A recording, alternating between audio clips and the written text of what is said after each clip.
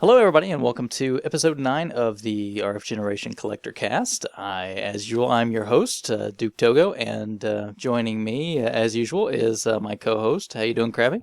Doing good up here?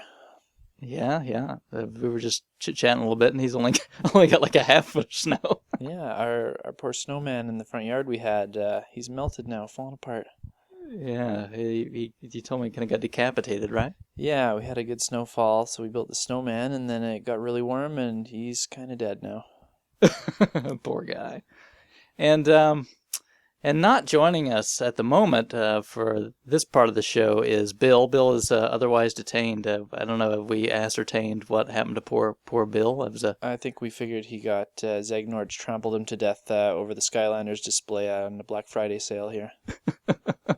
poor guy. We hope that maybe that somebody drags him out of the pit and puts him back together. But I'm sure we'll hear more from Bill, and you'll definitely hear from Bill in the main topic. But we're going to go ahead and get started a little bit.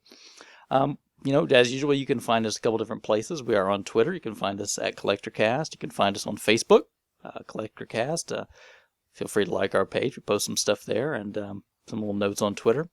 You can go to our main page, rfgeneration.com. It's kind of our home site. We also have a website just for the show. That's collectorcast.com. We're also on YouTube if you want to find the show there. So you can just search for Collectorcast. And then finally, you can also find us on Stitcher Smart Radio. If you just go to stitcher.com/RF Generation, you can find the show and subscribe to the Stitcher smartphone app if you like. Okay, so jumping right into small scores this month, obviously we've got a lot of stuff. You guys have been extremely busy during the last month with scores. I think you're trying to really keep us on our toes. So pretty amazing stuff this time around, right, Krabby? Yeah, both in quality and quantity. It's just insane. Yeah, I don't know if you guys are trying to bury us or make us like a 6-hour-long podcast or something, but we definitely appreciate the stuff. It all looks really good. So thanks for sending everything in. We're going to have to apologize because I'm sure we're going to skip over quite a few of you because we really had to cut this down to make the show not 6 hours like Duke said. Yeah. So starting right off the bat, probably definitely one of the stars of the show this month was PWP Cody, right? Yeah, he's been going crazy the last couple shows here. So I don't know if he sold an organ or put his house up on the market or something, but he came up with this giant lot of stuff. So I think he said his life settled down after getting married and a bunch of other big things like that. So he's back into it now. Oh, I see. So he's skimping some money off the side so his wife doesn't know. Apparently, yeah. So he's got that combined income coming in now, so he can spend twice as much. He can cook the books a little bit, make it look good. Like, oh my gosh, you have no idea how much we have to spend on gutters. Rounding off right off the top, I saw he got a complete in box Pokemon Yellow from like half price books for $10, right? Yeah, he got a big bunch of games from there. But yeah, that was one of the gems in that lot. Yeah, and I'm not a big Pokemon guy. I think we probably mentioned that before, but I do know that one goes for a little bit more, so that's a pretty good grab, right? Yeah, any of them of the old generation ones that complete in box are pretty pricey. And then he picked up his next to last N64 title, right? Yeah, which is one of the hardest ones to find, is that International Super Soccer 2000. Yeah, I've never heard of that one. I haven't seen it or played it. I don't know if it's good or not. I'm just guessing difficult to find, right? Yeah, like most soccer games, they're just not super popular unless you're in Europe or Mexico. So they don't sell very well up here, I don't think. Yeah, now I also noticed he had this really good run of luck this month, but he also got beat up on some auctions, right? Yeah, that was too funny too. he put in some for some, I think it was Amazon or something, right? Yep. And so he would order like Sesame Street ABC and 1, 2, 3, and he kept getting just the one or the other. Yeah, couldn't get the combo. Yeah. And then that he tried to get a hold of a Tengen Tetris, and it was the wrong Tetris or something, right? So I think that's like anything. If you don't see the pics, you can probably trust about nothing in some of those. I mean, sometimes you get lucky, right? But, yeah. And I'm sure he sent them back and wasn't a big deal, but that's can be kind of rough. Yeah, a little annoying, especially when you're getting so close to the end of your sets like him. It feels good to cross off those games, and I bet you that was a big disappointment to get those in the mail. Yeah, and he picked up like another pretty giant lot, right? Of just like a bunch of stuff. Yeah, he's just raking them in. So we got a bunch of like loose NES carts, some harder to find titles. Kind of looking through the list of everything he raked in the month, some highlights I would put out there. He picked up Godzilla 2. He got Lemmings. He got Gun Knack, Uncharted Waters, Bubble Bobble 2, Mission Cobra. I mean, these are all some pretty tough titles to pull down. And there were some other ones, too, that we're not even mentioning, right? Oh, yeah. And not just tough titles, but pricey titles, too. Yeah. And then he got some other, like some turbo stuff, right? Yeah, so all the stuff he picked up for the TurboGrafx, it was just the manuals, but he got them for really cheap, something like 72 cents. Oh, yeah. I mean, where on earth do you find these things, I right? don't know, especially, yeah, it's such a weird find, especially after finding all those empty NES boxes last time around. He must have a good hookup somewhere. I don't know. Apparently, because he got a lot of good manuals in there. Most of them are easy to find, cheap ones, but he got a few really good ones like Airsonk, Bonk 3, Bomberman 93, Galaga 90, like some pretty decent manuals in there.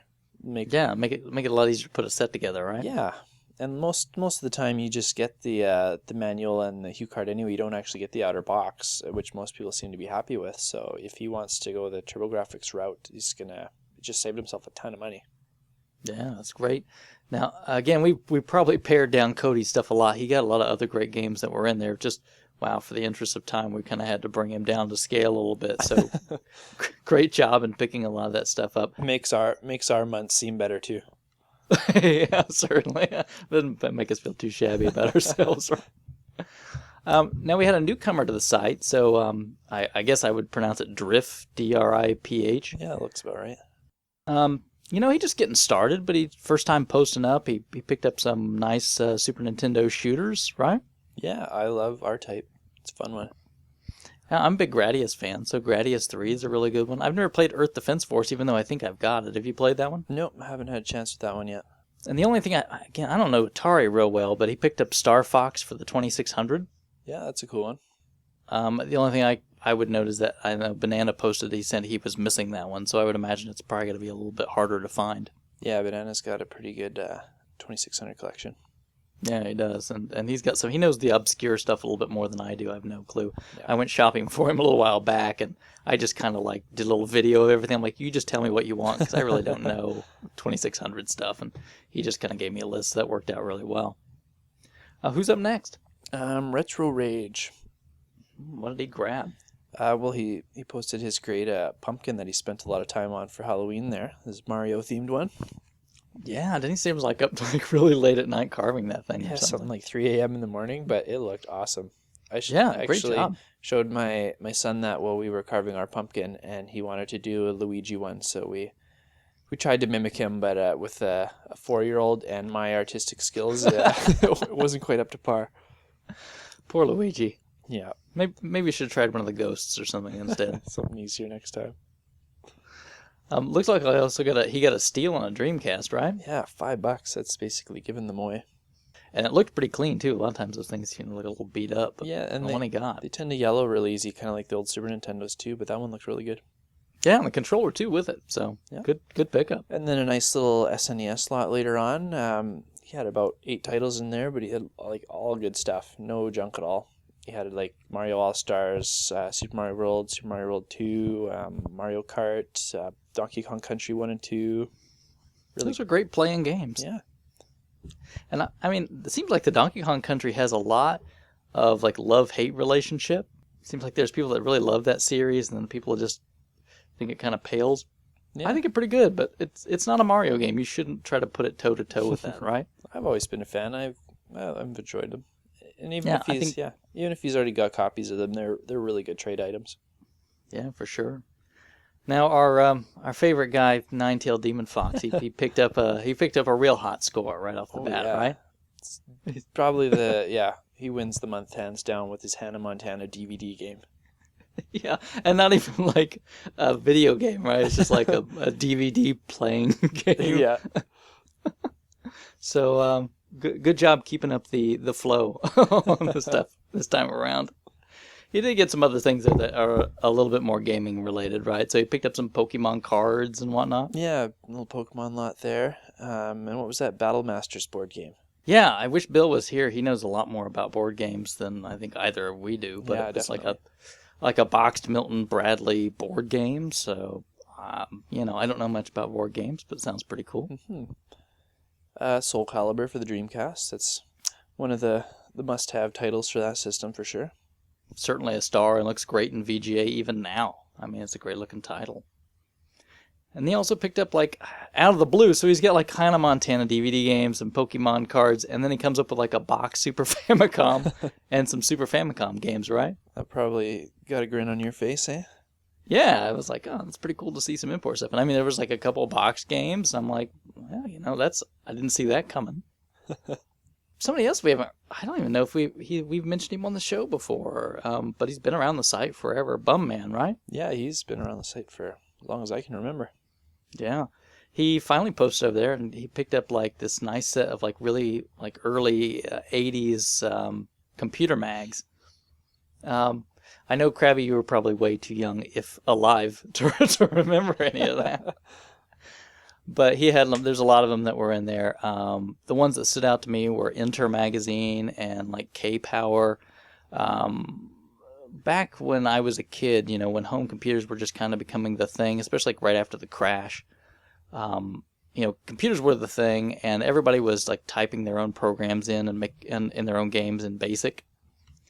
And that's a lot of times what these magazines would be. They'd have like some articles, some things, and then they would just have like pages of this basic code for you to type in the stuff and play these games or whatnot. So that brings back a lot of fond memories. Yeah. I like to see that stuff. Unfortunately, he put the dates in here, and the last year that these mags were coming out was when I was born, so they're all beyond my time.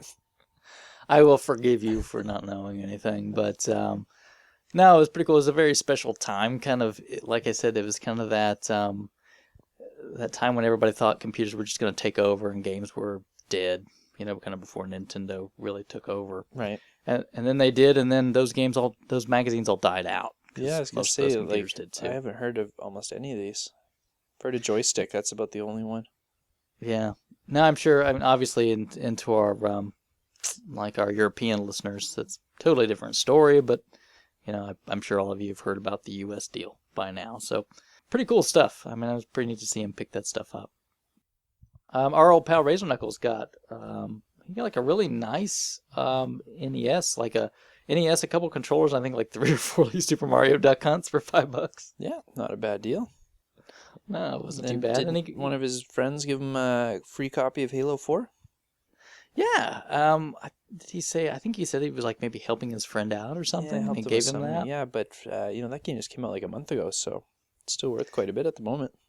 Yeah, and if I remember the story right, it was something along the lines of he had started playing COD Blops or something and really liked that better. So, yeah, I was bored with Halo, I guess, already, so.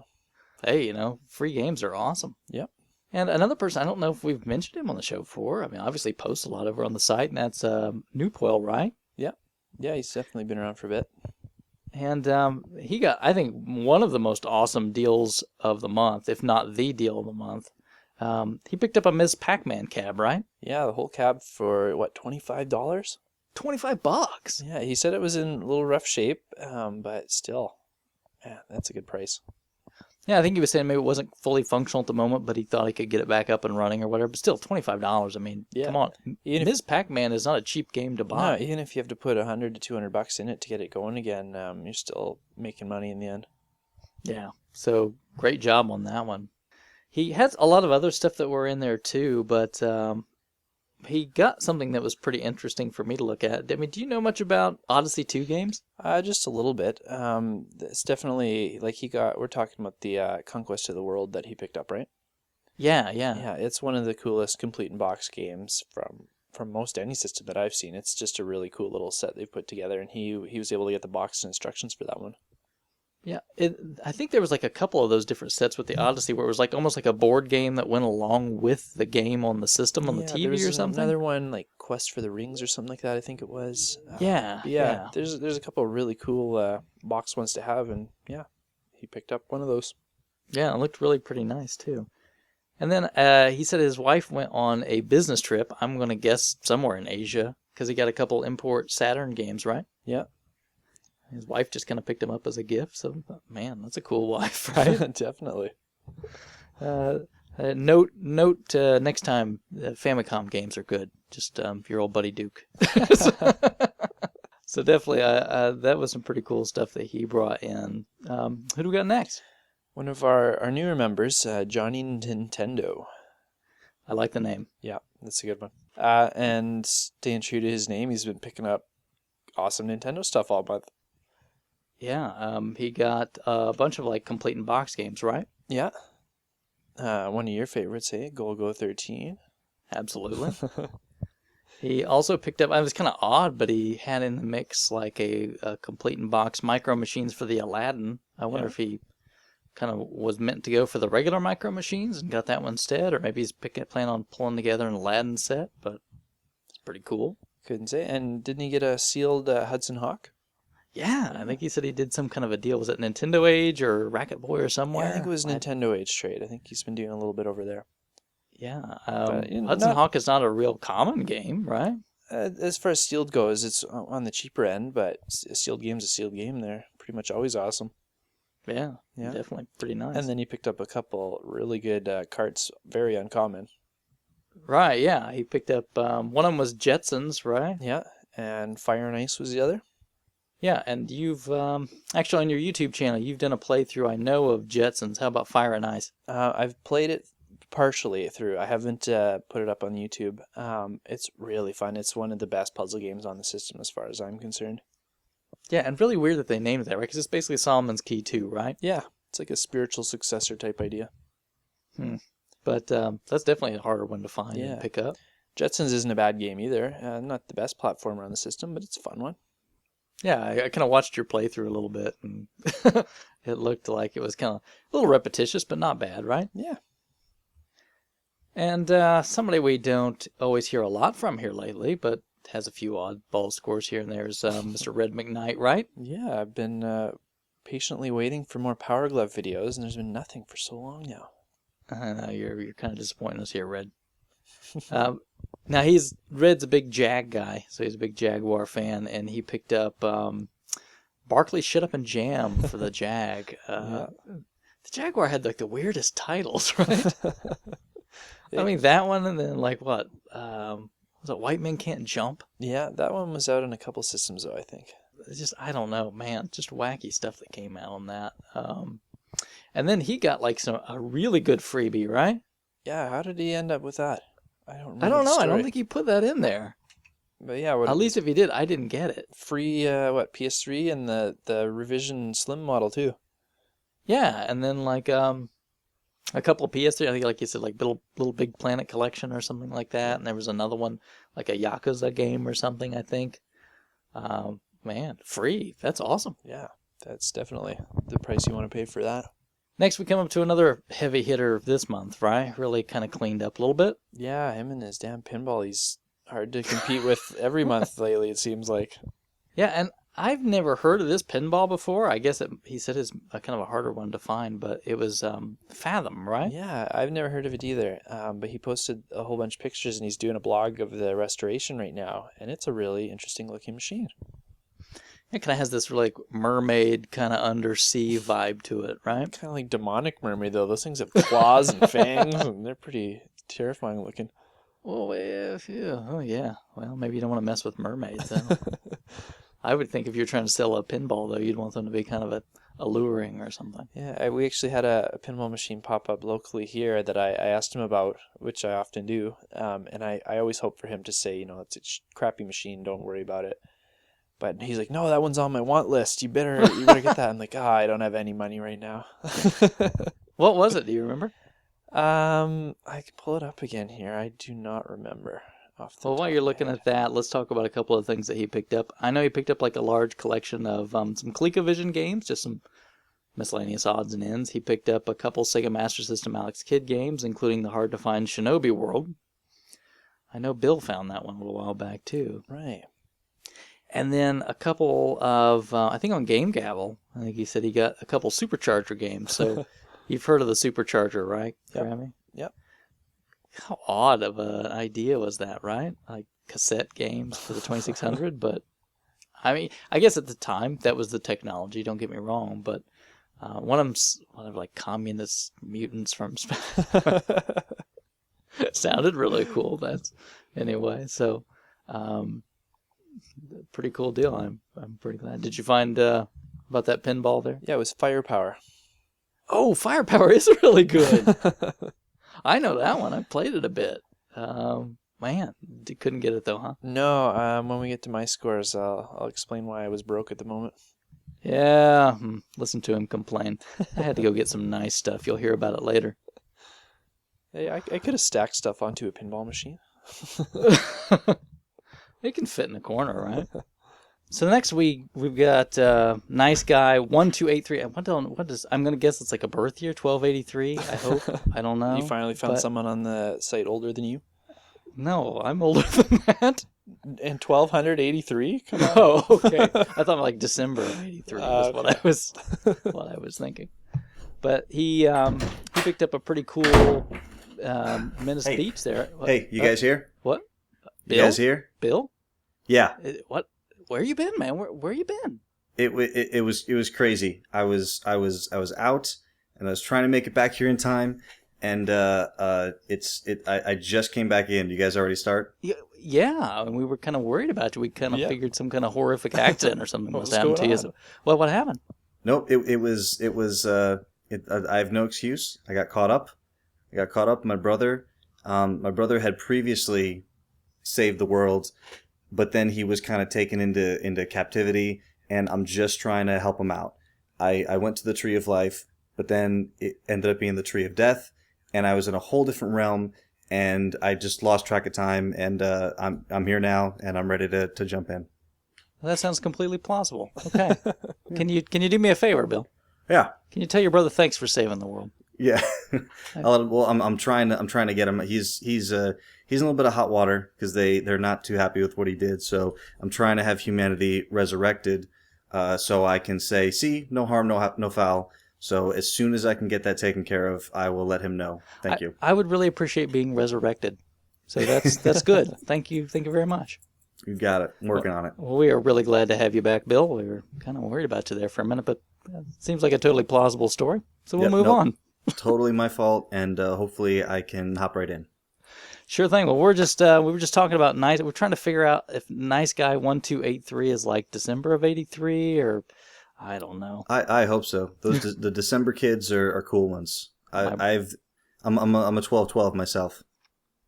12/29 here. So see, there you go. We're both birthday boys in December. Feel a little left out now. Now, so real quick, as a 12/29er, how do you feel about Birthmas? Kind of having it, lumped together so close. That's just what I've always called it. Birthmas. Yeah. It's just one holiday. You always get this is your birthday and Christmas. I'm sure you get the same thing, right? Yeah, I mean 12/12. It's a little bit further away, but still, I mean you're talking a couple of weeks. I mean it's so yeah, you do get a lot of combo gifts. Which is really just a way of saying I can't afford to buy you 2 sets of gifts, so I'm just giving you one. So do they at least bump it up and give you something a little more awesome than you would have gotten for a single gift on either occasion? My mom usually did, but nobody else did. Yeah, I always thought that was how it was going to be, and a lot of people would especially like in high school days when like everyone wants to not spend money or just spend it on themselves. Everyone would come to my birthday party, and everyone would be like, "Oh, I've got your gift, but I don't have it on me, so I'll just give it to you with your Christmas gift." And then you would get one thing from them for Christmas. Yeah. So I get that with your friends though. Like none of my friends, we never gave each other Christmas presents anyway. So whoop to you. But I was thinking like relatives, like grandma, aunt, uncle, that kind of stuff. What do you want me to tell you how to get around the problem, Bill? Yeah. What you need to do is like what I did: almost die and get a transplant. And then you can celebrate that as your new birthday. That's what I do. So now my birthday is February 28th. Ooh, so that's actually like an anniversary that you continue to celebrate? Yeah, it's my rebirth day. So I've just taken that on. I've dumped my old birthday to the side. Yeah, no more birthmas for me. He's already been resurrected once. He knows what it's like. That's right. So that's what I said. Yeah. Thanks, your brother. I appreciate that. Well, let me get on that. Back to Nice Guy for a minute, though. He got some pretty cool complete in box NES games, right? the first one, I know you guys aren't big unlicensed guys, but he picked up Menace Beach.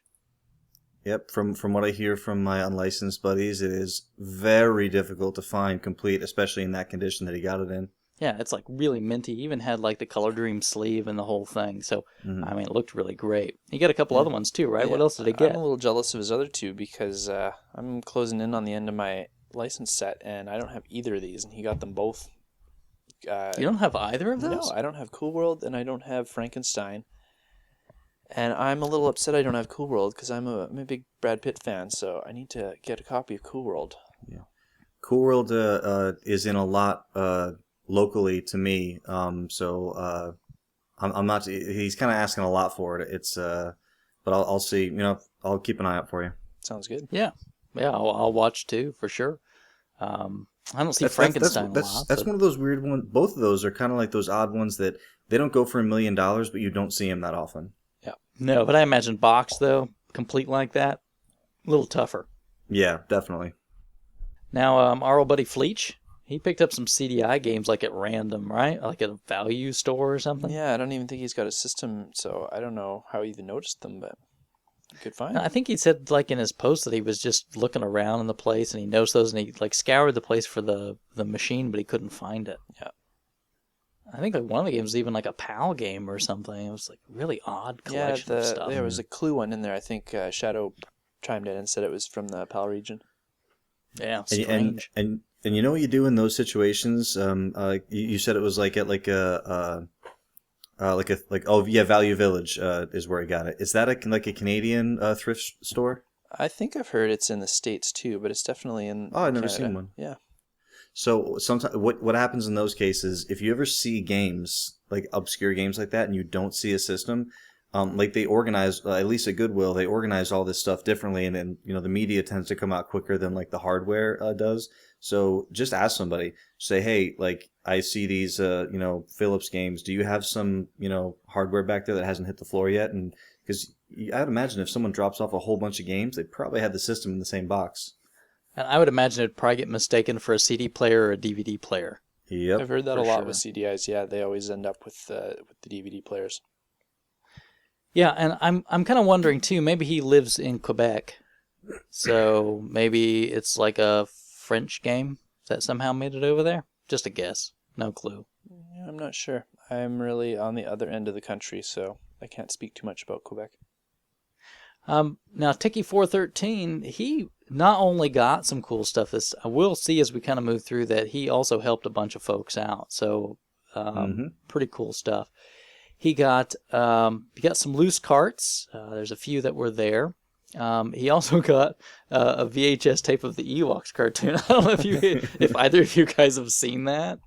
I haven't seen the cartoon. I've seen Battle for Endor, which was a live action, but I haven't seen the cartoon. It's an atrocity, let me just tell you.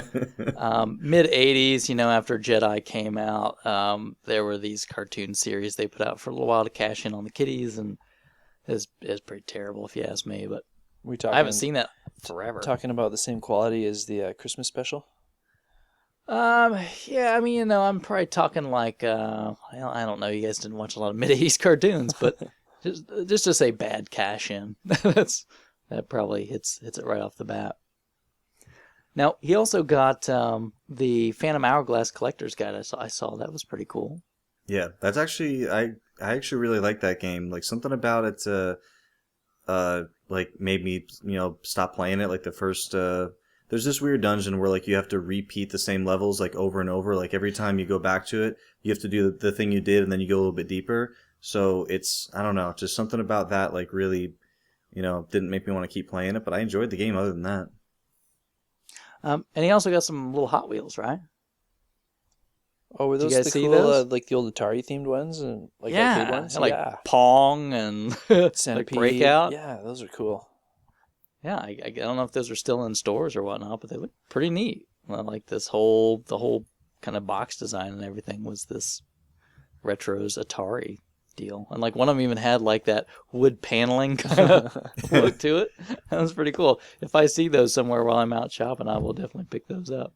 Now, one of the big guys on the site that's been around for a long time is Tin Star. Now we don't we haven't always featured a lot of his posts, but he got in like just a lot of big lots this month, right? Yeah, I know he's been pushing hard for a while to work on his Saturn and Dreamcast stuff. He just unloaded, I don't know, he must have spent a good chunk of money this last month. Yeah, because I mean, some of the highlights on the Saturn, I know he picked up Dragon Force, I think from eBay, so that probably wasn't cheap, if I had to guess. Did he get it from eBay? He usually tries to stay away from there. I thought I saw that one was from eBay, so maybe he's just really wanting to get done with Finally this. broke down. Yeah, because he's only got a dozen or so games left on that list. Or maybe he got a steal on it. I don't know, he didn't really list the price or anything. Yeah, I sent him Rayman for Saturn, and I think Iron Aces. But yeah, he's been he sold a bunch of his Nintendo stuff like over the last 6 months or so. But he's really trying to finish up his Saturn Dreamcast collection. Yes, thank you for selling off your Nintendo stuff. I did get a couple of things from him, so yeah, I got a lot from him. and I gave him a Saturn game he needed, so that was a good trade. He was my Secret Santa buddy last year. He actually sent me a few of his NES games complete in box for a gift there. Very nice, Yeah. very nice. And he also got Golden Axe the Duel on Saturn, right? Have you guys played that? Nope. No, not the Saturn, nope. I haven't either. Sounds cool. I'd like to try it out. I really wasn't even aware of the game. As he usual, also, he's loading up on 360 stuff. Yeah, he also got Mass Effect 3, so 10-star if you want to find me on Xbox Live. I love to play the multiplayer on that. Yep. Still Yeah, to me this too. day. Yeah, me too. I love that game. So feel free to hit me up if you want to do some of that. I know you're... We don't talk about it a lot, but there is a like a gamer tag thread on RFGen, right? Yeah, pretty out of date. I think I just posted in it because I just changed my gamer tag the other day to be more in line. So if anybody's curious, it's just Duke.Togo 74. It's all run together. But the thread is pretty out of date. Yeah. So PMs are always cool. So if you hit any of us on actually, sorry, like not to except for Krabby because he just has the PS3 and the Wii U. We kind of mentioned it last time. Seavers kind of came back to the site recently with some scores, and he definitely brought back a little bit more this month, right? Yes, really cool and unique finds this time around. Yeah, he got a Saturn in one of those Blockbuster rental cases, right? Yeah, I think everyone's seen them for at least one system, but yeah, the Saturn's a cool one to have. For sure. He also got a sealed game, right? A hard-to-find sealed game, I would think. Bible Adventures. Yeah, not exactly something that people are dying to play, but that's a cool one to collect, and I don't know, sealed's just awesome. I would love to pick that up too. Yeah, I don't collect. Like I said, I don't collect on license, but that was one of the first ones on my list that I wanted to grab. I ended up getting it from TinStar, I think, last year. yeah, kind of an interesting game, but I think he found it pretty cheap at like a secondhand store or something. Yeah, and you picked that I up think with what, Rainbow Islands? Yeah, I think he was kind of fishing around to try to figure out a price on that thing. So I'm hoping maybe on Nintendo Age that he got some good advice on it. Yeah, it sounds like he's got a price range and he's legitimized the seal and is quite happy with his find, I think. Excellent. So I hope that either he gives that a special place in his collection, or if he decides to get rid of it, makes a good transaction. Yeah. You see the PlayStation games he grabbed for a couple of bucks each? Oh, what all did he get? He got Crash 2, Scooby-Doo, but the noticeable one is a Final Fantasy Anthology you got for $2. Sweet. $2. Yep, complete. So he gets what is that? Final Fantasy 4 and 6 or American 4 and 6? Japanese 4 and 6. Right, So our American 2 2, and 3. Right. So yeah, Final Fantasy 2 and 3, and then Bad Street Brawler, because we were talking about Power Glove, so we just had to have it, and a nice little Game Boy Advance lot. It looks like the pink Game Boy Advance with a whole bunch of pretty good games. Yeah, that's always good stuff to see. Now, next off, speaking of people and picking up GBAs, we got our buddy Zach Norch, right? Yeah, he's like a Game Boy magnet. I had like 4 or 5 of these things this month. I think he got like maybe 2 or 3 SPs, a regular GBA, and then like a DS Fat. And like one of them had some pretty like butterfly stickers on it. But man, I don't know where he's going, but he always seems to get them real cheap, and he's like cleaning house. So I'm hoping he's flipping those and making pretty good profit on them. I bet you he's making like a trench coat out of Game Boys. I'd like to see Or that. like he opens the trench coat and it has all these clear pockets inside, so he can sell all the Game Boy games on the street. Hey, man, got some good Game Boy stuff. Yep. I don't know. He's probably wheeling and dealing like to trade them for Skylanders gear or something like that, if I had to guess. Or Pokemon games. He loves Pokemon games. There. Nerf. The he did pick up something for Wii though, right? I haven't played that one. Metal Slug Anthology? Yeah. That's a good one. It's fun. Is it? Do you have that one? I do, yeah. That's one of the first games I got with my Wii. How many Yeah, me different too. ones? It came out pretty early in the Wii lifespan. I think it was like the first like 6 or 8 months or something. It was out. Yeah, it was really early. How many of the different titles does it have? It's got 6 of them. It's got 1, 2, 3, 4. Oh, has it got 7 games? It's got like 3X or something like that. One of the titles was remade, but it's got 1 through 6 and then 1 remake in there. Wow, well, that's a really good deal. Yeah, and it was one of the games that was kind of figuring out how to use the Wii controls first. And there's a whole bunch of different control schemes you can use in it. You can like just play normal like with a Nintendo pad, or you can like tilt the controller to run back and forth, or you can do this other one where you can shake it to throw bombs out. And yeah, they had a whole bunch of different control schemes with that one.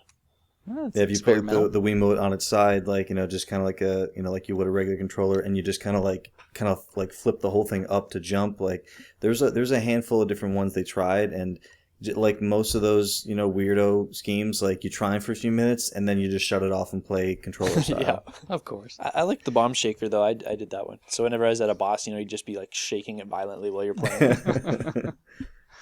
I think his most important pickup of the month, though, was Super Metroid, right? He's just trying to score some brownie points with you guys. Yeah, Well, it worked. It's a great one. He's losing brownie promised to points like with it. me for that. and he's gaining Krabby points. That's very good, though. Super Metroid's fantastic. If you haven't played it yet, Zach, I think you already heard us talking the last show. Go play it. You got your Brinstar, you got your Norfair. You'll be fine. Little crate action going on in there, right? And then he picked up a couple Mario parties for the N64, right? 1 and 2? Yeah, those are always good grabs Those are for good, cheap. yeah. That's right. So grind those controllers down to nubs. First one.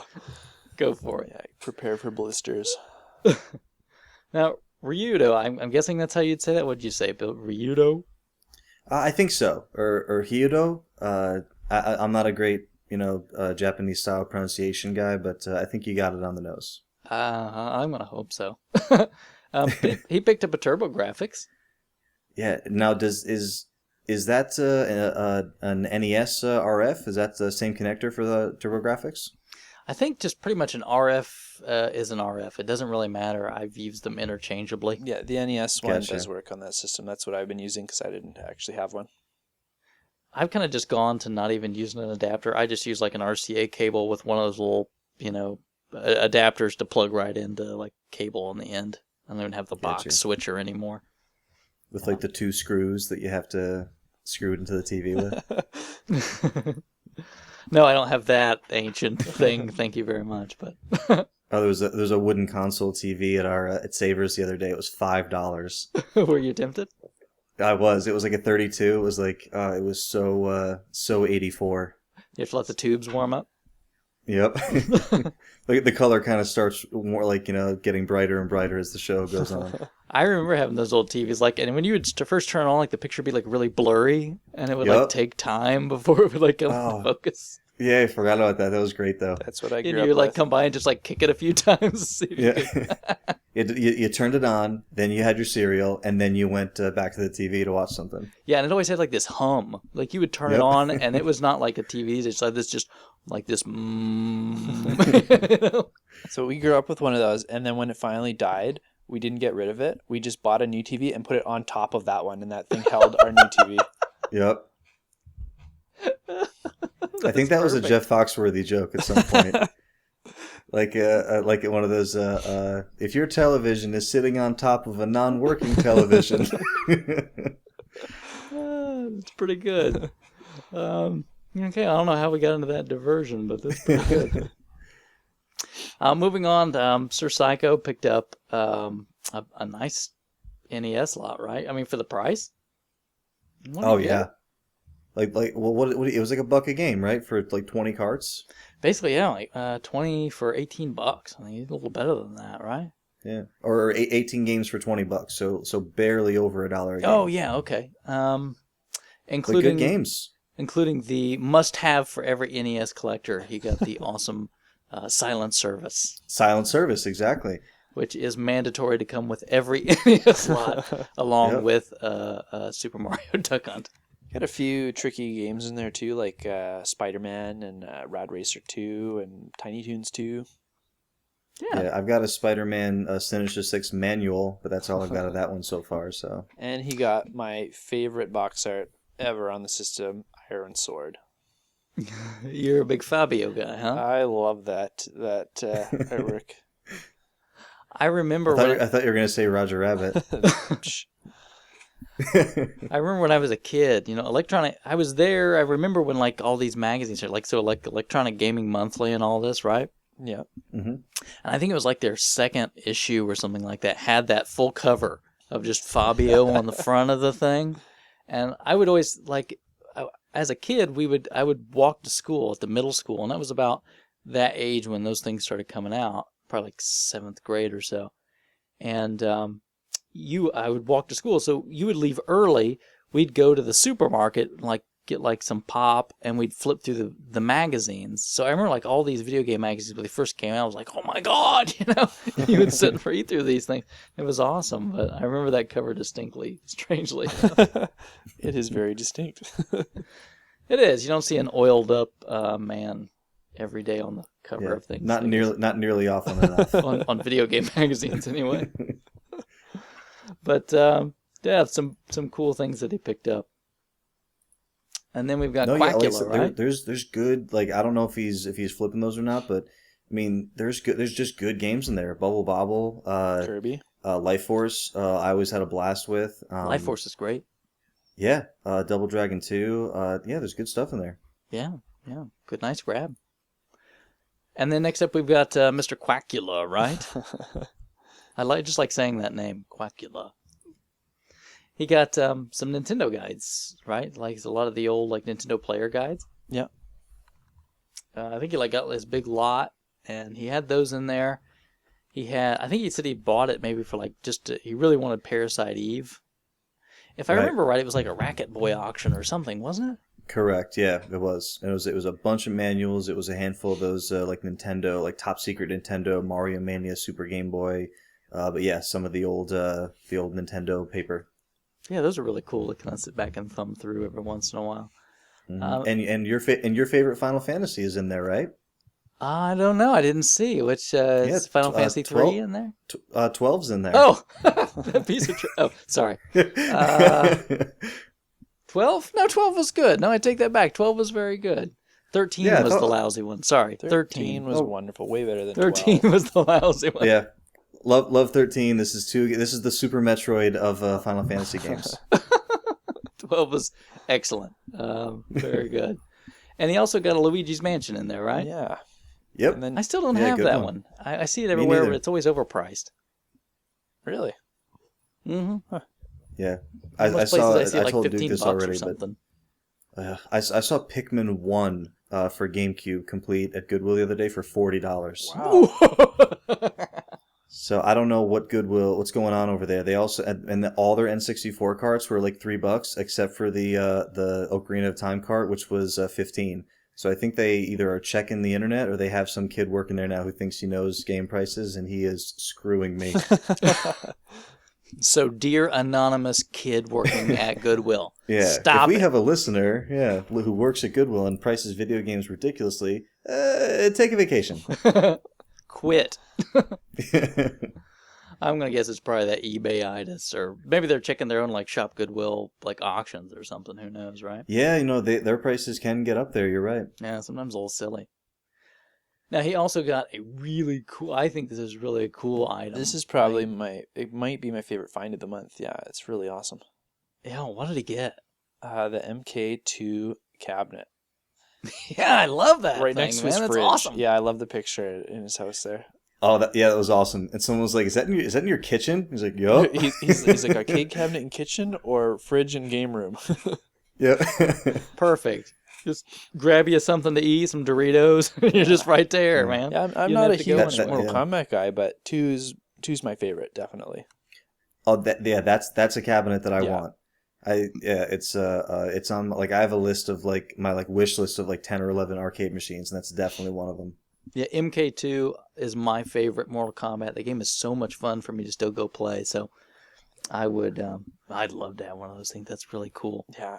Yeah, it's not in bad shape. I mean, there's like a few nicks and scratches and a little bit of fading, but it looks all original, and that's more important to me. Yeah. Yeah, I'm Yeah, I fine love with that the like little side art scuffs. with like Raiden. Yeah. Oh, you can see that cabinet coming, and there's even one of the fatalities in that game is that cabinet falling on someone's head. Like that game is so awesome. But he got it like locally, and he got a really good deal on it. I think right, it was Yeah. like sub Yeah. 300. Yeah.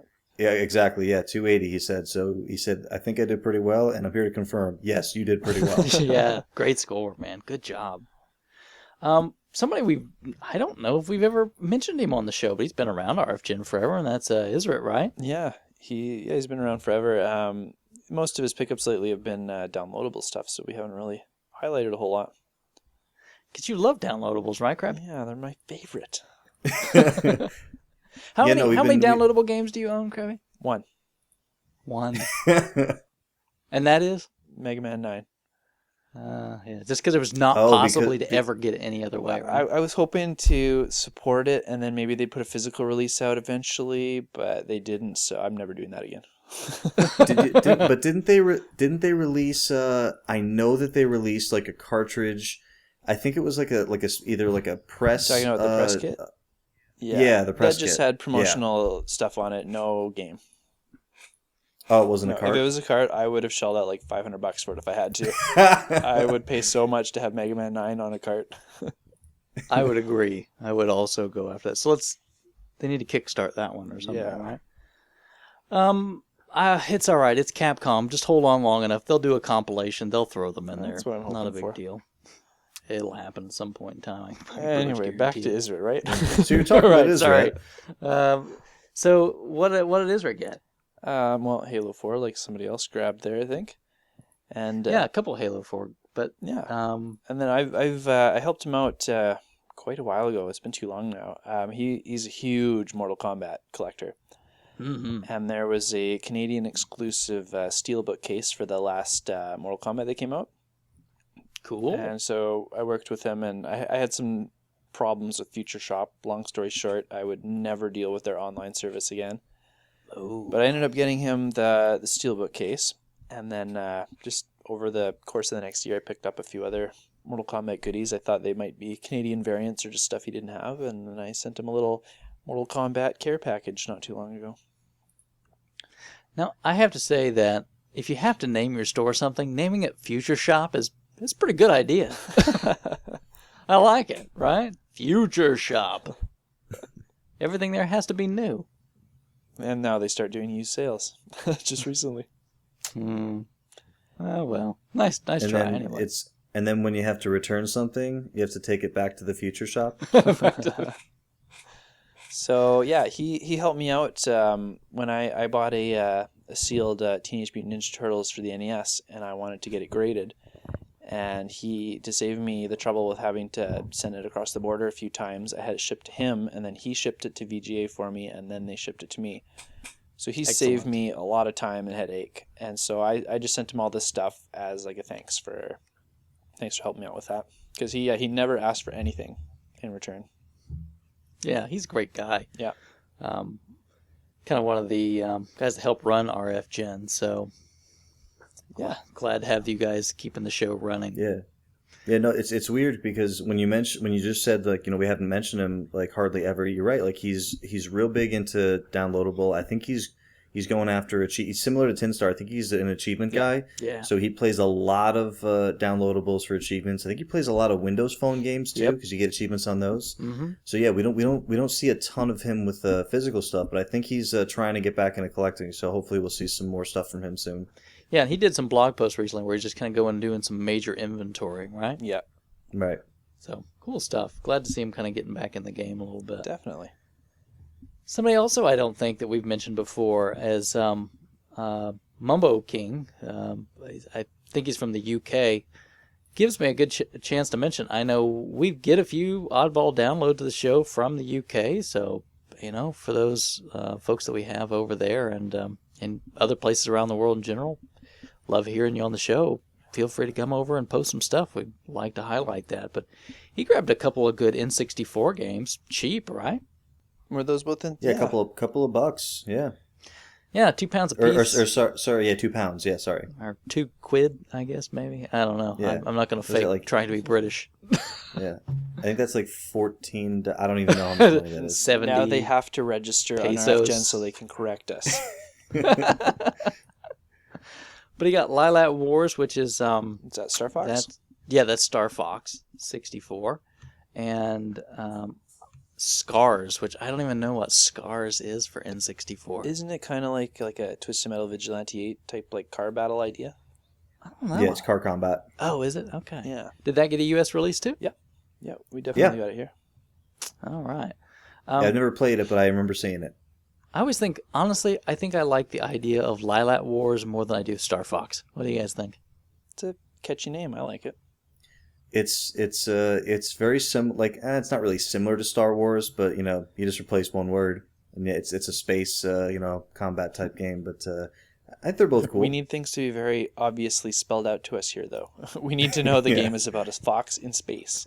Yeah, a fox among the stars. That way, you're gonna name your first game running and shooting things and not dying the game.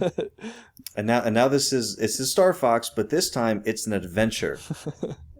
And it wasn't a very adventurous time either. Yeah, well, but that's pretty cool. Again, hey, if you guys are listening to the show, feel free to come over. We like to hear from people from all around the world. So thanks a lot. Up next, we had Barracuda. Speaking of Techie, right, got some goodies from Techie this month. Yeah, what did they work out a trade or what went on there? I don't know. He just mentioned that he got some items in because I knew, like, way back, Techie had posted about some boxed Game Gear stuff he got, and then I think Barracuda maybe asked him about it. And so somehow he did a deal and got that stuff from Techie. Yeah. That's a nice looking box. I like that one. Yeah. And I think, if I'm not mistaken, Techie's he's a handheld guy. I had him for Secret Santa last year, and he wanted a whole bunch of handheld stuff, so I sent him a bunch of Game Gear stuff in his package. So I think that's kind of right up his alley. Pretty cool. So thanks. I always like to highlight, when community members are doing cool things for other community members. So Definitely. Very cool. Good job. Another newcomer. Man, we're just chock full of them this time around. We've got no Everyday Joe. I think it's his first post. This might be my favorite. Oh, okay. Well, let's hear about it, Bill. It really is. I mean, it's you got Wind Waker, so for the GameCube complete, you got a couple of those mustard yellow GameCube controllers, mm-hmm. and then you have just kind of some of the best PlayStation 1 games, mostly RPGs. But you have Alundra, which is a Working Designs RPG. It's really good. It's very similar to Landstalker on Genesis, if you ever played that. But also Wild Arms, Breath of Fire 3, Suikoden, Parasite Eve, Symphony of the Night, Saga Frontier, Legend of Legaia, and Beyond. It's a great little lot, and I think he got it at Goodwill, which means he probably didn't pay more than a couple bucks for each game. So that's a phenomenal way to start or to build to your PlayStation collection. Unless he went to your Goodwill, right, Bill? Yeah, unless $40 a piece then. Yeah, unless he came over here, in which these are 1996 prices. And then later in the month, he grabbed another big GameCube lot that was just as good. This was my holy Moses Craigslist. Oh, the lot. one just today or yesterday. Yes. Oh, that one was awesome too, with the 4 Wavebirds. 4 Wavebirds, yeah, that's insane. Oh. Yeah, and that's Welcome not just to the it, family. right? Let's start at the top. So we got the GameCube, and who cares? 4 Wavebirds, come on. Okay, but look, he got what's one of the hardest accessories to find for the GameCube that goes for a crazy amount of money? Another person to play with. The component cables. He got the official GameCube component cables to go with it. he knows it too. He's like, and yes, those are the component cables. And he got 2 wired controllers. He got the Game Boy player with the startup and disc. Yeah. He got a bunch He got the of books. Star Fox Adventures strategy guide. Awesome. You got Metroid Prime, Pikmin 2, Luigi's Mansion, Smash Brothers, Mario Kart, like Resident Evil 4, Rebel Strike, both the Star Wars games, Resident Evil 0, Rogue Leader. Like every game in there is good. Yeah. This That is, insane. and how much did he pay for all of this? A hundo. $100. Yeah. He got $100 all bucks. this. Oh my gosh! I would like, yeah, Yeah, he was the coolest kid in school today. yeah. I mean, And when I say school, I mean the small scores thread. yeah, that was that's really great. Craigslist sometimes pays off, people. And that was You his gotta- third post, and he's already done those 2 wicked hauls. So I'm looking forward to post number 4. Yeah, let's hear more for sure. Yeah. Very good. It's going to be Dragon Force, Panzer Dragoon Saga. It's going to Every be good like every Saturn post is game, going to yeah. be. This Yeah. is only Month I got $3. every good Genesis game. Yeah, you know, just got them all. Craigslist, no problem. That was great. Radiant Silver Gun, I mean, yeah, those $5. those two are probably my top. I mean, there's a lot of really good ones, but those are kind of like right up my alley as far as like the kind of games that those PS1 RPGs are fantastic. Definitely. Very, very much. Now I think we first mentioned him last month, but Bernard's. I just want to mention that he was stricken by the plague. He couldn't escape Keith Courage, right? Nope, Nobody can. couldn't do it. You can't. You can't. If you have a TurboGrafx, it will find you. So congrats on joining the club with Keith Courage. Another, oh my gosh, score this month. When I saw this thing, I'm like, first I thought, why is somebody posting about automatic weapons on our forum? Yeah, like in that gun case. Yeah, but I don't know how to say the name. What would you guys think? Max. No, the guy's name. Oh, the guy's name? Is it Wayne Pitt? Wayne Or Eppy? is it Wayne Nippy? It's Wayne Eppy, but you have to add like that question mark kind of sound at the end. Wayne Eppy? But like he just comes out of nowhere and posts like this. It looks like an M16 Super Nintendo controller, right? Yeah, and these are extremely obscure. And it's like in this big gun case, Yeah, like you would put a real gun in. my understanding was it was specially made training program for the military. On Super Nintendo. Yeah, and And of course, like 4 seconds after it's posted, Shadow's like, "Oh yeah, I know what that is." here's everything you'll ever need to know about it. Yeah. Yep, it's all here. Here we go. But like No Nintendo problem. Age is huge into NES and SNES stuff, and I think there's 2 guys that own that gun on there, and they have 10,000 members. And you have to wonder how many people have that in that case. Yeah, and I don't know about the case, couldn't say, but it is pretty. And that's before they started painting the guns orange, apparently. Yeah. Or no, I mean it was definitely afterwards. Yeah, I think they just snuck that one in there. I think if you're in the military, you get to do whatever you like. And rightly so. So all of you that serve in our military, you always have my respect. But if you guys are really curious, go look it's on page 503 of the Small Scores Right at thread. the If you've top. not seen this thing, it looks really cool. So, yeah, So, there's actually kind of a neat little history of the military and video games. If you're interested in checking it out, I'd recommend doing so. oh, yes. I know they did have like a custom like Doom clone or something they used, right? Yeah, even back to the Atari days, they had custom games being built. It's Makes really sense. weird, yeah. To train soldiers.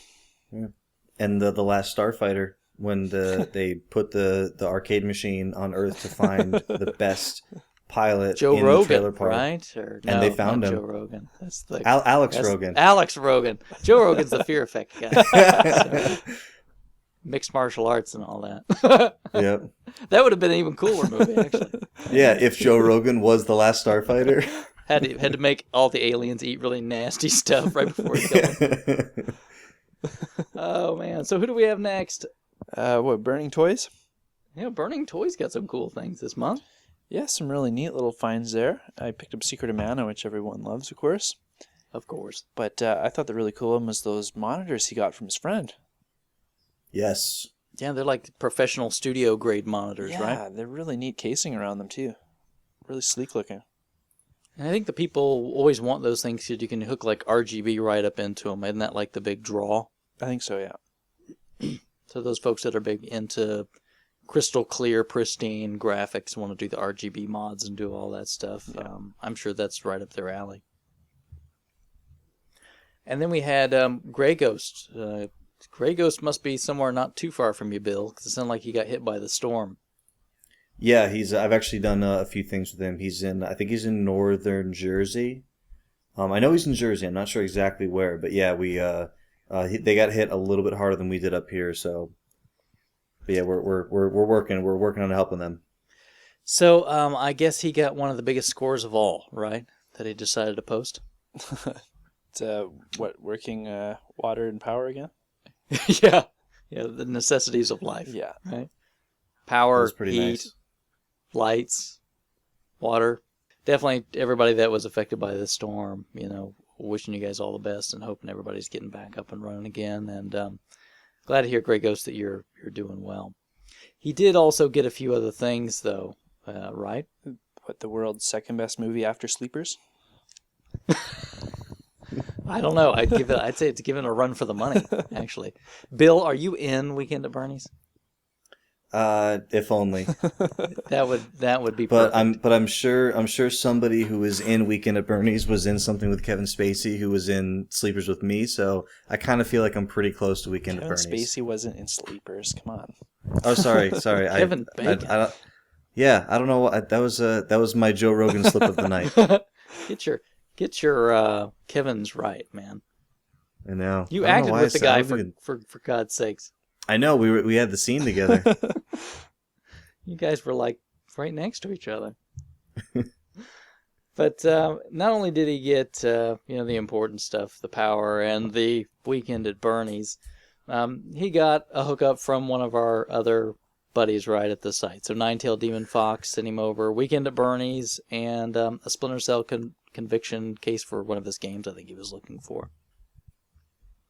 He Nice. also and they get that $5 lot. yeah. He got like a Man. ton of stuff for $5, right? Yeah. So I mean, And I don't even and he actually gave us a shout out for the Collectorcast for giving them that tip of build up that rapport with the thrift shops, just like talk to people, let them know who you are, that you're coming in, you're looking for this kind of stuff, and those people, like, when they get that kind of stuff in, not always, but sometimes they'll throw some of that stuff aside for you. So he got this huge collection of, well, not huge, but you got a couple dozen games for like $5. Yeah, I know. The way he posted it, I saw the one picture at first, and I'm like, oh, that's not bad for $5. And then, scroll Right. down, scroll down, scroll down. Yeah. Yep. yeah, I mean, he got a wide assortment. I mean, he said he was putting Mario Sunshine up on eBay. I mean, obviously that will more than pay for that entire lot. Yeah. And I like that game. But some people don't like that game. I really liked it. he got Monster Rancher 1 and 2 for PlayStation. And 3 And for 3. PS2. Yeah. Oh, yeah. Yeah. And he Yep. he also picked up Katamari. Parappa the Rapper, which is an awesome game. Oh yeah, play that. Put it in. Yeah, absolutely. That's probably the most You'll fun enjoy you'll it. have. And those songs will not get out of your head ever. No. And just walk into any video game convention or just any retro video game store and just say kick, punch, it's all in the mind, and just let it go. And everyone in the store will finish that song for you. Sure thing. Or just walk in and just say, I gotta believe. Great stuff, Yeah. man. A really great job on picking some of that up. Surgeon, who is another one of our European members, he picked something up this time, right? So we got him a copy of Twilight Princess on Wii. Mm-hmm. So, again, like to hear from you guys from around the world, so make sure you keep posting your stuff. Pretty cool. And then one of our prolific blog posters decided to jump in on the small scores thread, I think, to get his stuff recognized. Well, I think we've been maybe negligent in always checking the blog posts. Then we're talking about noise redux here. Yeah, but a couple of these other guys too, they'll kind of save their scores up. They put them in these blog posts, and we're pretty simple guys. We just kind of go through the thread and make notes. So sometimes we don't catch all that stuff. And there's sometimes a lot of blog posts, so they get shuffled off pretty quickly. But Yep. I don't know. Is it Angel762? I always said Angle. You think it's Engel? Yeah, I thought it was like a huge Kurt Angle fan. Well, he picked up a couple good NES games. So speaking of NES games you don't have, Krabby, what did I get? Well, actually, I think him and are they brothers or just friends? It's his friend Nice Guy. That's the same Cool World and Frankenstein that Nice Guy had in his post. Oh, okay. Yeah, they collect together. I did not realize that. Yeah, so I don't know which one of them ended up with these games in their collection, but Angle definitely ended up with the Mega Man 5 complete in box that he posted. Pretty cool Yeah. stuff. Well, that would be awesome to like have a brother like tag team stuff with, or what? Yeah, I'd love to have someone to go hunting with here. Every once in a while I can wrangle a friend into doing it, but most of the time, they don't care that much. Yeah, I got a couple of friends who like going to the flea market, but they're not really into like games or collecting or anything. They just kind of like go with me. But yeah, it's I've got a couple people who know I collect who like if they see something at a Goodwill like a town over, they'll text me or something, which is kind of nice. But yeah, having a tag team partner is got to be really cool. Okay, so who do we got next? The Greer, the what now? the Greer. I would pronounce it probably the Gru, but I like yours much better, Bill. He's our wonderful app creator at RF Gen, right? Yeah, he's our Android programmer. Yeah. Bob Android is his name. I've been using his app lately, his RF Gen collection tool, and it's really handy. I love it. Cool. Has anyone told you, Krabby, that is a downloadable? Yeah, but it's free. Oh, okay. And it doesn't All right. actually rest on a console, so that's okay. That's right? also true, yes. We got to ask the Greer when he's going to incorporate Bluetooth controller support so you can play the RF Gen app with a controller. I'll be out at that point. All right, so Mr. Gru, or Grr, The Greer. he got himself a couple games this time around, though, right? A couple N64 pickups? I haven't played it in a long, since high school, but I remember Tetrisphere being kind of cool. I love Tetris. It's fun, yeah. And Mr. Maker's is a great one, too. Yeah, Treasure. Yeah. Always makes good games. But those are important titles for him because doesn't that put him to 6 more to finish his N64 set? I know he's up there. He's really I don't know close how to the close, end, too. but Tetrisphere Does is he? fun. Do you know if he's counting Sculptor's Cut or I no? think he is, yeah. I think he's already got it, actually. Yeah, I think I remember somebody grabbing one not too long ago, and I can't remember who it was, and someone got it at a thrift store for $5. No, I don't or think that was something. him. I think that was Burning Toys, if I remember right. Okay, I think you might be right. But still, very cool. Yeah, he's for him getting to get a close. couple So him pickups. and PWP Cody, hopefully they'll have a nice little friendly competition, see who can finish it up first. Yeah, Nice. definitely. Whoever finishes first has to help the other. That's how this works. You're right. So next, going again back to we're being a little better. We're looking at those blogs. So Oak Bob blogged about some import Dreamcast games that he got, right? Yeah, he's a big Dreamcast guy, so not a big surprise that he picked up a big import lot of Dreamcast stuff, eh? Yeah. And I don't know a doggone thing about import Dreamcast, so I looked like a bunch of Japanese games to me, which is cool. Don't get me wrong. I just absolutely no idea what they are, but. He's got a little blog post he wrote about it, so Yeah, go check it out. Check out his guys. blog. He's really knowledgeable with Dreamcast stuff from most regions, it seems like. Yeah. And is it, I noticed the covers is you can kind of usually tell by looking at the cover. I always know the PAL or the European Dreamcast stuff, the swirl's always blue, right? Yeah, I think so. Yeah, I wonder what happened there or why that. Interesting decision. I don't know. Interesting. Anyway, and on to probably our biggest blogger of scores. He saves up and he does a big blog post every month. So we've got Noise Redux, right? Yep. Yeah, huge Sega scores this month. Man, what Yeah. kind of goodies did he get? I know I helped him You got out. one from you, part yeah. of the way. What did you send him? I sent him over an XI, or again, whatever that thing's called. I think I mentioned it last time when I had gotten my thing in trade from him. I got that Konami Hyperboy, so he got the XI from me. Oh, that's a neat trade. Interesting. Yeah, I think we're both really happy about it. That's his second XI. He's got like one in one room and one like in his room, I think. You never have enough XIs, right? I guess not. And then he just loaded up on games for all his new Sega systems. Big stack of Sega CD games, big stack of Sega Saturn games, huge stack of Dreamcast games. And we don't have time to mention them all, but some of my favorites were Shining Wisdom on the Saturn is an awesome game. He got that from Ghost Soldier. Cool. And then on the Dreamcast, he got Sonic Adventure, not a bad one. JoJo's Bizarre Adventure is one that I That one's a really want cool to get. one. Yeah, That's a cool looks one. like a neat game. Marvel vs. Capcom 2, everyone always wants that on the Dreamcast, right? It's supposed to be like the best port. Mm-hmm. Yep. He got himself a Saturn light gun. He got himself an arcade stick for the Saturn. And then, kind of a cool little pickup, he brought a little bunch of the Sega Visions magazines.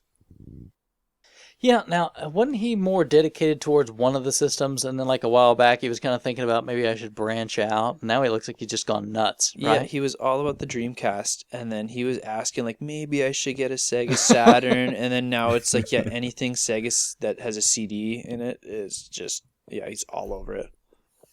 Yeah, he's actually he's got a box on the way from me, but some of the stuff that came in my score that we haven't talked about yet, I'll tell you the story when we get to him. But yeah, we did a Sega trade just like a week ago. Cool stuff. Yeah, I mean, he's really just having at it, and more power to him. There's some cool stuff that's in there. He's always been more on the gamer side, so it's nice to see him embracing his collector side lately. Yeah, for sure. Yeah, because he's really big over on Racket Boy, right? Yeah, I that's where think he he's spends a lot of his moderator time. over there even. Mm-hmm. Yeah. But he spent some time over on RF Gen 2, so we love having him over, and it's where he tends to host his blog, so cool stuff. Yeah, he's probably at the moment got the most blogs coming out more than anyone else. So yeah, check his writing out. It's really good. Yeah, good stuff. Now, Krabby, you got some stuff yourself this month, right? Yeah, finally picked up a little bit.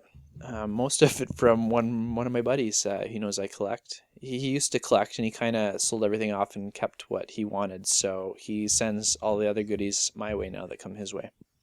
So What all did you get? he had a huge box of old gaming stuff from his wife's aunt's attic, and he just told me I could have it. I had a Coleco in there with half a dozen controllers, a whole bunch of games, a whole bunch of Commodore 64 stuff too, which I'm not too familiar with, but I really like the packaging on those old, like they look like a record almost, like a vinyl packaging. It's really cool.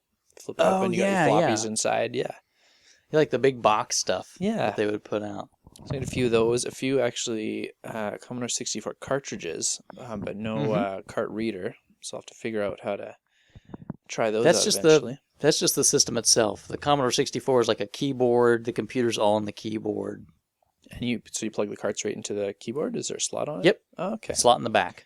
Gotcha. See, I've never had one. That was before my time. Yeah, well, it was my time. I had one. I still got one. They're pretty cool. And then I got a bunch of the like how to program Commodore 64 games type books. Mm-hmm. I went down to one of my favorite places to pick up games in town here, and he had this CD he's been holding on to forever. He keeps forgetting to give it to me. He said he didn't know if he could even sell it to anyone else, so he just gave it to me. So I got this white knuckle scoring Super Mario Bros. CD from the early 90s. And if you haven't heard the first track off it, it's called Ignorance is Bliss by Jellyfish. It's awesome. You'll love it. Oh, so it's like a legitimate bands on there. Yeah, the whole thing is just like a compilation. It's got like Roy Orbison and then a whole bunch of hair metal for some reason, like like Trix and Brittany Fox, I think, is on there. It's a weird compilation, but the first song sounds like it's an original song just made for this CD, and it's really good. Huh. I've never even seen this thing before. And Was it just the insert, the booklet is actually a comic book when you're flipping through it too. So was this just a regular old in-store release? Do you have any idea? Yeah, I think so. Huh. Yeah. I never saw that one. It's in the heyday of the Nintendo licensing when they were putting out, books and serials and stuff like that. I think popped out in there.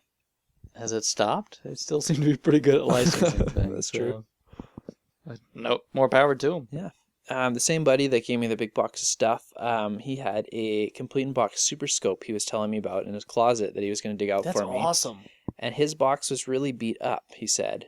And then the day before he was going to give it to me, that same store I got the CD from, he had just a plain old box for Super Scope that was in much better shape. So he just swapped boxes with him and gave me the nicer one. That's nuts, man. So Because it looks really good. Yeah, and this stuff he's just giving me, so I usually get him back some way with like magic cards or something, even it out in the end. But he doesn't expect anything in return; just keeps throwing me all this cool stuff. Awesome. You get to cross a couple NES things off your list, right? I do. Had a little bit of money come in recently, so whenever that happens, I like to cross off a big title if I can. So I grabbed Dragon Fighter, which is one of the last expensive ones I really need. And Little Ninja Brothers, which is one I've been really wanting to play for a while. It's supposed to have some good co-op on it. I'm looking forward to Now, it. have you had a chance to play Dragon Fighter yet? No, I haven't played either of them yet. Yeah, you have to check it out and let me know what you think.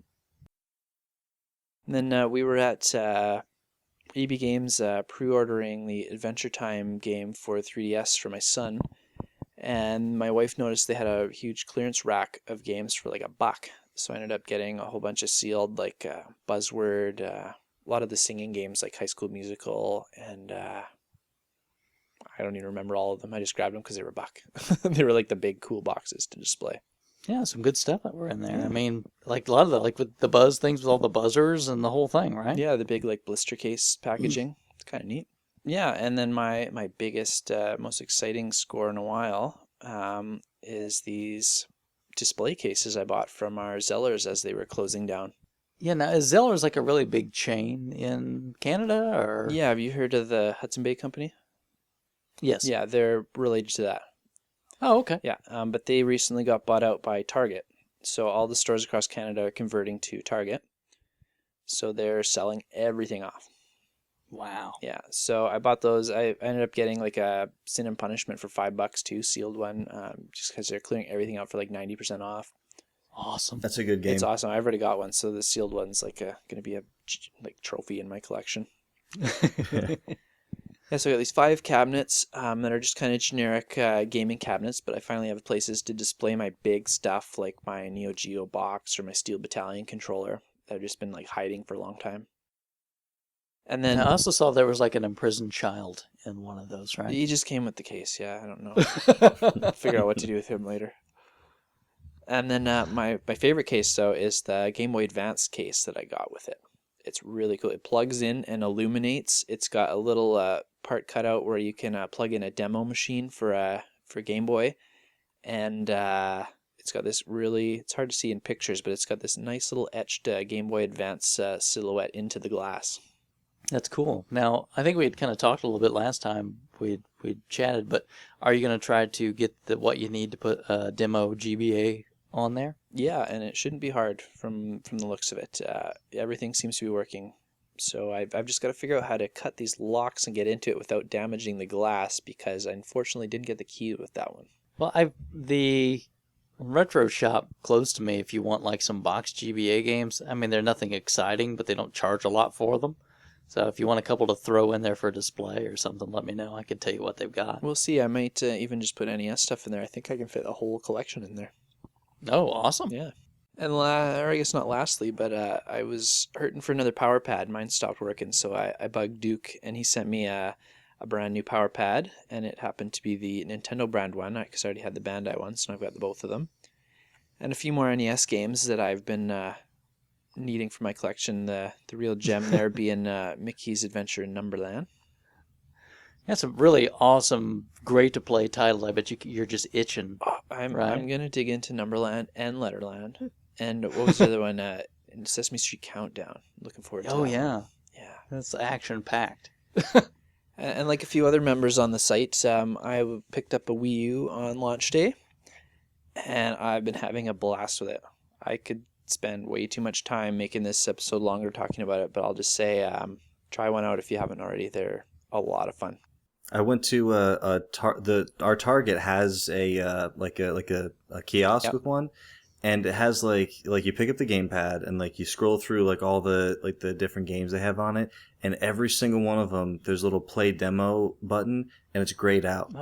There's not a single demo on this entire kiosk. There's the little button that says play video plays, so you hit the play video and it doesn't even play video. It shows like a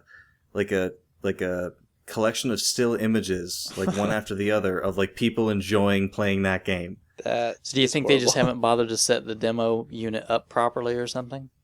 Yeah, I mean, cool, because from my retail background, I know that like either Nintendo comes in themselves or they send those discs to the merchandising people, and you just pop that disc in the Interact, and it updates the system automatically.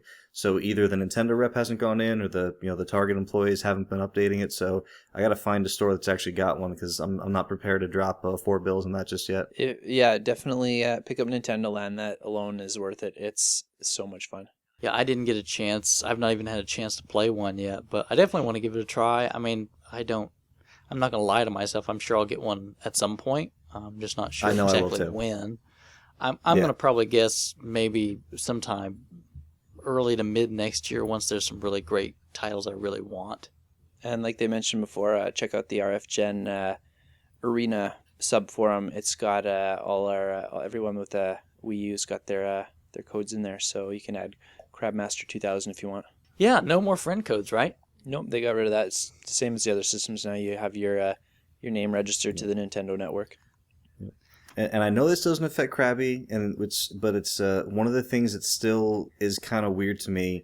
And not that I download a lot of games, because I don't. But if you download like your what do you call it? What do they call it? Like your Wii U ID, Mm-hmm. that as of right now is locked to the system that you purchase it on. What? Yeah, it was in some fine print somewhere, and like I forget who it was, like Joystick or Destructoid or somebody like ran the story on it, and they contacted the Nintendo rep and they confirmed like, yes, as of right now, your Wii U ID is locked to that system. So if you want to go to your friend's house and like put your Wii U ID in and play as you over there, you can't do it. And also, if your Wii U dies and you buy another one, you can't use the same Wii U ID that you created earlier on a different Wii U. They say they are going to change that in the future, but I think you know, they'd have to.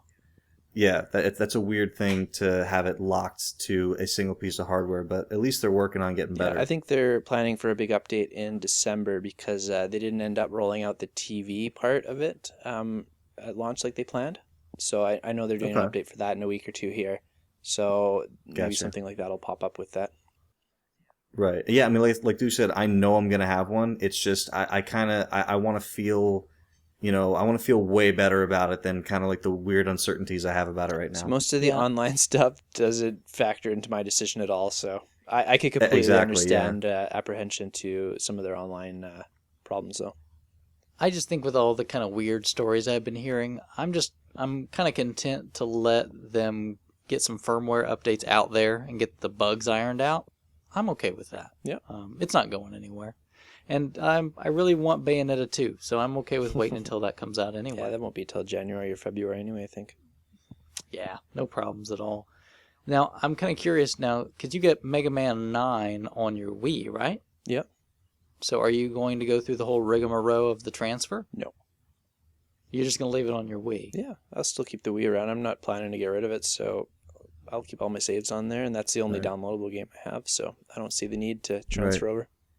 I see. Right. And remember, if you and it's not like once you transfer it, I think it's deleted off the original Yeah, console. you can't transfer back from the Wii U to the Wii. It's just a one-time, one-way thing. Yep. So I'm curious, I've got to ask the question, Krabby. Have you played any regular Wii games in it yet? No, but I've got the last story. As soon as I'm, kind of bored with Nintendo Land and New Super Mario Bros., that's what's going in next. I remember because you had that, I think, very close to launch, but you wanted to wait and play it up converted or on your Wii U. Like there's most of the games I want, like Duke mentioned, are coming out after Christmas. So I bought the two I want right now, and then I'll play that one until the other stuff comes out that I want. Nice. Yeah, I really want to hear back. That's probably my biggest concern. I want to know how well it does in terms of how good do the Wii games look. They up-res, they look nice and clean and crisp. Or I've heard Nintendo say that they will look exactly the same as on the Wii, But then I read an article, same thing, I can't remember what it was, Destructoid joystick, something like that, saying that they actually do upscale, even though Nintendo said they don't.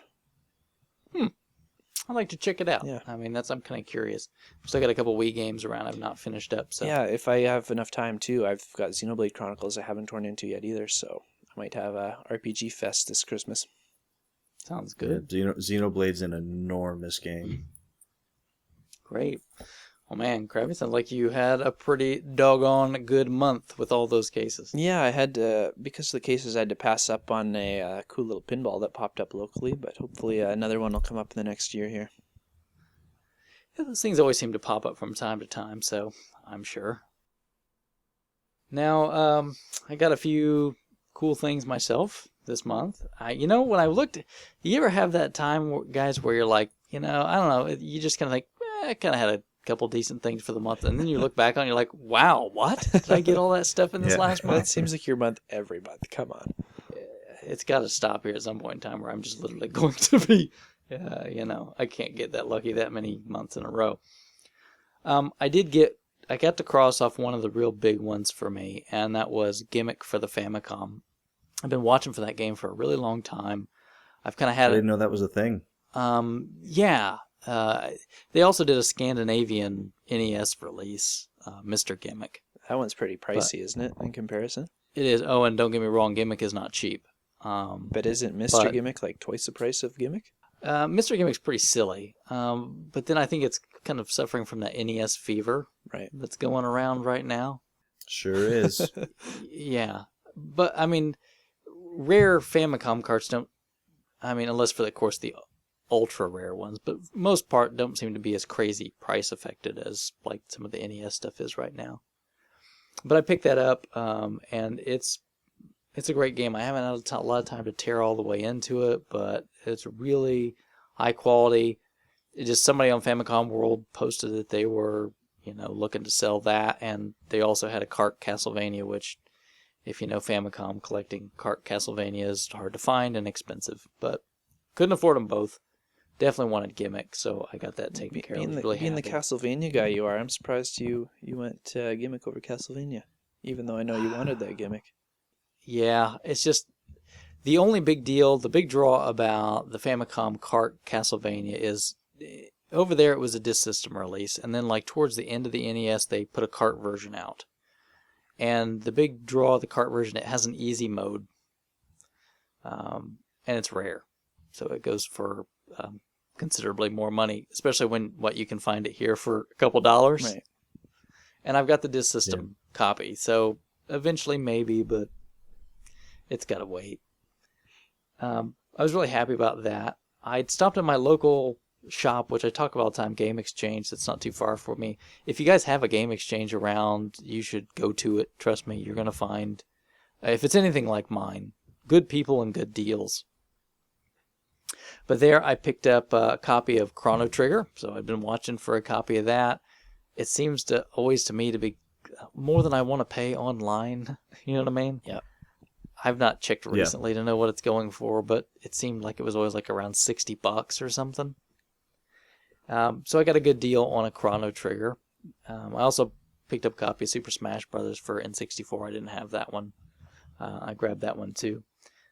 I've mentioned a couple months back that I picked up a PC Engine, and I didn't have any games or a controller for the thing. So I had a couple eBay bucks that were about to expire, and I thought, oh, okay, let me see if I can skulk around and find like a dirt cheap PC Engine game. And I did. I came across a copy of Space Harrier for next to nothing. So basically it was just shipping is all I had to pay. It didn't cost me much. But now I can verify that it works. I've got Space Harrier. I just need to still find a controller for the doggone thing. The controllers are not cheap. So I'll same with 3DO. Yeah, I find 3DO controllers, like when people sell them individually, are not cheap. Banana helped me out grabbing my second 3DO controller. I need last a month. 3DO and a AES controller aren't cheap, and I think a Vectrex controller are pretty pricey too. Yeah, so I'm hoping that I'm going to run across one. I've got some posts I put on some places looking for one. We'll see. I'm sure at some point in time I'll either find one or I'll break down and buy an expensive one, but I probably won't do that anytime soon. Right. And then I had like I said, they go to the store all the time, and they're really good about talking to me. I'm in there, they know me. I think mentioned before, they put our show on like their iPod playing through the store. It's so crazy. Yeah, so we're live in a shop, so that's kind of cool. But I went in one day, and I always kind of ask, like, hey, you guys got anything cool in? I mean, duh, why not, right? And so one of the guys that runs the place, he's kind of looked at me and goes, yeah, I've got something really pretty cool, but I can't exactly, it's not for sale quite yet. We're just kind of doing pricing on it. I'm like, well, can you give me like any kind of an idea at all about what it is? I mean, because they know the kind of stuff I've been looking for. And he goes, yeah, it's something you're going to want. And I'm like, okay, really? Is there no? And he's like, well, I just like, I don't know. So it's like, anyway, let me do some talking, come back, and come back in a couple days, and then I'll talk to you. I'll hold it for you. You'll get first crack at it. So I go back, and what they had was somebody had brought in a loose copy of Earthbound, and the thing looks, pretty pristine. It's a very beautiful cart. And I'm guessing, trust me, I know what these places pay. So, the guy probably got a couple bucks, I'm guessing, from the place for it. But they did a very good deal for me on that. So I picked a copy of that up. I was really pretty happy to run across one locally because the prices on that one also, I think, are getting kind of ridiculous. Yeah, that one's really ballooned up there.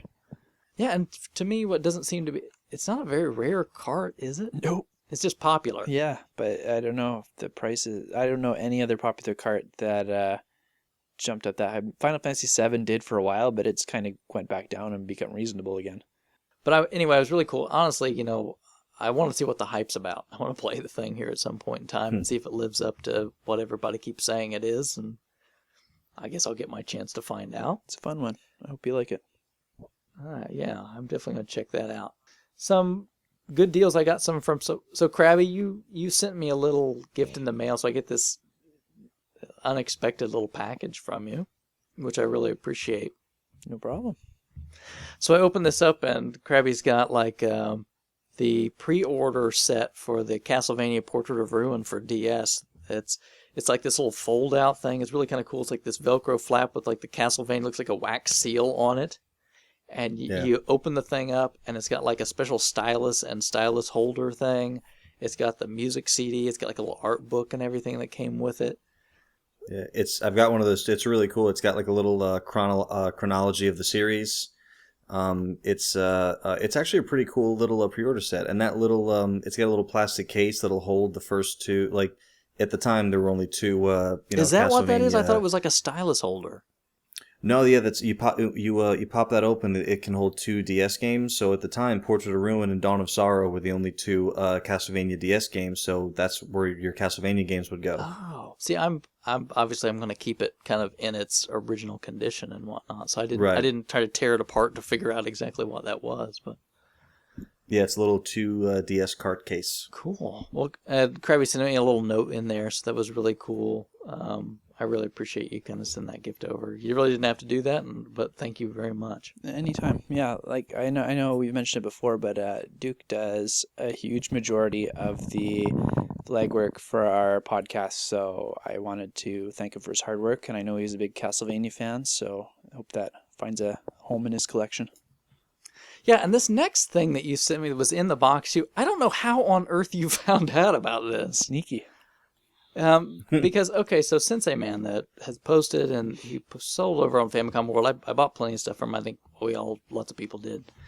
But he had, a while back, he had like this Joy-Card Famicom controller. It's got like adjustable turbo. It's a really good little pad. And I'd asked him about it, and he'd said, well, he tested it, and it didn't seem to work quite right, so he was just going to like sell it as junk or something. He wasn't real comfortable with selling it to me the way it was. So I had just kind of forgot about the thing. And then somehow, Krabby, you find out about it and then buy it. So what happened? Yeah, just sneaking around, sending some PMs to Sensei Man, asked him if he had any gift ideas, because I know you've bought from him more than once. So I thought he might have an idea of some Famicom stuff he'd be into. He was mostly sold out at the time, but he said there was this controller you were interested in, and I told him to send it my way, and I could see if I could get it working. Yeah, so I guess the thing was pretty horrible when you got it, right? It was filthy, yeah. So I just assumed it was pretty dirty. And it was. And when I got it, it mostly worked. And then what I did actually is I went in, tore it apart, cleaned out some more, and I swapped the rubber pads from like a regular NES controller into it, and now it works like a gem. Perfect. I'm glad to hear It it. worked great. So that was awesome. Totally unexpected stuff out of the blue.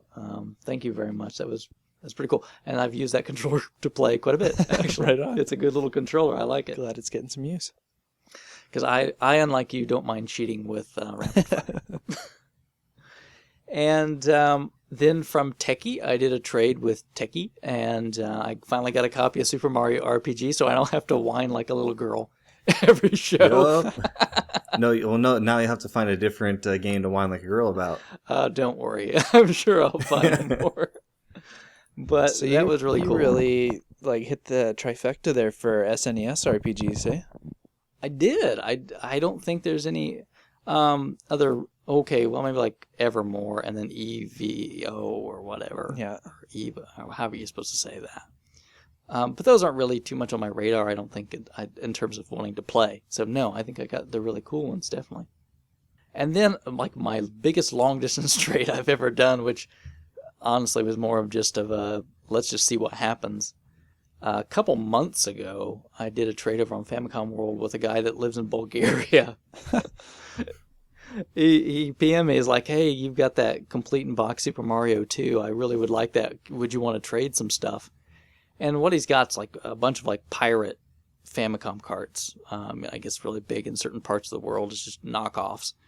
But they're like original games. They're not just like knockoffs of existing games. Well, one of them was, but so I'm like, sure, yeah, I'll send it over to you. You send me the games and we'll just do a trade. So I ship it off, and I don't know. It's been like a couple months. I'd kind of almost got to the point where I'm like, maybe I'm just never going to see anything. Maybe Customs has picked it up, or I have no clue. But I mean, the guy's a real good guy over there. So I mean, even if Customs grabbed it, it was no big deal. I wasn't going to make a fuss about it, just the way it was going to go. But I finally got them in the other day, and so what they are, so imagine NES versions of like some of these games. So one of them is Mortal Kombat. Wow. Yeah, so it's like It's probably similar to the Game Boy Mortal Kombat. it's not great, but it's playable. I mean, surprisingly, when you play it, you're like, wow, this is Mortal Kombat. I mean, it's not. Can you it doesn't do control fatalities really in it? I don't know the controls that well. You gotta post played a a little video bit. if you can of some 8-bit fatalities. Boy, I'll try. I would be surprised if they're in there, but it's called Mortal Kombat 5 Pro, but really it's just the first Mortal Kombat. And then I got 2 Harry Potter games, and they're actually even though the covers look the same, they're 2 separate Harry Potter games. One's like a side-scrolling platformer, where you're like Harry Potter and you like punch and kick the crap out of people. And the other one is like this like a flying shooting game where you're like on a broom and it's a shooter. It's really kind of strange. And there's also amazing. This is the one that got me. That's amazing. Earthworm Jim. 8-bit? Yeah, and it looks good. Okay, I need to check that out. I love Earthworm Jim. That sounds awesome. The control is wonky. It's not great, but I mean, playing it and looking at it, you're like, this is Earthworm Jim. I was pretty impressed. It looks pretty good for an NES port of that game, and Earthworm Jim looked good. So bravo to whatever Chinese pirate came up. I mean, it was really good. The other one says FIFA. It's just like Nintendo World Cup soccer or something, but those are really cool. I like those little things. They're really odd, quirky. You're like, how on earth would they make this work on the Nintendo? Yeah, they're weird, but they work. They're kind of fun. I also finally took enough time to put in a bunch of Club Nintendo codes, and I finally got Game & Watch Ball. I've been saving up too. I'm getting close with all my Wii U points, so I should have one before too much longer. Are you going for the ball also? Yeah, they're putting the gold nunchuck back on, but it's 900 points, so then I'll have to start over for my ball again for like the third time. So I think I'm just gonna grab the ball. Yeah, 900 is a bit. I mean, I have one, and I'm really glad I have one, but 900 is kind of steep. Yeah, now, Billy, you posted, I think, back that it was available again, right? How do you hear that quick? I was on. I think it was Nintendo actually tweeted it, Oh, cool. and I just happened to be at my work. Like at work, I'm lucky enough where like I kind of have a. Sometimes when like my work is kind of done, I can just be sitting there at my station like waiting for like a support call to come in, and I just have TweetDeck up and running, and so I just happened to be sitting there when the tweet hit, and it's just hey, Gold Nunchucks are back, and I threw it right up on RF Gen, and I went back, and there was like 2 or 3 people when we were talking about it a while ago who didn't have enough points to get it, and I shot them both PMs, so hopefully they've got their points all counted up and ready, and they're gonna grab it on day after tomorrow. Awesome. Cool. Very good. And then lastly, I just got in, little like the other day, my copy of Nintendo's the Homebrew World Championship 2012 from Nintendo Age. Now, I want to hear about this, because I'm not familiar with the homebrew scene, and this cart looks really cool. It is pretty cool. They're going to actually make a regular edition available through RetroZone, so if you didn't get in on the special edition, no big deal. You can still get a copy. But what they've done is it's basically just like Nintendo World Championships, where there's multiple carts on the game, and there's a timer, and there's dip switches. But all they've done is they've taken some homebrew games and put them on instead of like the Nintendo games. Oh. So what you've got is a collection of 4 different homebrew games. Again, you can set the dip switches for how much time to play. You get a cumulative score at the end of it, and that's it. So it's kind of cool. And how many carts did they run through this special edition? The special edition, I want to say, had a run of 60 carts because they were auctioning off 50, and I think there might have been like 10 or 20 that went to like the people that developed it or whatever. Right. So not under 100 carts Okay. altogether. And then, like I said, the regular edition is going to be out through RetroZone soon. So if you still want to get a copy, you can do that. You'll just have to watch out for it over there. And they're really But great to buy from. I've bought from them before. Yeah. And the special edition just comes with like a case with like a thing. It's numbered. It's got the manual and it says special Nintendo Age edition and whatnot on it. But cool. I haven't got a chance to play it yet. I really want to kind of plug it in. Hopefully this weekend, now that things are dying down, I'll get a chance to do that. But looks pretty cool. So, that's all right. That's me for a month. Wow. I'll shut up now. Let's see how Bill stacks up now. Come on. What you got? Well, it won't take that long. It's a couple of good purchases. I mentioned earlier Noise Redux with his like a month or so ago. I decided that I hadn't had any good scores in a while, and I wanted to kind of refocus my collection on Nintendo. So I looked at my collection and I said, it's really cool having the Sega CD and Saturn stuff, but it's just not where my passion is. So I decided to keep the games I really like and kind of sell a bunch of the rest of them. So that's how Tin Star got his Rayman, and Noise Redux, being another big Sega guy on the site, shot me something and said, hey, like I'd be interested in a whole bunch of these. So and since he was a little short on, we all go shopping every once in a while, so he was short on spending money. So I said, well, let me just hold him. I'll hold him for you for a few weeks, like whatever. Just I'm not in a rush. Just let me know. And after like a week or so, he's like, yeah, I feel bad. Like I really don't have the money to grab him right now.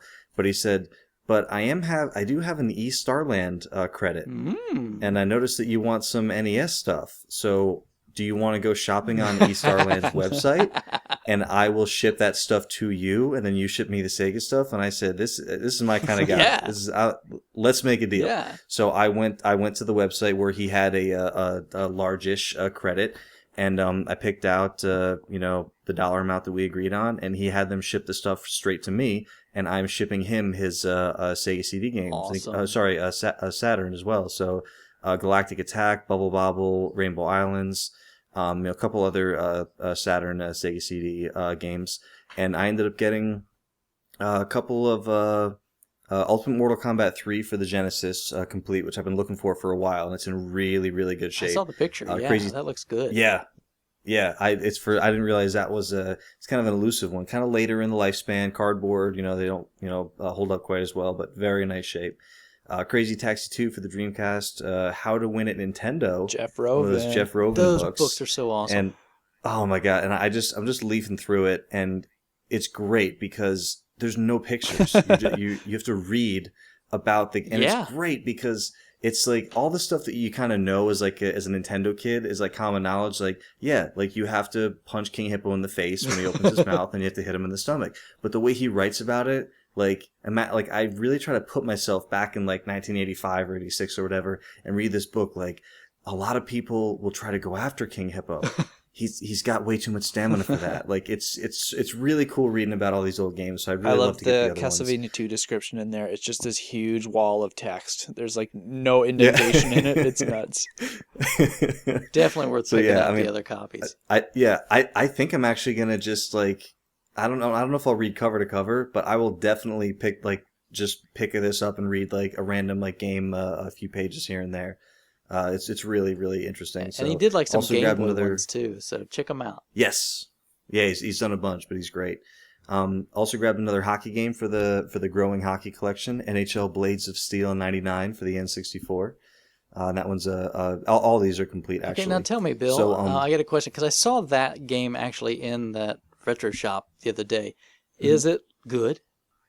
I haven't fired it up yet. Okay. It's let me know. I don't remember, it being, really talked about when it came out. Like there's a handful of hockey games that people actually kind of pay attention to when they come out, like even back in like the 16 and 64-bit days, but I don't remember this one getting a lot of attention. So I'll give it a try. I'll let you know. Well, Blades of Steel was great, so I would, if it's similar to that would be cool.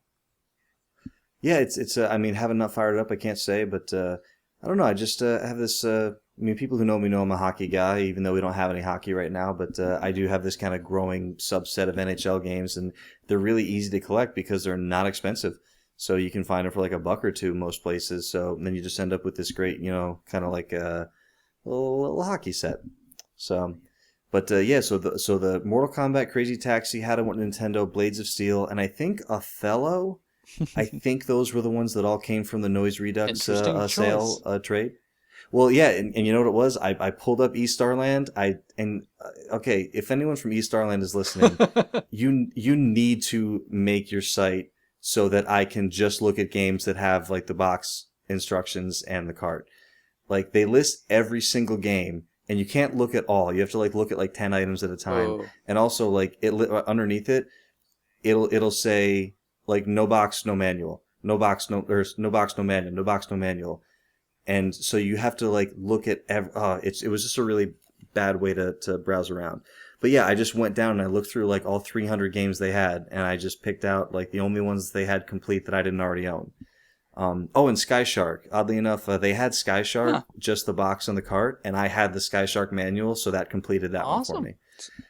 And the other purchase I made was from a Nintendo Age, a guy who was he was going for a complete NES collection, and he decided to give up and just keep the ones that he really likes. Smart man. Because he didn't play anything else. Not rich. So right, exactly, yeah. So Deja Vu, a handful of semi uncommons like Overlord, Indiana Jones and the Last Crusade. It's the Taito, it's not the Ubisoft, which is the more uncommon one. But still pretty cool one to grab. Tombs and Treasure, Heavy Barrel, Cabal, and Super Pitfall. I know everyone loves.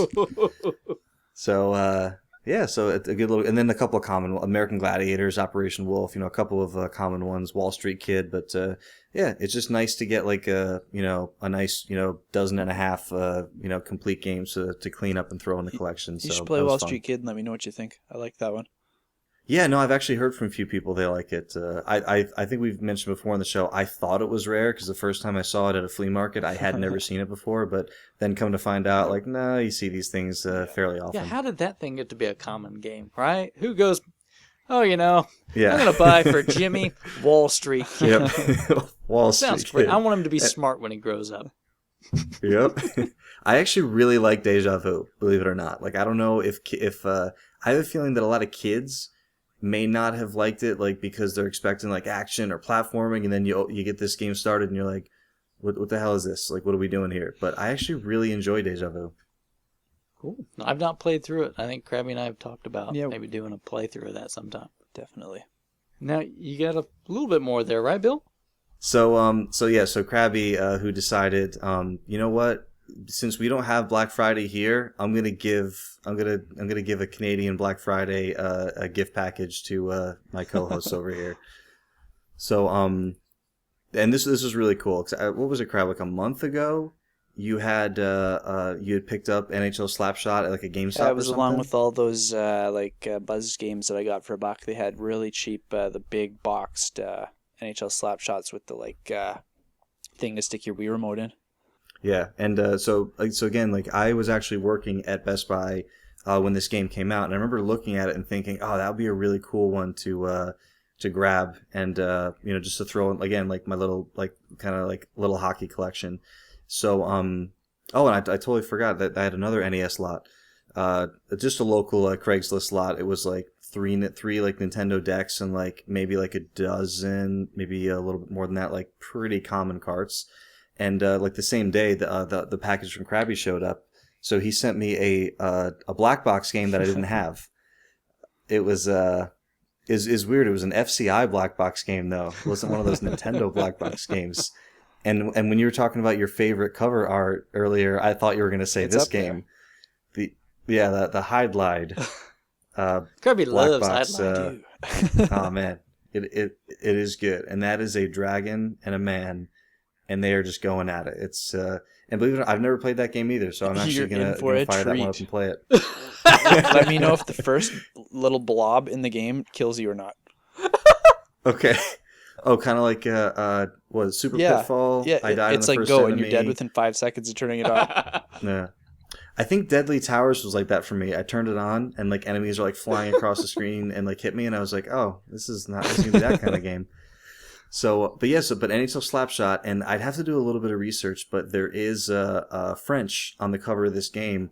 I don't know if this is like a North American box or if this is a Canadian variant, but once I verify that, I'll throw it in the database if it's not already there. But I got my boy, got Gretzky right on the cover, and it's really cool because the Gretzky that's on the cover of the NHL Slapshot is like modern day Gretzky, but the Gretzky that's on the cover of like the actual like the DVD case, like the Wii case, is like 1984 Gretzky. So you can kind of see like this is how far he's come.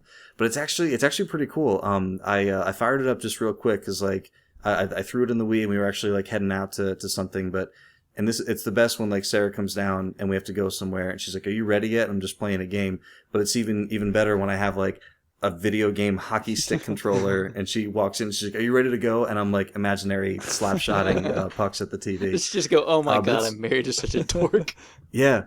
No, yeah, and she starts walking. She like looks at me, rolls her eyes, walks out of the room, and I was like, "No, don't be mad. I'm sure we can get another one. Don't worry." Is that the ride right after that you asked her if you could listen to the Collectorcast in the car? Yeah, that was earlier. If you didn't see that on the Collectorcast thread, I think all of our wives are happy that we're doing something that makes us happy and just don't want to be involved beyond that. My wife's always like, I plugged in your headphones for your little blog thing tonight. My wife just gonna roll her eyes. Have fun, dear. I'm gonna be in bed. So yeah. So yeah, oh yeah, I forgot to that NES lot that I mentioned earlier. That's when the same day that it was a weird day. It was like the Craigslist lot, the Panasonic 3DO controller from Banana came in, the package from Krabby came in. I love when you get like 3 or 4 things in the mail on the same day. It's a lot of fun. Yeah, and I just really like the picture that it's like just your hand holding up like the Wii Slapshot controller In front of your little hockey Yep. shrine. just like it's like a scepter, Yep. like yeah. Yeah, and I don't know if you could tell or not, but that's if you look closely, like just to the left of my hand, there's a wine bottle, and on that wine bottle it says number 99, which you can kind of read, and that is a bottle of Wayne Gretzky wine. He owns I don't know what do you call it, a winery or vineyard, like whatever, but we're driving to Toronto a couple years ago, and as we're driving, we see a sign that says Wayne Gretzky Winery, like next exit. And we're like, no, it can't be the Wayne Gretzky, and we stopped there, and sure enough, he's got one. So we had a bottle, it was pretty good, and I kept it because it's got like his like auto pen signature on it, and then right next to that, we have an actual autographed Wayne Gretzky puck. So yeah, it was we're a hockey family, so we always appreciate any any cool hockey stuff. So appreciate that very much. Keep that in mind, because I'm not a big hockey fan. So any hockey stuff I can export out of the country to you is going to come your way now. I thought I offended Krabby. One of the first PMs we had between each other, like when I noticed he had a Canadian flag next to his thing, I remember sending him say hey, I like, hopefully I'm not like judging you like before I meet totally you, but stereotyping I noticed you. I was like, I noticed you're Canadian. I can't find anyone to play like NHL 13 with or 12 with online. So not only did I find like a Canadian non-hockey fan, but one who like doesn't have Xbox Live or any of the. So he was like, "Yeah, no, I don't like hockey." Unfortunately, So right off the bat, Krabby was thinking, "Oh God, this Bill guy." Yeah. Yeah. Why do they think we all love hockey? Because we do. I'm quite the oddity up here. That's all right. I live in Indiana and I don't like basketball, so I can feel your pain. Yeah. So that's but yeah, that's I'll save it for Duke, but the NES lot on Craigslist, it did have something for Duke in it. It hasn't made it to him yet, so I'll wait for him to share that with you guys when he gets it. I'm hoping for a big lot of silent service cards. Well, with you probably I could, hey, it hasn't gone out yet. If you want me to sell it, and then just get you the equivalent number of silent service cards instead. I think that would almost be as entertaining, almost. I would just have a pallet of silent service cards show up at my house. I'll do it. Don't even say it. Okay, no. All right, well, as usual, guys, we love seeing your scores. It gives us a lot to talk about, obviously, and it makes the show go. So thanks so much for putting your stuff in, and we look forward to more of it next month.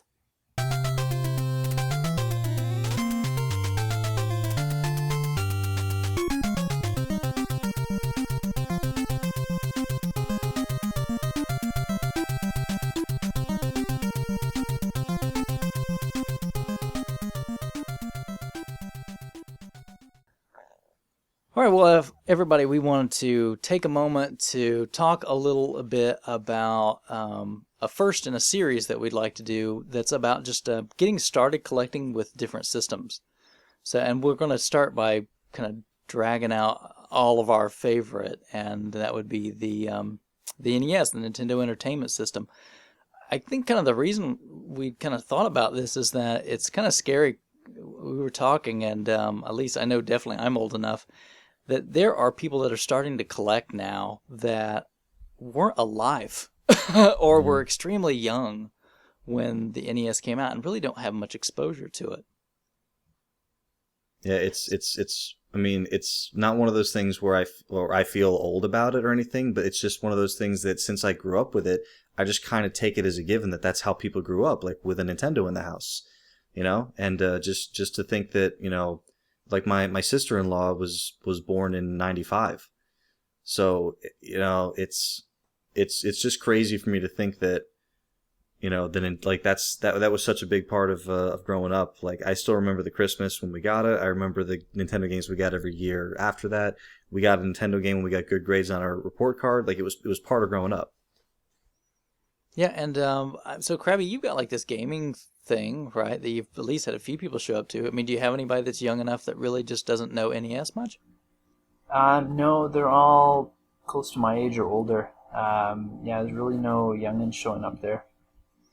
But I mean, I see that like on a lot of message boards, though. I like what was on Racket Boy or something a little while back. There's somebody that posted through it. I just played Legend of Zelda for the first time ever, and that, I'm like, wow, you know what I mean? Yeah, I did I was on a podcast maybe a couple of years ago, and there was a girl who was a little bit younger than me, but still, could have played it when it came out. And I know it's a different system, but she mentioned that she was playing Ocarina of Time on the 3DS, and she said for the first time. And I said, wait, just to clarify, you mean you're playing it for the first time on your 3DS, or you've never played the game before? She's like, no, I've never played it before. And I said, you didn't, like, not even, like, you never had an N64? Like, no, it didn't appeal to me. Wow. Yeah. See, that's the thing to us. I mean, that have been kind of a wash in it for a long time. This just seems like this should be almost a given. But I mean, that's it. We've got new people that are coming over to RF Gen. A lot of these are younger folks, and they're grew up more with around the PlayStation 2 even, and so digging back into these older libraries can be pretty interesting.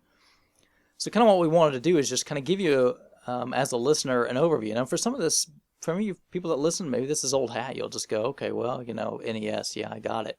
But hopefully we'll talk about a few things that might interest you that you may not know or not think about.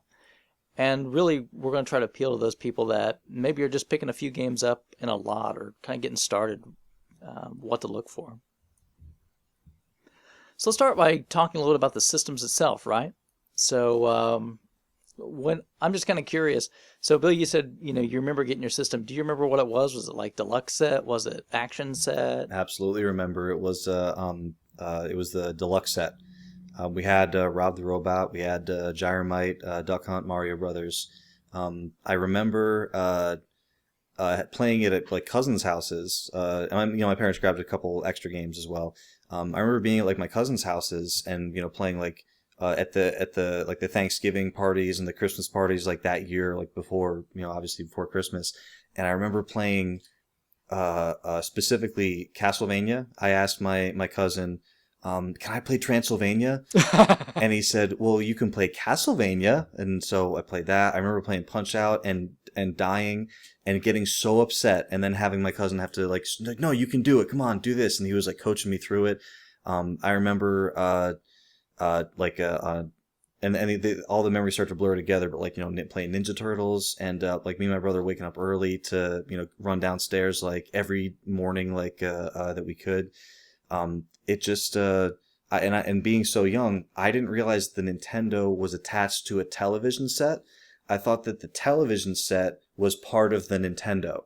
Oh. So that when my parents, so when we tore open this box and it was a Nintendo, I yelled, "It's going in my room!" And there's no TV in my room. My parents were like, no, it has to go down here. I was like, no, I want it in there. And they were like, well, it has to. And this is back when TVs were furniture, like big wooden things that are, the screen's 3 inches off the floor.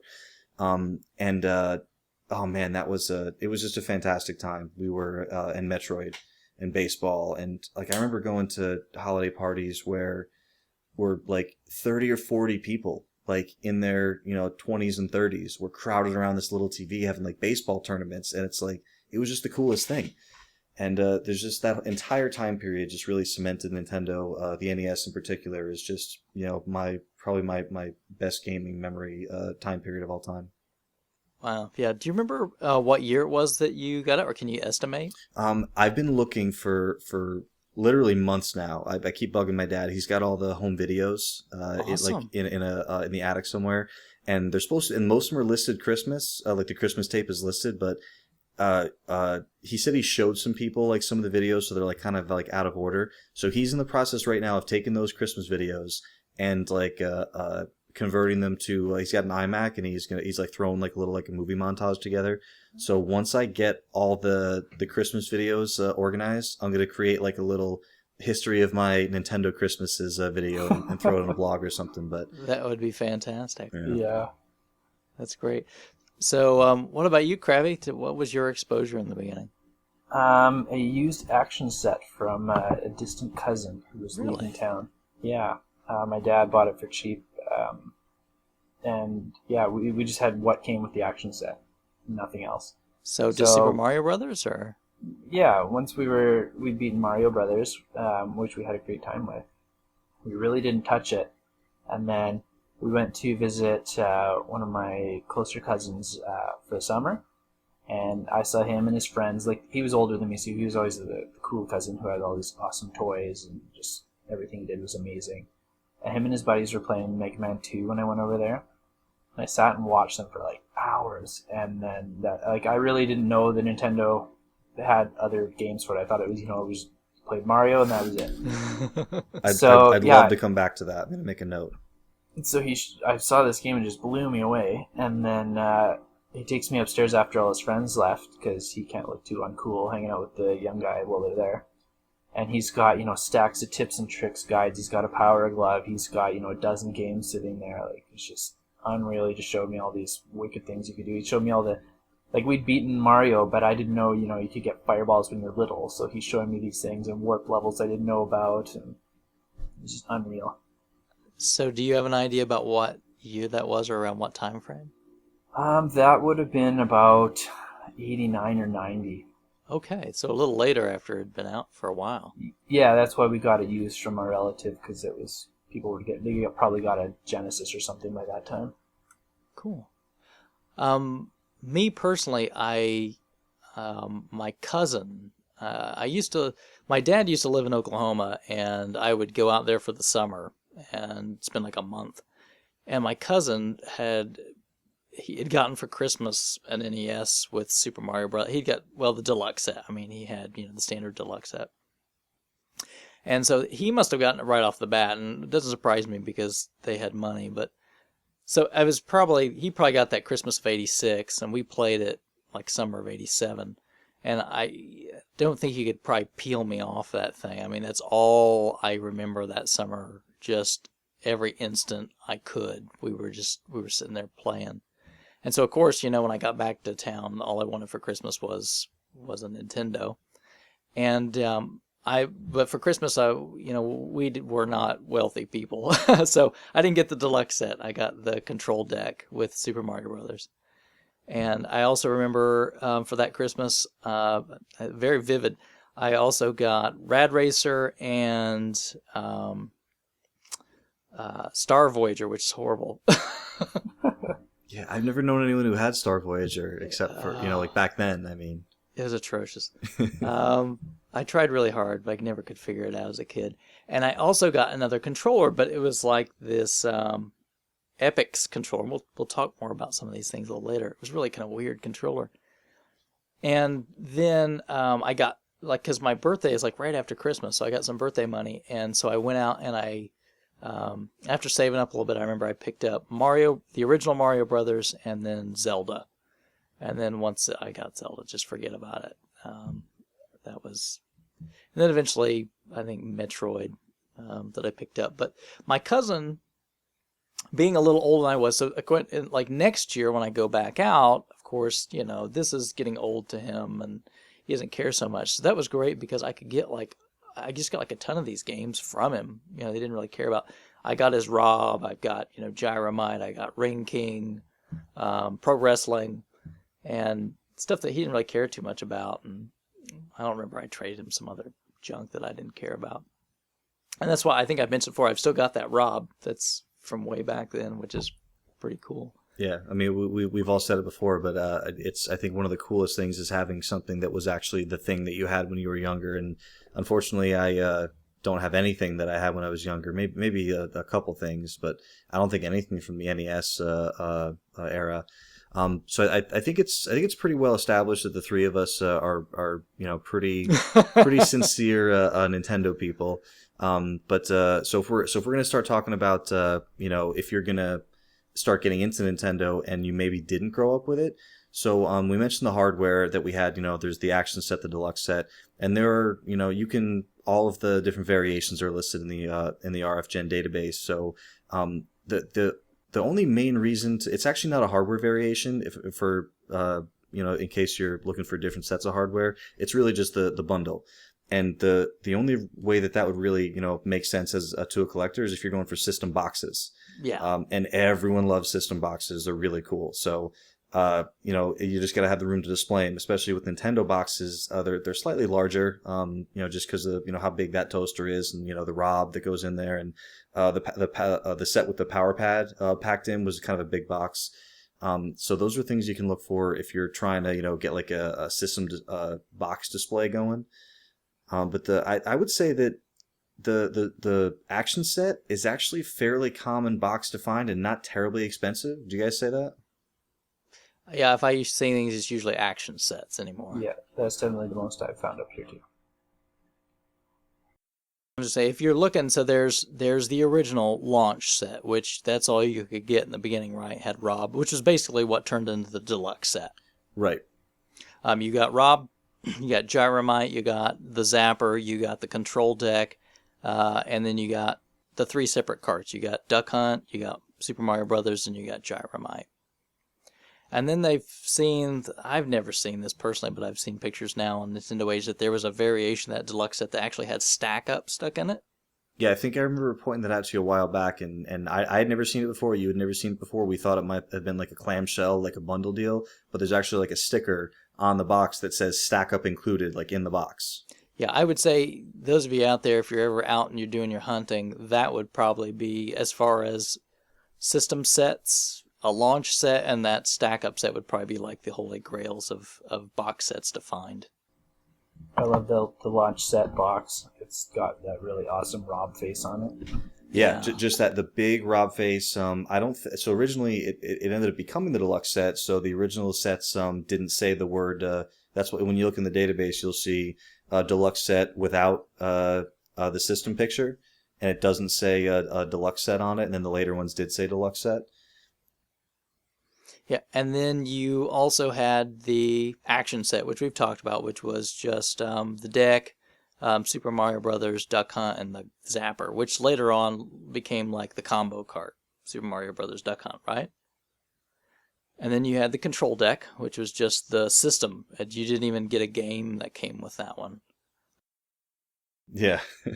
Yeah. And then there was The power set. Yeah, the power set, right? So that one was, it had Power Pad in it, and then that had the combo cart, right? Yeah, the 3 games, the Mario Duck Hunt and World Class Track Meet. And had Zapper, and all the systems, as far as I know, only came with 1 controller. Was that right, or am I remembering I wrong? thought the deluxe came with 2. Did it? It might have. I may not remember. I could be wrong. I could double check that. And then there's one more that I almost forget about sometimes because I never see them. But there was a sports set. Oh yeah, you're right. There was the sports set, and that came with the 4-player adapter. They came out later. 4-score. Yeah, the 4-score. They came out later in the NES's life cycle. I did see one. I have seen one of those. I think it was on Craigslist. It didn't last very long. It's one of those things it's when you're looking for Nintendo stuff, especially stuff that's not terribly common, it can be tricky to price these things or to know you're getting a good deal. You always have to go back to, do I feel good about what I spent for this? And that's kind of the gauge of if you're happy with it or not. But a lot of times, a lot of sellers will do a little research. They'll search for something on eBay, and if they don't find any, they think, oh, well, this thing must be super rare. I'm going to charge a lot for it. Yeah. And sometimes, they just don't do that. So you're going to find that as you get out there and start exploring, and kind of figuring out, where your hotspots are or not. But system boxes are definitely, you definitely will find a few searching locally. It's going to be hard if you're going for more than a few to find everything locally. So you probably got to start looking online as well. Yeah, and boxes and styro. All right, just making sure you got it all. Yeah, I mean, if you even if you don't want to keep a system stored in the box, I mean, the styro helps it keep its shape. It gives a little bit of weight. There's almost always someone looking for styro, and of course, very few people want to sell their styro out of that. So, if you ever find a box without the inserts or the styro that's inside, and you think to yourself, I'll find that later. Bless you that you think that that's a thing that you can do. Like you might. It's not impossible, but there are not threads full of people selling styro. No.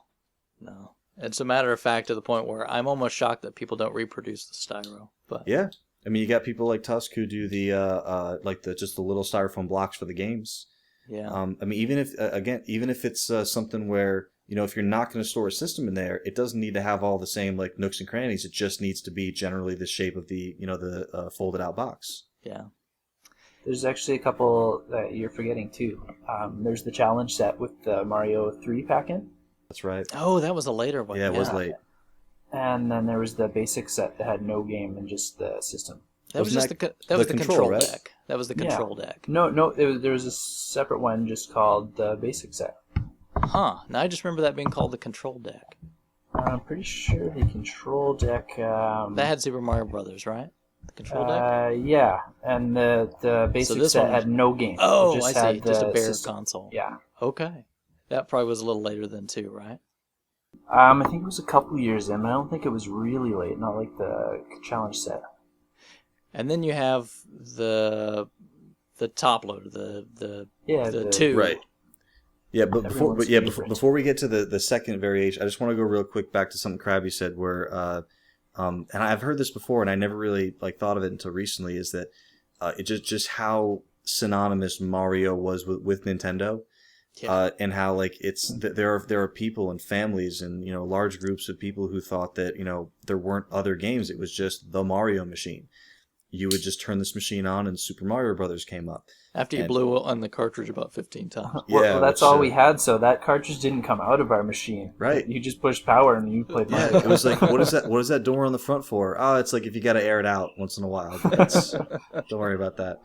But yeah, so there was many different releases. But if anyone's out there looking for different variations, the infamous NES 001 model, that's the Super Uber. Yeah, the first one original. off the production line. So yeah, I mean, it's the hardware is basically the same until they came out with that top loading model, which gets a little bit higher of a price tag on it, but definitely worth it if you can grab one. Yeah, and I don't know about you guys personally though. They're cool to have, but I don't ever play on mine.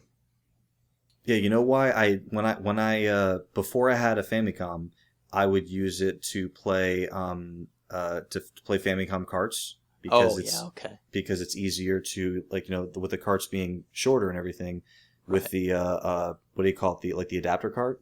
Mm-hmm. It's easier to get those in the Famicom as opposed to the front loader. But yeah, you're right. I mean, if you don't need to use the top loader specifically, I mean, I would rather use my Old Faithful.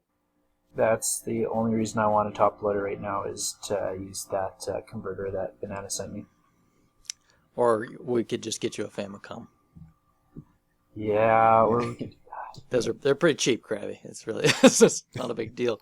Cheaper than pretty sleek looking though. They are very nice. Yeah, and we will get into controllers in a little bit, but that was there were several official controllers during the big toaster NES model, but then you switched over to that dog bone style controller. But we'll talk about all that once we get through some of the hardware discussion. Yeah, so for your average beginning collector, you're probably not going to find a box set of any kind. You're probably just going to end up with a plain old, what's referred to as the toaster, because you have to kind of push the cartridge down in the thing. But you're just going to end up with a standard NES console. Zappers are dirt cheap. You're probably going to run into one of those, and then the standard controllers, right? That's what you really need to get started. Right. Almost every system I've ever seen on Craigslist or locally, like flea market, garage sale, whatever, it's going to be a cardboard box full of all the stuff that family or individual used to have. Yeah. And you're going to get a system. You're going to get some connection cables, kind of like rolled into a ball, and you're going to get probably the same 10 or 15 games in almost every lot you're going to find, and then with a handful of stragglers outside of that. Oh, I haven't seen that one before. It's oh, there's another Tiger Heli. Yeah. So another silent service. But yeah, you're going to get, and that's the thing, is for a very small amount of money, it's so easy. It's easy to get in, it's hard to get out. But for, $20-$30, you can get a really decent setup with maybe a handful of nice titles. Sure. And when you're looking at picking something up locally, understand that these machines, and no doubt, if you're new to the party, you may not know, but everybody else has probably heard of the nightmares of the connector and whatnot. So I'm really not trying to say this to toot my own horn. Buy from whoever you want, but when I package them up to sell them, I do some maintenance on them to make sure that connector is good, and I disable the lockout chip, which is also a source of nightmares. Now, there's other sellers out there that do that too. If you're going to go online and buy, that's where I would push you towards if you're going to pick one of the machines up. Right, especially to a collector form. I mean, there are some good sellers on eBay But most you're going to get the best luck on a collector forum, whether it be RF Generation or any of the numerous other really good ones, as long as you look at that user's feedback. Because people are going to talk about what kind of experience they had specifically with systems and games and shipping and pricing and all that stuff. But yeah, the collector forums are where you're gonna pay a tiny bit more than what you probably could find something at a in someone's garage, but it's gonna work, and it's probably gonna work better than even if you found a nice one. Yeah, and whichever your seller, if you're going online, the questions, if you're new to this, would be either has the pin connector been refurbished or has it been replaced? Because that's kind of the direction you want to go. Or if you're willing to, learn how to do it yourself. There's plenty of videos on eBay. It's very, I'm sorry, On YouTube. and it's very easy to do. It's not difficult at all. Right. Another question I would ask is, if it's somebody that's technically inclined, has the lockout chip been disabled? It's also very simple to do if you do the homework. Well worth doing if you ask me. It keeps the blinkies away. Yep. It's probably worth to mention, just since we're talking about the hardware real quick, the power adapter for the original NES. It's important to use that power adapter. Remember, Duke, when you were explaining the difference between... Okay, usually, actually it's kind of, I think you're on the right track, but what the deal is that the AC adapter for the NES outputs AC power, not DC. So it's great to use it on that model, on the US NES models. But a regular DC adapter that puts out the same power works fine too. So you can use a Sega Genesis power cord. Never, ever, ever use an NES power adapter on anything else, including a Japanese Famicom or a Genesis. Or a Sega CD. Yeah, that's what I was getting at, is that NES adapter doesn't do what a lot of kind of like standard or like replacement AC adapters that are you can buy at a store does. So it's really good just to kind of keep that in mind so that you don't end up frying something. And if you have multiple systems, my recommendation would be take that NES adapter that you've got, pack it away, so you're not even going to be tempted to accidentally plug it into anything. Use your Sega Genesis power adapter, or go buy a $5 generic replacement. Almost every system under the sun that's old like that seems to take that same power adapter that the original Genesis did.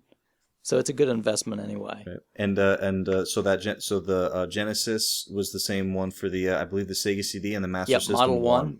Mm-hmm. So that's it's pretty much everything before the Genesis 2 used the same connection. Yeah, and you can use it for your NES. You can use it on a PC Engine. I'm pretty sure you can use it on TurboGrafx. It's all the same stuff.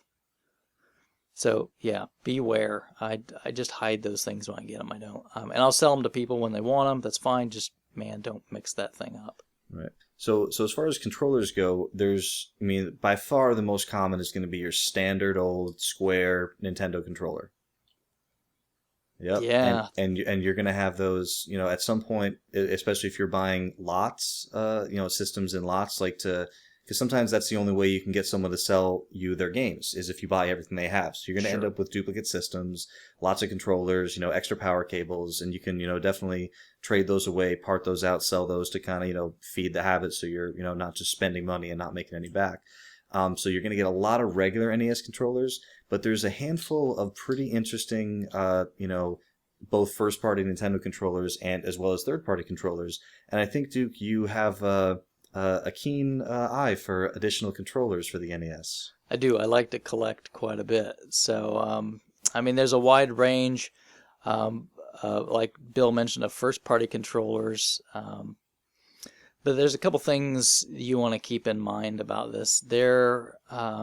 First-party controllers are all pretty well and good. I know, Krabby, that's what you still game with, right? Just the ugly, chunky one? I love it. Yeah, it's comfortable. Bill, what do you use regularly? For the NES, there's for almost every system I prefer first party. If we ever get into a different a system, I will talk about my. There are a few third parties that I like, but for NES, it's more often than not, better than 90% of the time, it's the regular old brick. I do have an NES Advantage, which is the arcade style joystick that are also very common. Mhm. When you're out looking for things, you'll find them in every second or third lot you go in. Most people had one. I usually just I'll bring that thing out for something like Double Dragon, something like an arcade, like beat 'em up. Like I really do like playing those with the arcade stick. But I've said this before, and everyone's got their I know some people don't like this controller. I got the NES Max for Christmas, which is a small first-party controller that looks a little like a miniature boomerang. Mm-hmm.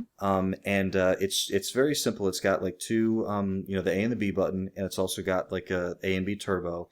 So let me explain this correctly. So the standard NES buttons on the standard controller as well as the Max, the surface of the button is concave. It kind of dips in.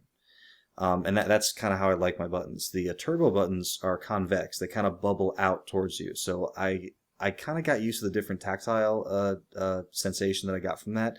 The turbo buttons, they were kind of a feature that were, for some reason, whether they were popular with players in the 80s or whether it was like an advertising thing, there were a lot of games that required you to run fast by pressing buttons as quickly as you could. So the controller manufacturers, Nintendo included, decided it would be a good idea. Hey, let's make a turbo button that if you just hold it, it presses the button like 30 times a second. So you would play track and field, and they would blow the whistle, and instead of both players feverishly hitting these buttons as fast as they could, both players would just go dink and just hold the turbo buttons for a while. So their popularity kind of died off. But what I really like about the NES Max is that D-pads are great, D-pads are cool, but the NES Max had this kind of little circular, like a little thumb pad. Yeah, the cycloid is what they called it. Oh, they call it the cycloid. So yeah. if you see it, it's pretty interesting. So it's circular, and it's got kind of a almost like an analog-y kind of feel to it. But it would just depress the 8-way or the 4-way switch beneath. And I don't know. I just we asked for the what was that Acclaim third-party wireless controller set? The remote control. Yeah. Mm-hmm. It was called something. It was called double. I don't know. Double player. Yeah, it was double player. They called it. Now the commercial for that thing, when they would press it, lasers would come out of the controller, and so they was playing like WrestleMania. Lasers would come out of the controller and hit like Hulk Hogan in the face, and then it knocked him down. So me as a kid, I'm like, I want the controller that shoots lasers. Like, who wouldn't want that? So my mom went to the store and she came back with the NES Max, and I'm like, the hell is this? Like a little boomerang thing. And she was like, I told the guy you wanted the laser controller, and he said every single one they've sold, people have returned because they say they don't work. They don't shoot lasers. Yeah, they are junk, actually. So that's how I ended up with the Max, and I kind of liked it. Yeah. The Max. I had the Max as a kid too, and as you mentioned, the Max was really good because it had turbo. And was turbo just Nintendo's word? Because on like all the other systems, it was just like rapid fire. You're right. It might have been. But everybody called it turbo. Right. Yeah. It might. That's a good question because you did see it as like the rapid button or the rapid fire button on everything else. I don't think that Nintendo had any kind of like patent or anything on that, but I think it was probably just like other companies' way of differentiating themselves. But yeah, it was, now that you say it, it was something that you didn't see on other than Nintendo. Yeah, so you also mentioned the Advantage. So as Bill mentioned, they're very common, but they were really popular because it is a pretty simple arcade stick. It's got a very solid metal base. Yep. And the great thing about the Advantage was not only did it have turbo, but it had where you could adjust the rate of fire, right? It had Correct. the dials. Yep, had a little dial. Yep. And they even had like little lights, a little LED, so you could tell how rapid it was going. Yes, it is. Yeah, as you turn that dial, it would blink at the frequency that it would actually press the button in turbo. Because what would happen in some games is if the game, wasn't programmed, I'm not a programmer, but if the game wasn't programmed to receive button taps that quickly, the turbo wouldn't work properly, so you could kind of tone it down a little bit to make sure the turbo worked per the game.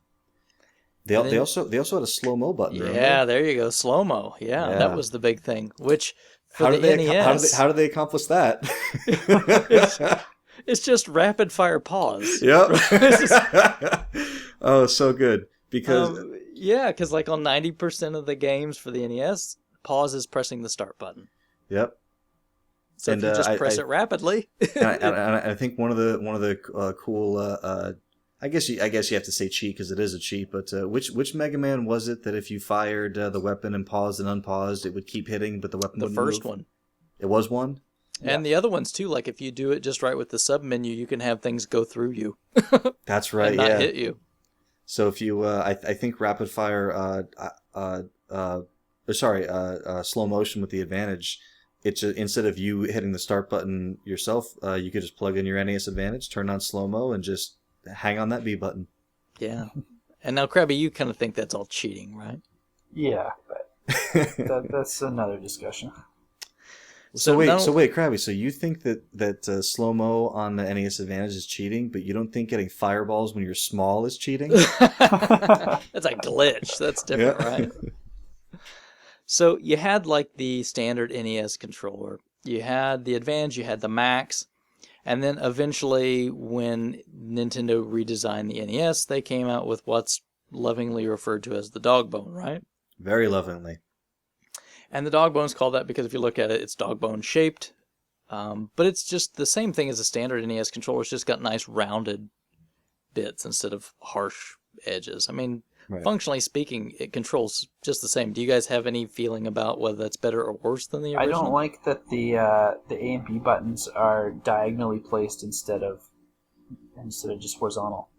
Right. Okay. It was getting close to, or might have even been like, I know they were in stores at the same time. I don't know what the exact time frame was, but it was more similar to the button placement of the Super Nintendo controller. Yes. And I think that was intentional to kind of, train the player to, okay, we're going to be going this way now. But yeah, you're right. I mean, if you had been playing with the standard controller that was just side by side forever, it was a bit of an adjustment. And the other thing is, now, correct me if I'm wrong, are the buttons convex on the dog bone? You know what? I don't. I have had them think they before. I are. don't own one right Yeah, now. I think yeah, they I are. think you're right there. Do they come out? Yeah, I think they're convex, not concave. And I think the yeah. reason that they did that is very similar again to the Super Nintendo, because then you had what B and A were convex and X and Y were concave, right? Right. And I don't know if anyone's ever made the argument that that's for speed reasons. I mean, I know if any arcade people out there know that they call there's certain buttons out there called competition buttons, and what that is I personally prefer the feel of concave buttons where there's a scoop inward. I like to rest my finger like in that little play. That's just my preference. But when you go online to buy certain arcade parts, they call these competition buttons because the top bows upward slightly. Your finger doesn't have as far to go if it's so like resting above it. I personally like, to me it doesn't make a difference, because if I'm resting my finger the same distance from the surface of the button, it's the same for me. But there's some people that argue that competition buttons are faster. But I don't know if that had anything to do with the decision or not. Yeah, we found that playing Mario Party. Actually, there's a lot of mini games where you have to ram A as fast as you can. Right. When the buttons convex out, instead of pushing up and down, if you move your fingers left and right, the button will just go down. Oh, because of the motion. I've got you. Yeah. So you can hit the button a few extra times in that 10 seconds by going left to right with your fingers instead of up and down. You have Gotcha. less length to move. I got you. That makes sense. Well, and we can talk more about some third-party controllers maybe a little bit later, but let's kind of cover some of the other first-party peripherals that were out there. So you had your standard controllers that were out there, and then you had the Zapper, right? Yep. Which we've talked about. Yeah. So Yeah. Almost everyone had a zapper, yeah. So it might be common knowledge, but do you want to just cover real quick why the color changed? I remember it because I was old enough to remember the news story. Do you guys remember?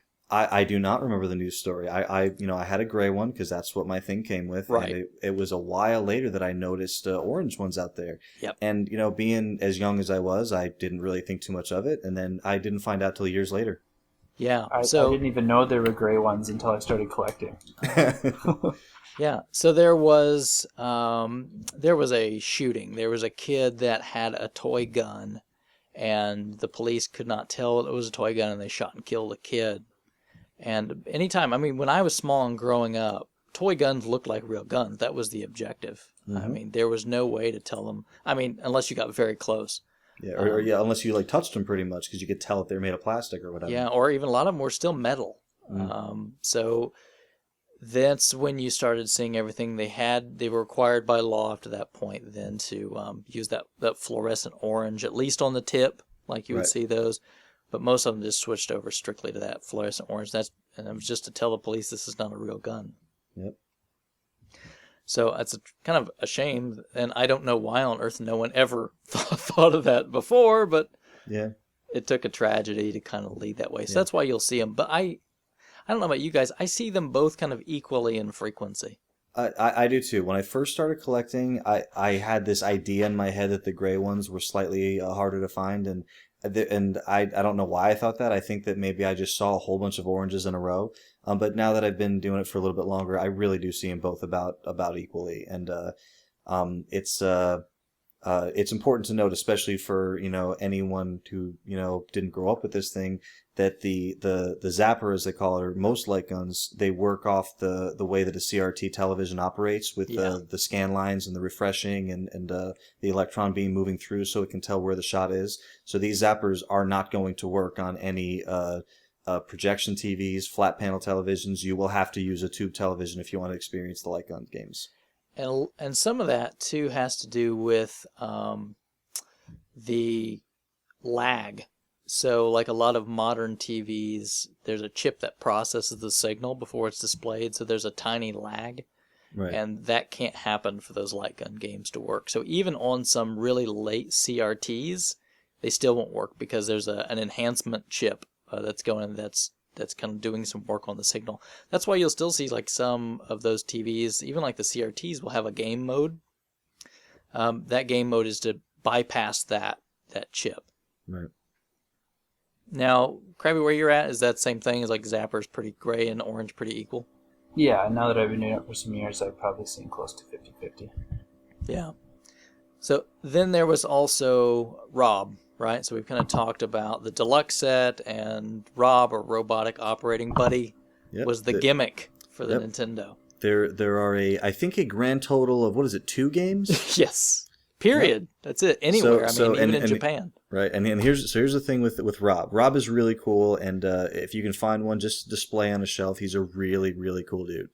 But at the same time, it's Gyromite, which is one of the most dirt common games for any system you're going to come across on a regular basis. The other game is not terribly difficult to find a cart for, but it's one of those ones that if you're going after a box collection, that's one of the ones that you're going to have either a hard time finding or kind of pay out the nose for it. Yeah, Stack Up being the other game, right? So and it's especially hard to find it complete because Stack Up came in a larger size box than regular standard Nintendo games. It came with several instead of Rob having claws, which he came with by default with the Gyromite bundles because he would pick up the gyros. He had these different hands with little pads on them so he could pick up these little cylinders to stack up. And they're when you see it working, you can go on YouTube and watch videos. It's very cool. I remember playing Gyromite with Rob, and it was cool seeing him, kind of do these things to open gates on the screen. But yeah, the Robot series was just those 2 games. Yeah, and absolutely not practical to play with, though. No, right?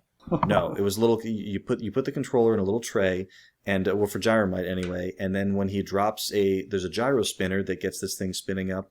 And so it'll go for a good couple of minutes without needing to be recharged. And he would drop it on a little platform that would depress the A or B button on the controller. So all he was doing was watching flashes on the screen. So when a certain flash or a certain series of flashes would hit his infrared receiver eyes, then he would know, okay, it's my turn to just open this gate. So it was kind of cool to see the technology working. But once you kind of saw it working and played a level or 2, you were like, all right, I'm done. Let me play something else. Yeah, and the signals worked off the same technology as the Zapper. It was basically like light gun kind of signals where you would have to push a combination on your controller and it would make the screen flash, and that's what told it what to do. Right. And then Stack Up was even, it's not even, the controller doesn't even go with it. You're just making Rob stack up things in a certain order. Right. So even though there's not a whole lot, like Rob is kind of cool to find on his own, it's some of the more uncommon pieces if you're just starting out. Rob was sold in a box by himself, separate from the Nintendo system, and that box is a more uncommon piece. And it's something that if you come across, it's got him just kind of looking at you, and it just says Rob real big on the front. It's one of those things that you don't want to walk by if you see it for a decent price. Same thing with there was I think a big box Gyromite set, Yeah. right? They sold Yep. Rob and Gyromite in a box together. Those are the Rob pieces that people are always looking for. And then, of course, Stack Up was a big box. Correct. Yeah, the actual game Stack Up. I don't remember ever seeing a Stack Up Rob bundle. No. Right, yeah, Stack but Up was always separate. Right. Actually, I saw my first Stack Up, Retro Games Plus, the store I go to in Westport. I just went there one day and they had it on hold because someone had already, kind of said they were going to pay it off over a few payments.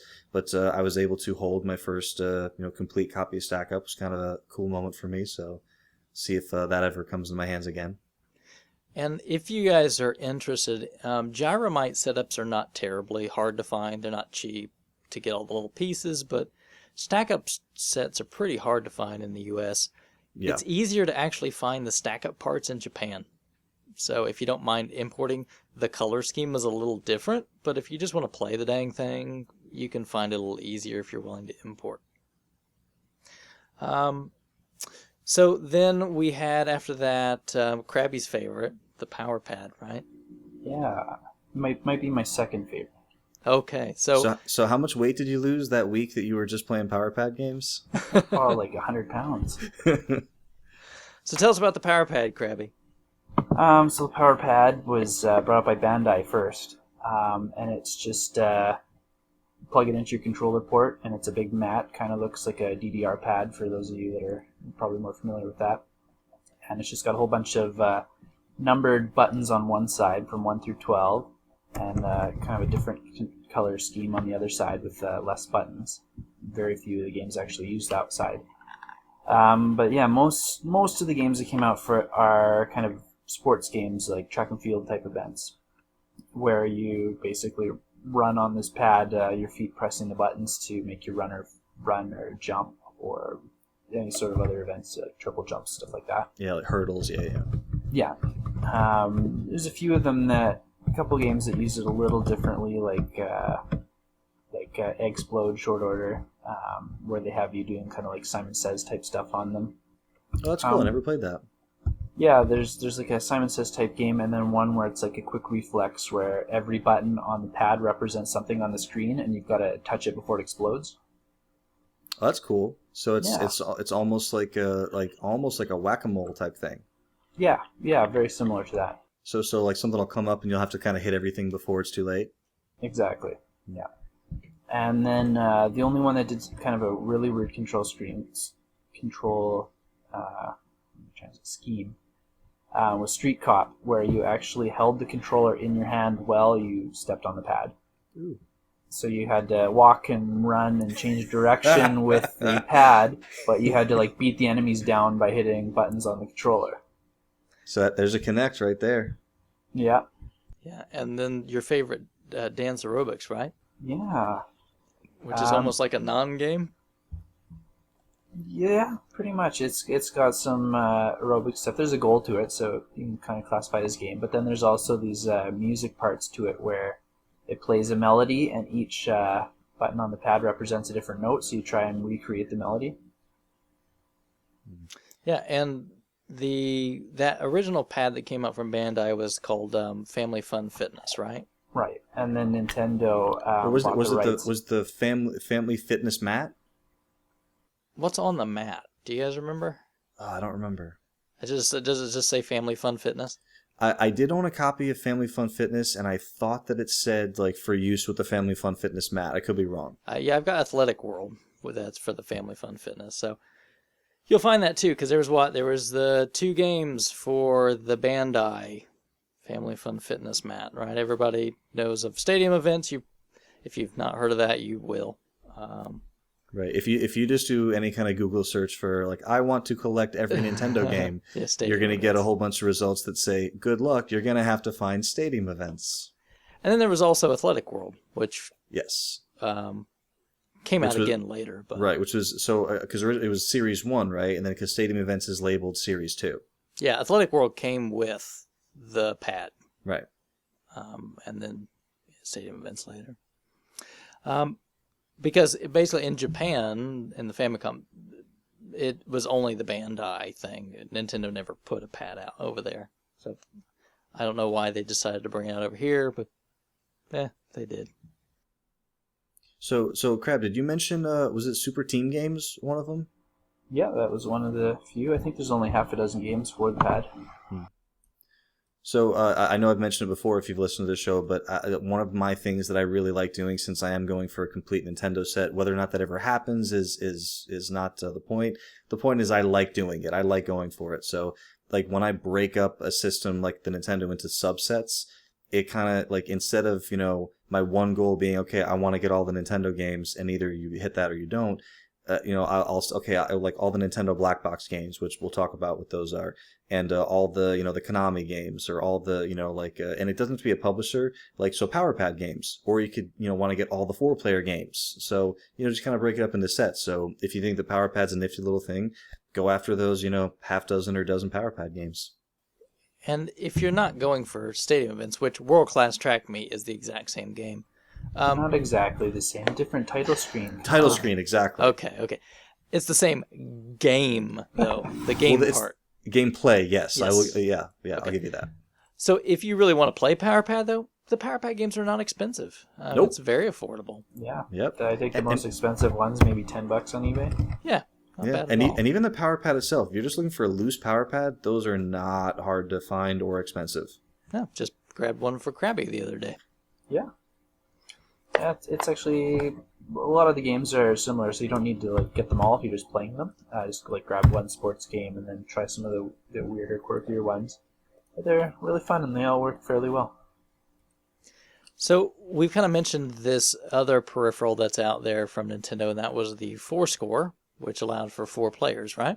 Yep. Yeah, there were two 4-player adapters. If you're getting them for functionality, the 4-score is going to be the one you want to go for, I would imagine, because it's a plug-in device. The NES Satellite, as you can probably guess from its name, was wireless, and a little receiver would plug into your controller ports, and then you would put like something like 17D batteries into the thing that the controllers plug into. Obviously not that many, but so you have large batteries you have to buy, and you have the issue of lag. So it's nice to have a satellite. It's a cool thing to look at. It's a cool thing to have in the collection. But functionality-wise, the 4-score, the wired solution is going to be the one for you. Yeah, and so that was a little later in the NES's life. I mean, not towards the end or anything, but they decided, okay, we're going to branch out. We're going to do some 4-player games. And so there's just a few of those that are out there. There's not a large number of them, right? So my personal favorite out of that group is Super Off-Road, which if you've not played, Super Off-Road's dirt cheap. So if you're going to pick up a 4-score, get Super Off-Road to go with it. It's just this little racer that's kind of fun. What are some other games that we've got out there for My the 4-score? favorite one is Nightmare on Elm Street. That one is a blast with 4 people. But just is just wacky that's on a kid's quote unquote kid system, right? I actually did. I honestly didn't know that. I'd never played that game. I didn't know it was a 4-player game. Yeah, like on one player, there's too many power-ups. You can always choose what kind of guy you want, but on 4 players, you're struggling to get your power-ups and to like share them with people, and everyone's always it's kind of like New Super Mario Bros. Where people are just getting in the way when there's a lot of them, and it makes the game a lot harder, but also a lot more fun. Mm-hmm. Yeah, and now Nightmare on Elm Street, that was LJN, wasn't it? Yeah. So is this like one of the extremely rare famous good for quality, LJN right? games? Yeah, I think it would be that. Another cool one is Gauntlet 2. Because then you can play it like it was meant to be played, like with 4 people running around exploring these dungeons. Yeah, and there was obviously lots of sports games that went along with it, right? Basketball and... Not all of them are bad, though. Like Super Spike V-Ball and Kings of the Beach aren't bad with 4 players on them. Yeah, I really, I mean, I played most of my 4-player hockey in the 16-bit days, but I remember looking through at some point to the whole like the 4-player list, thinking, okay, I'm gonna find me a nice 8-bit hockey game to play 4 players, and I don't believe there is one. Not for the NES, I don't think. I don't think so. No. Yeah, I think the latest one to come out was Pro Sport. Yeah. Yeah, and that one's not. Mm-mm. Most of the games are really cheap too. The one exception being RC Pro Am 2. Right, which is really good though. Very, Yeah. very much worth picking up. Yeah. And really, that's not crazy expensive. When we talk about NES games, in the grand scheme of things, it's not crazy expensive. Right. And you'll find, like, especially when we're talking about loose carts, if there's anything that's over maybe, like, say, like $30 to $40, then you might start saying, like, well, now you're starting to get a little expensive, which in the grand scheme of things, again, is not that expensive, but there's so many NES carts that can be had for less than $5 or $10. Oh, certainly. With the Foursquare 2, there's one game that I think it's overlooked a lot is the Smash TV functionality with it. Yeah, that's really cool. Why don't you talk about that, Graham? Yeah, so if you've played it in the arcades, you've got kind of a unique control scheme. And they try and replicate that with the Foursquare, so you can have 4 controllers plugged into it, even though it's only a 2-player game, so that you can control it similar to how it runs in an arcade cab. Yeah, it's kind of just like very early twin-stick shooter, right? Yeah. So definitely worth. Now you might have to construct your own way to do that to hold them, but my preference with that one was always doing the 2 NES advantages. Is that how you guys did it? I just did it with the standard pads. I haven't had enough advantages around to give it a try like that, but I would definitely love to. Yeah, I never had a 4-player setup when I originally had the system. All my 4-player play was, years later when I reacquired the systems and got reinterested in them. That's not something I've done yet. Well, give that a shot. Advantages are dirt cheap, so I would recommend it. Yeah, I think I've got some, like, I don't mean it as a joke, but I think I've got some just, like, in a box somewhere that I forgot about, because it's like, they are cheap. The downside with them is, since they're not terribly uncommon, there's not really people looking for them, like, and they're a little bit heavy. Yeah. So it's a hard thing to sell online unless you're selling like a flat rate box that has some extra room in it. It's more or less, if you wanted to move through them, you could probably sell them, $5-10 maybe, like, locally. But it's with a thing like that, for me, it's just like, I'll just keep it. I'll throw it in the closet. I'll use it sometime. I think I've got 2 or 3 sitting in my sale thread that have been there for a long time. Yeah, I ended up taking them out. I was like, you know what? I'm just gonna hold on to this. I'll put it on a wall. It'll be a piece of art. Now there was also a game that came with its own controller, right? So Arkanoid, when it came out, had its own special controller. Yeah, it's kind of a neat one. I actually I sold one of those not too long ago. It's apparently it's do you guys pronounce that Vaus? That's how I say it. Yeah, Yeah, that's how I've always said it. Not whether it's right or wrong. Yeah, it's always weird, with these silly names, but I've always said Vaus as well. So basically, it's a little it's got like a little, what do you call it, a pot? Yeah, like a little kind of like a dial, like you would if you'd ever played Arkanoid. Like Atari paddles.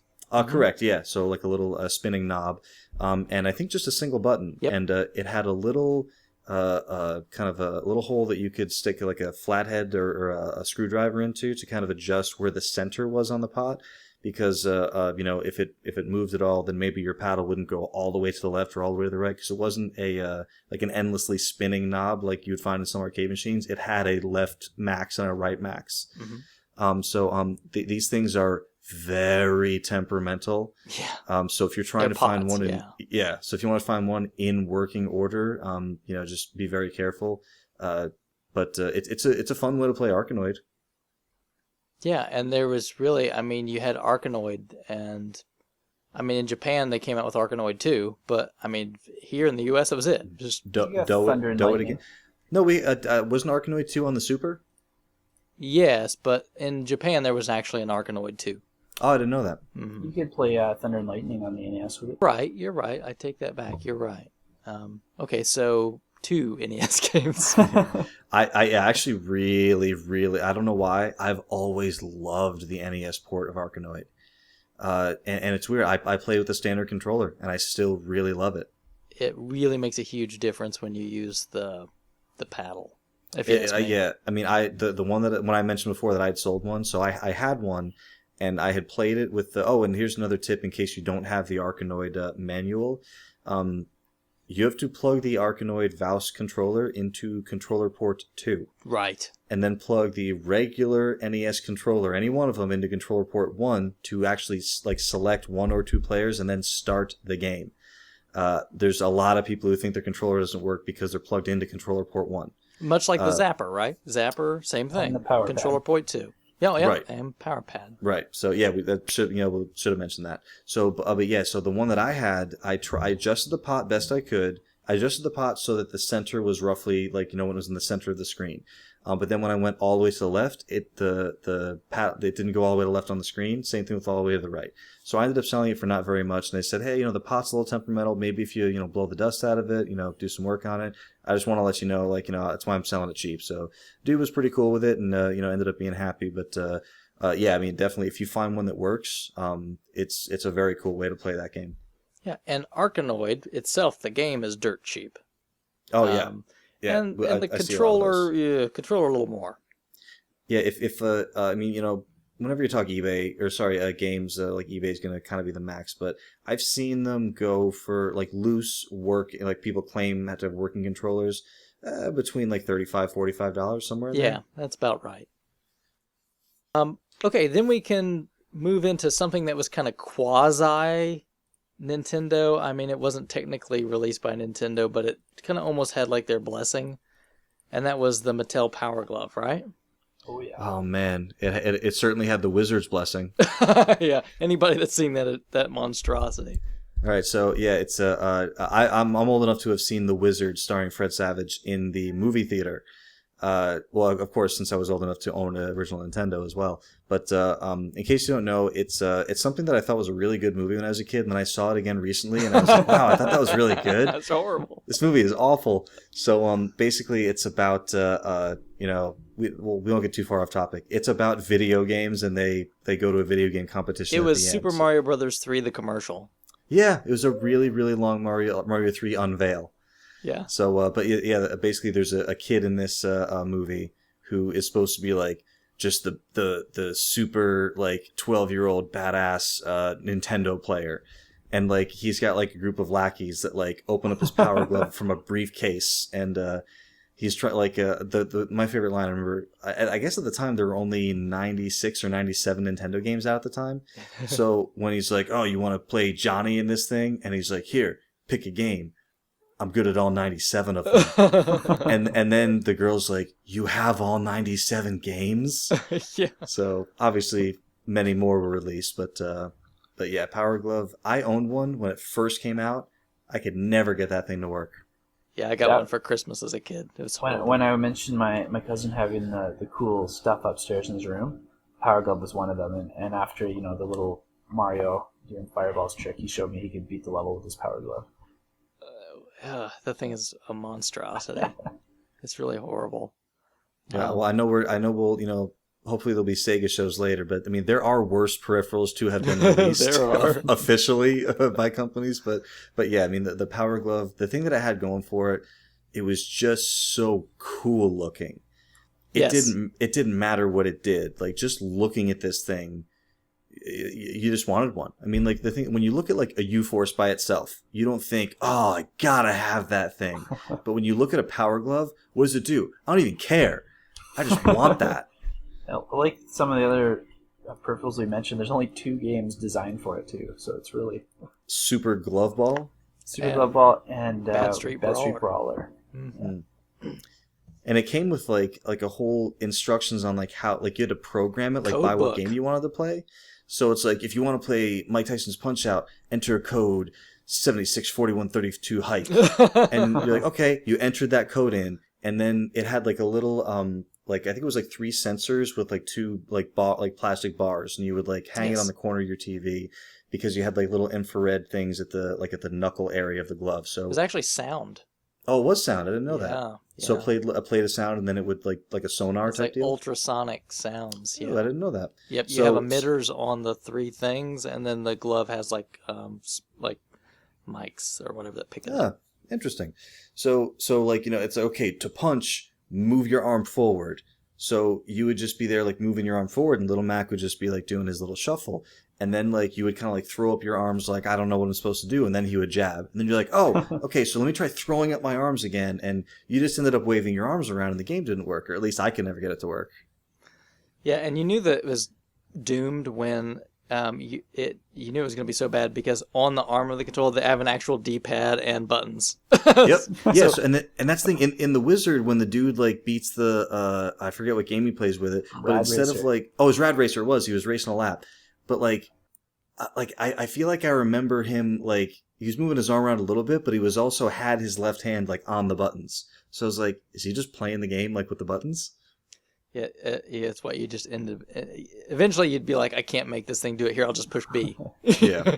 Since you brought it up, we should probably talk about the U-Force a little bit too, because that's one of my favorites. Krabby, So real quick, just to stay on like the if you're looking at starting to collect for the NES and you're looking at Power Gloves, they're really cool. You should wear one all the time. Like wear it to class. Your teacher will love it.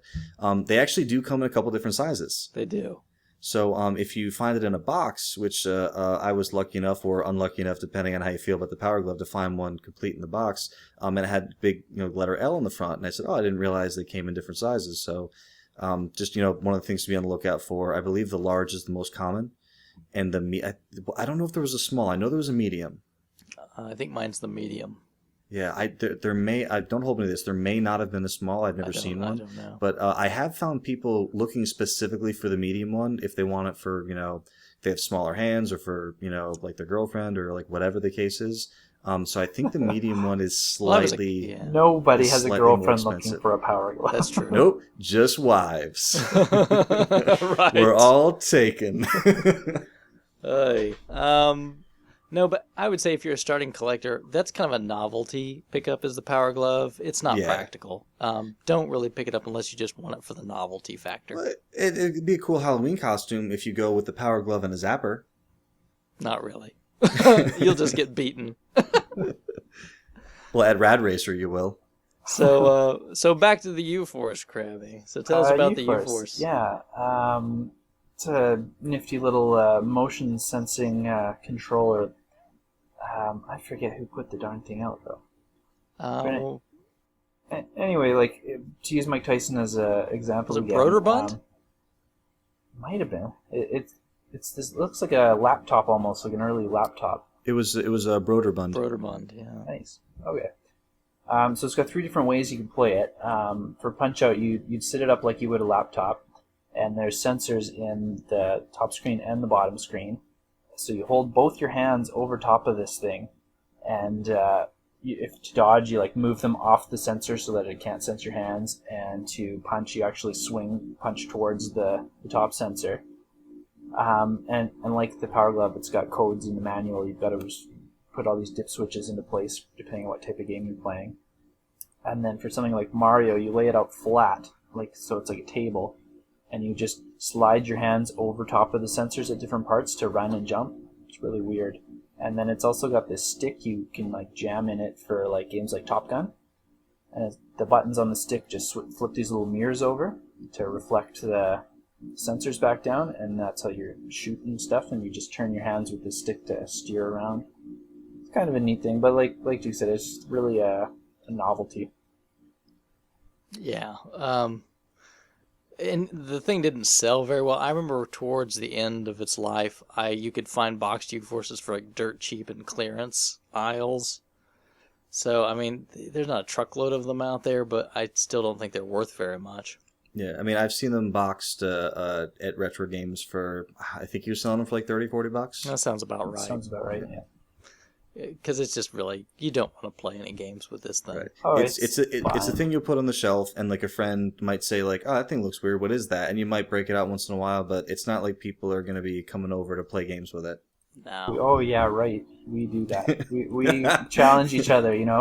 Who can beat the level 1-1 in Mario the fastest with the U-Forcer? Who can actually knock down Gabby J with the U-Force? So what you're saying is, okay, so if you're playing a handicap party, who can beat this game with the handicap of using a U? Yeah, I can give you that, because that could be fun. It's kind of similar to Bad Movie Night.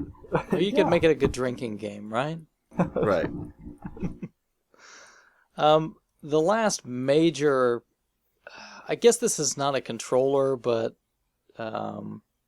accessory, if you will, completely unlicensed. But the one people probably know most would be the Game Genie, right?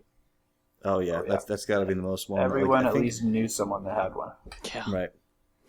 I don't think there's probably much we need to say. I'm sure, unless you just have fallen off the map and don't know anything about video games, you probably know what a Game Genie is.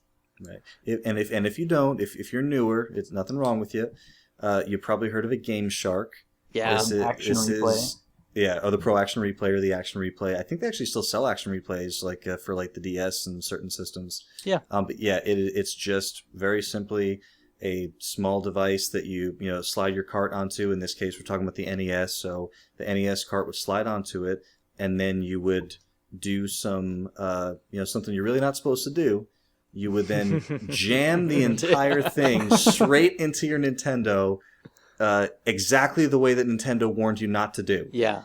In every piece of literature they ever released for the system, and it's I didn't realize this until recently, but it's one of the reasons why the Nintendo that 72-pin connector that gets bent out of shape and then games don't read properly. A lot of that has to do with Game Genies being jammed in there forcefully. Yeah. If you've listened to the show, you've heard me rant against Game Genies. Don't use them. Yeah, you can have. I have a box one because I think it's a cool looking thing.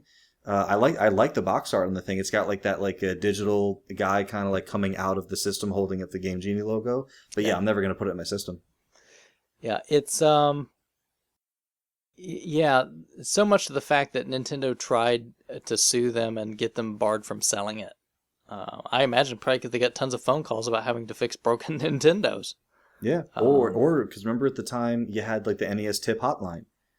So if you're paying like $4.95 a minute and $17.95 for each additional minute to ask a guy, how do I beat this second boss, or you buy a Game Genie and you have unlimited life. Yeah. And now you're not calling their 800 or 900 number anymore. I don't know if that's true or not, but that's something I could infer. Now, I would say if you're talking about collecting, Game Genies are everywhere. They're dirt cheap. Mm-hmm. But the thing you really want to look for was towards the end, we talked about like the second model of NES. Well, the original Game Genie would not fit in it. So there was an offer where you could mail away and get an adapter like a spacer, and it would fit into this top loader, and then you could use the Game Genie along with games. It is very rare to find that adapter. It's just like a little black spacer, basically. So if you can ever find one of those are worth picking up. Those are going to be harder to find, and they're worth more.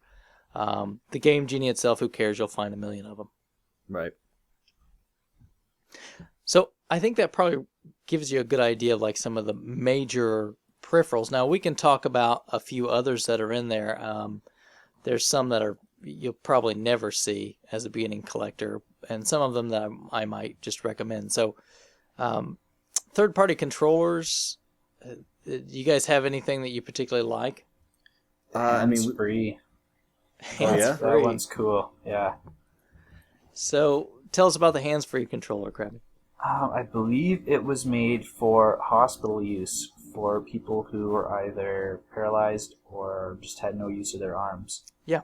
So you put a tube into your mouth to blow and suck on to move your character, and to jump. That's A and B is the blow and suck. And there's a chin pad to move your character around.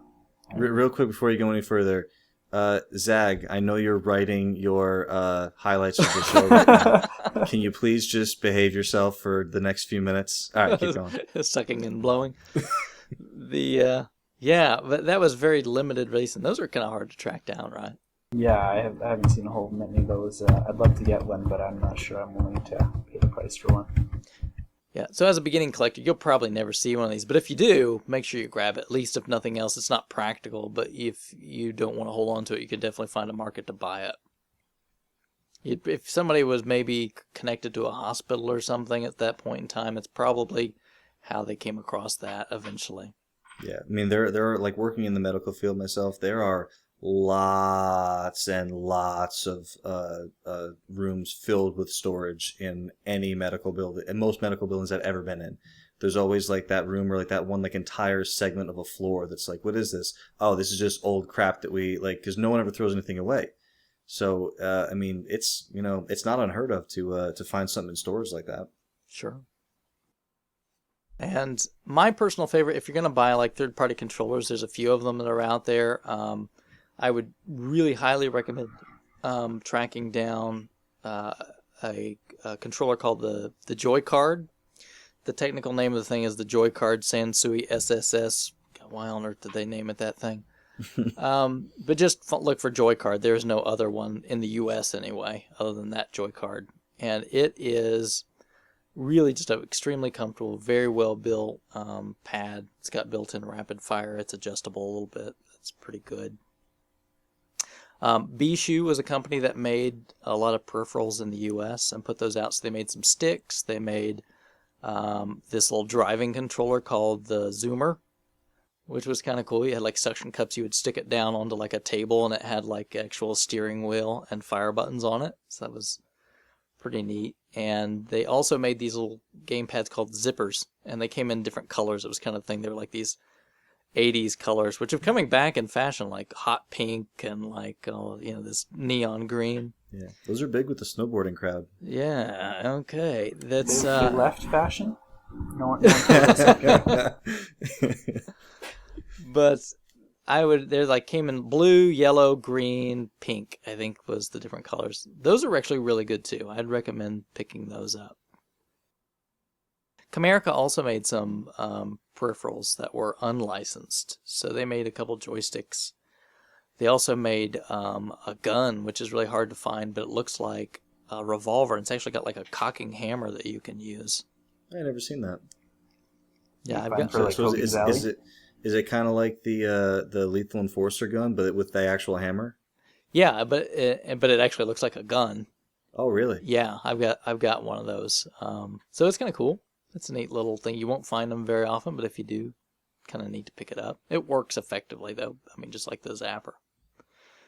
And then the one that's always hard to find and usually is broken and you'd need to get fixed is something called the Game Action Replay. Have you guys heard of this one? No. Game Action Replay is basically like a save state cart for the NES. So it allows you to basically save your games for later play. So you could turn the thing off or whatever. But I don't think... I'd have to go back and do a little more. Where's that plug in? The cart slot. Oh, so it's like a Game Genie type situation? Kind of, yeah. And I'd have to do some more research. I've not seen one personally. The only thing I ever hear about the things is they have like notorious failure rate. So they usually have to be repaired for you to use them. So any other peripherals or anything that you guys want to talk about?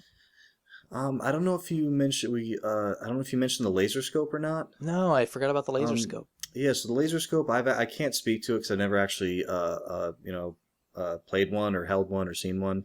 But it's this apparatus that you put on your head. Like it's kind of like a set of headphones. Like it kind of like goes like across your noggin like that, and has like a little kind of like eyepiece that comes out over your eyes so you can kind of target things. And there's also a little microphone on it.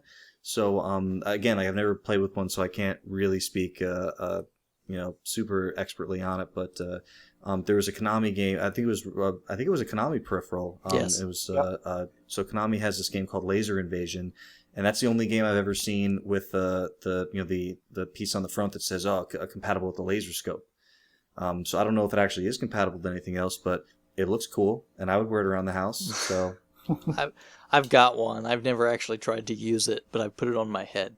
Don't you like Of shout course. commands into the microphone for things Yeah, to happen? you shout for it to do like whatever. yeah, reset. Basically to shoot. Change game to Mario 3. No, whatever you say just shoots.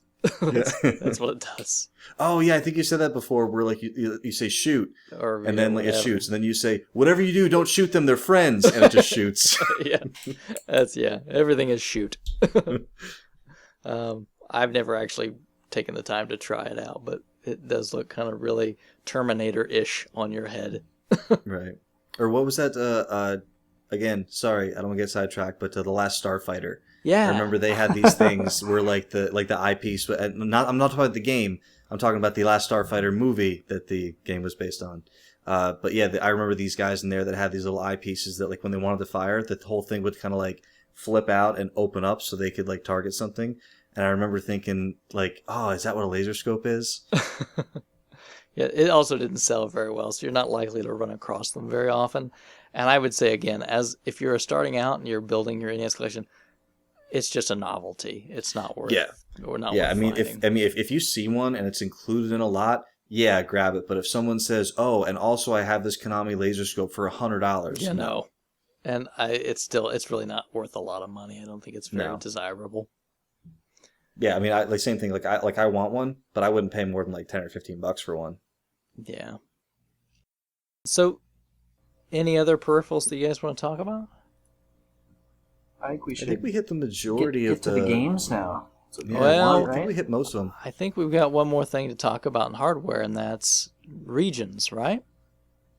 True. I am not an expert, so I know what came out in where I am. But so, are you talking about Famicoms? No, I'm actually talking about the NES itself. Oh, okay. The NES was released in Europe, got pretty wide distribution. It was also released in Hong Kong and Australia, right? And then I want to say there's maybe another territory or two where it ended up in. I'm sorry, you said North America or you said U.S. and Canada? Well, of course, yeah. Sorry. Okay. For our And foreign Mexico. listeners, my fault. I just always assume that. Yeah, and quick little side note is if you are Canadian, there's nothing wrong with that. But if you are Canadian, a lot of the, especially the earlier Nintendo stuff, had the Mattel logo on it. And we can get into that a little bit too. But the long story short is that before Nintendo had its own international distributing rights, they used Mattel as their international distributor. So I think at some point they got it back and they lost the Mattel logo. But a lot of earlier Canadian releases have Mattel on the box.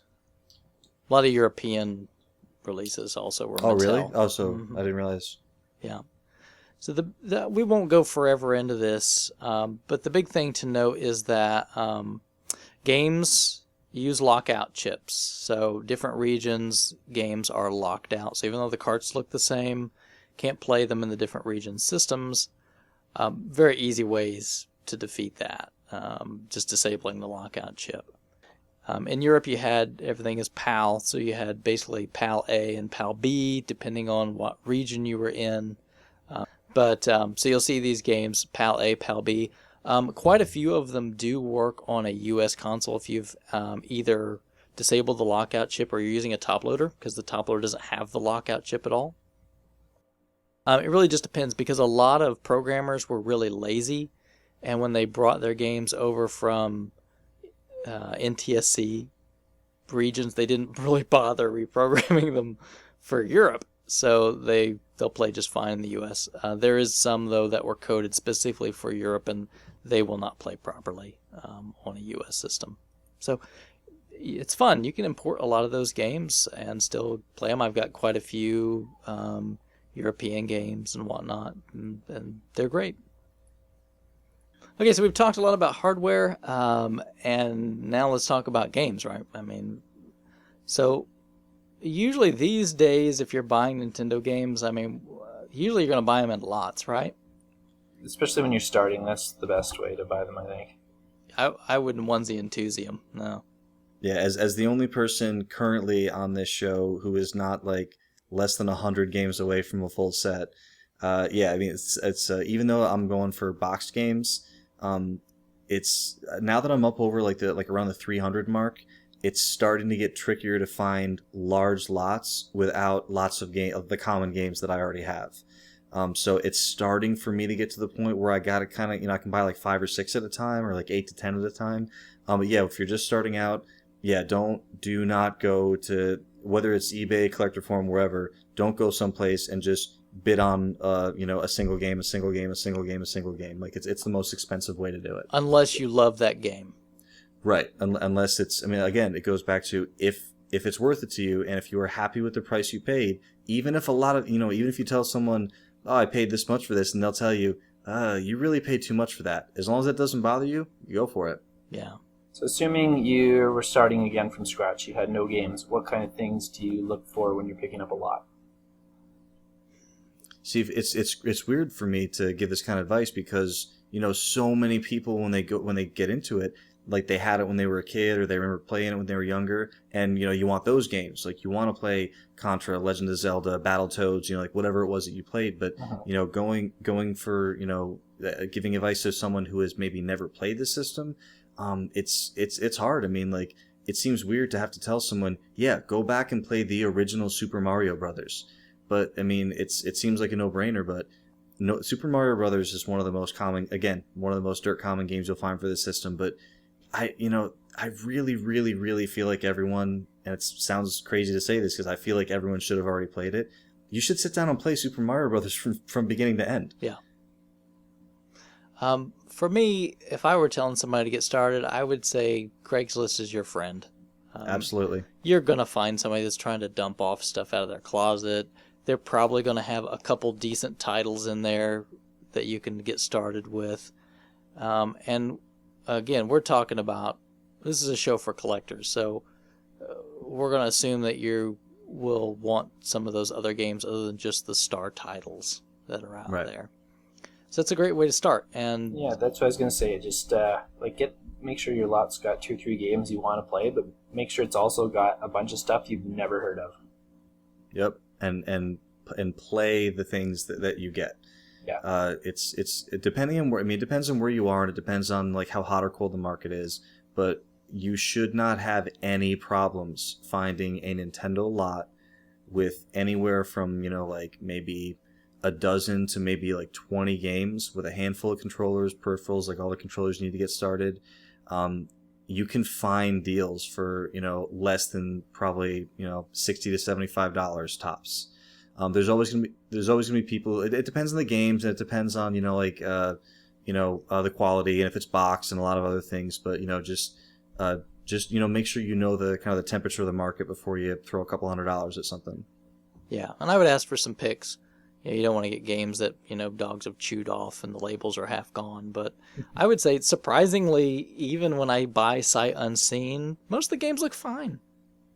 Yeah, and you'd be surprised what you can clean off. Oh, yeah. That's true. Go back and listen to the cleaning episode. You pick up a lot of tips. Yeah. That's your best chance to bargain too, is when there's stickers and writing on things for less. Yeah, don't be Right. afraid of that at all. Yeah, I got a great deal on a lot of. It was like at 45 games or something like that. I paid like $60 or $70 for them, and that was I got the Valve controller on that lot as well. And every single game had like a purple marker, like it almost looked like they just took the game and like mark, like as if like if they were leaving the house, they could say, "Oh, that's my game. It's the purple marker." So I was like, all these games have marker on them, so I got them for like less than a couple bucks a cart. And then I got home and I put like a t-shirt, like a rag, into my isopropyl alcohol water mixture, and I'm ready to start scrubbing, and just like it came right off. It was dry erase marker. Nice. So it's there's if it's Sharpie, you're in a little bit more of a pinch, but yeah, don't be afraid to do a little bit of cleaning, because a lot of that stuff comes off. Yeah, and I would say don't be afraid to buy several lots. You're going to start getting overlap, and you'll end up with duplicates, but duplicates are not that hard to get rid of, really. Nope. People like the NES. It's a popular system. All right, so if you end up with, like me, 7 Super Mario Duck Hunts or whatever, it can be a little trickier to get rid of them, but... Yeah. And you'll be surprised, man. A lot of the games that are, there's a lot of common games, or games that are semi-common, that even though they're common, they still command like a decent price. Sure.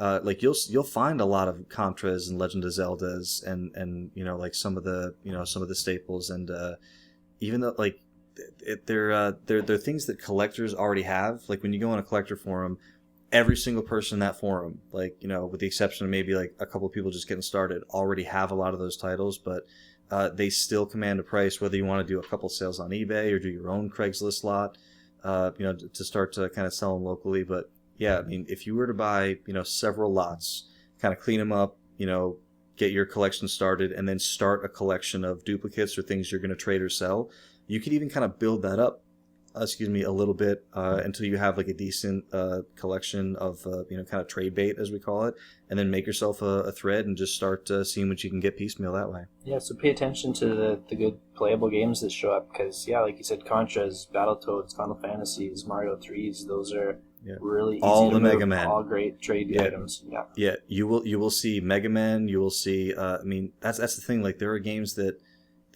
you know, when I first started collecting, I was like, oh my god, like he's got a Mega Man 2.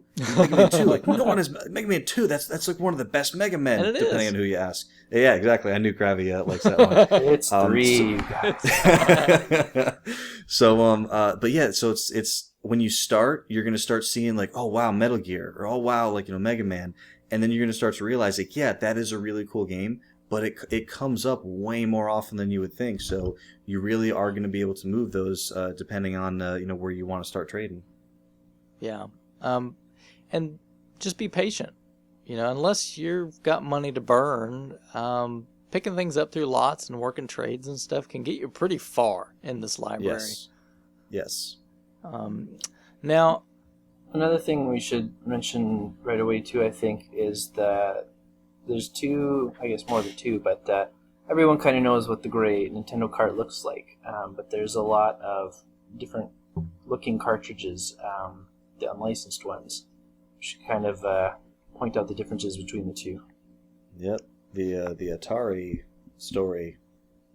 yeah. So, you're going to typically find the major things you're going to notice, at least superficially, is you're going to find black carts, you're going to find blue carts, you're going to find gold carts, and then you're going to find these triangular-ish black carts.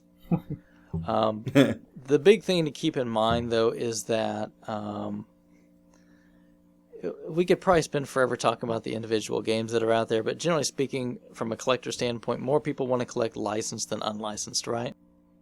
Yeah, I would say so. Yeah, I mean, there are still lots of people who will grab the odd. I mean, and the split is hugely. I mean, there are way more licensed games than unlicensed games. And then when we say licensed, we're talking about, and I'm sorry if this is not news to any existing collectors, but something that was officially licensed by Nintendo on that system. So you're going to see the official Nintendo seal of quality on that cart. It's on every single one of them. It's either going to be circular or it's going to be an oval, but it's going to be on there.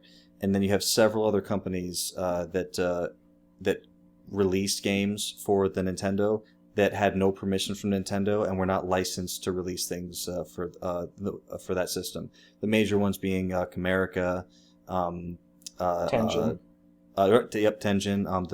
Those are the black carts that you're going to find. It's not to get too sidetracked, but the basic backstory with Tengen was it's actually Atari. So Atari wanted to release, the company Atari wanted to release games for the Nintendo, and Nintendo, but they did not want to pay the licensing fee. I think the licensing fee that Nintendo charged back in those days, I could be wrong, but let's say it was $10,000 just for the licensing fee, and then a percentage of sales for the rest of the year. Well, and the big thing was Nintendo was the only one that produced the actual carts. You correct, could yeah. not manufacture your own cartridges. Right, so they had production costs associated with that because you had to buy the carts from them, almost like the company store. Yeah. Atari at the time, didn't agree with that, so they figured, okay, we are not going to pay. We're not going to do that. And the way the story goes is that Atari went to the U.S. Patent Office, is how I've heard it, and they said that we are going to be bringing a legal action against Nintendo. We need you to give us their files so we have them to prepare this legal action. And the U.S. Patent Office handed Atari what they needed to make games for the Nintendo without permission from Nintendo. Yeah, they gave them the source code to the lockout chip mechanism. Correct. So that's how Atari, under the label of Tengen or Tengen, I've heard it pronounced both ways. I think both are, acceptable. Is that so they could release games for the Nintendo. Eventually, they ended up settling with Nintendo, I believe, because you then see later on a lot of those games were released in the standard gray Nintendo cart. Not a lot, only the three. Right. Well, yeah. So a few. So you have Tetris is the big one. That if you can find that black cart that I sold to Duke for a very good price a couple of years ago. Thanks, Bill. I think that's kind of one of the desirable black Tengen carts. And then you have RBI Baseball, which was re-released, and Pac-Man, I think, was the other one. Yeah, and Gauntlet. And Gauntlet. That's right. And I think actually what happened was Tengen actually started releasing licensed carts for a while. Then they did the unlicensed thing, and then they kind of had to come back. Oh, I thought the black was the original. That's When I was a kid, I had Gauntlet, and it was the official Gauntlet, and I'm pretty sure that was before the whole Tengen Tetris bit. I could be wrong. I could be misremembering that, but yeah. I mean, I've heard the story, secondhand.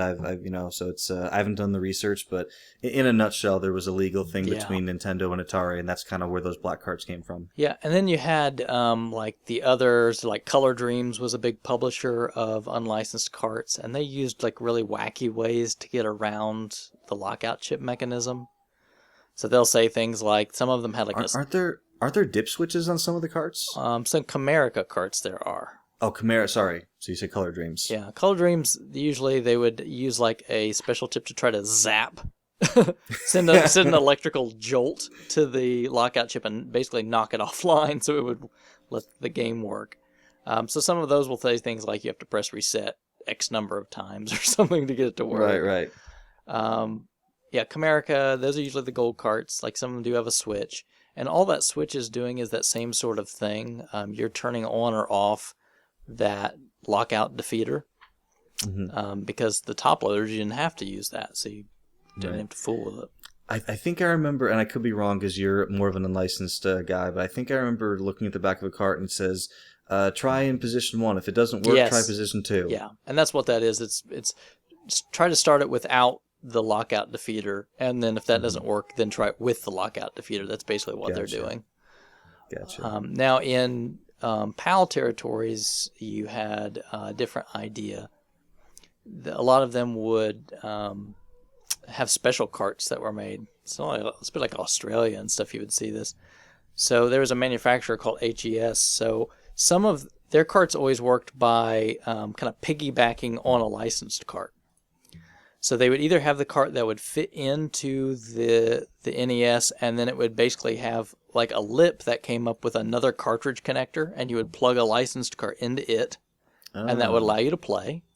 Or some of them had this dongle where actually there was a part that fit into the cart, and then you'd have a cord that came out of the system, and then you would plug a cart into that.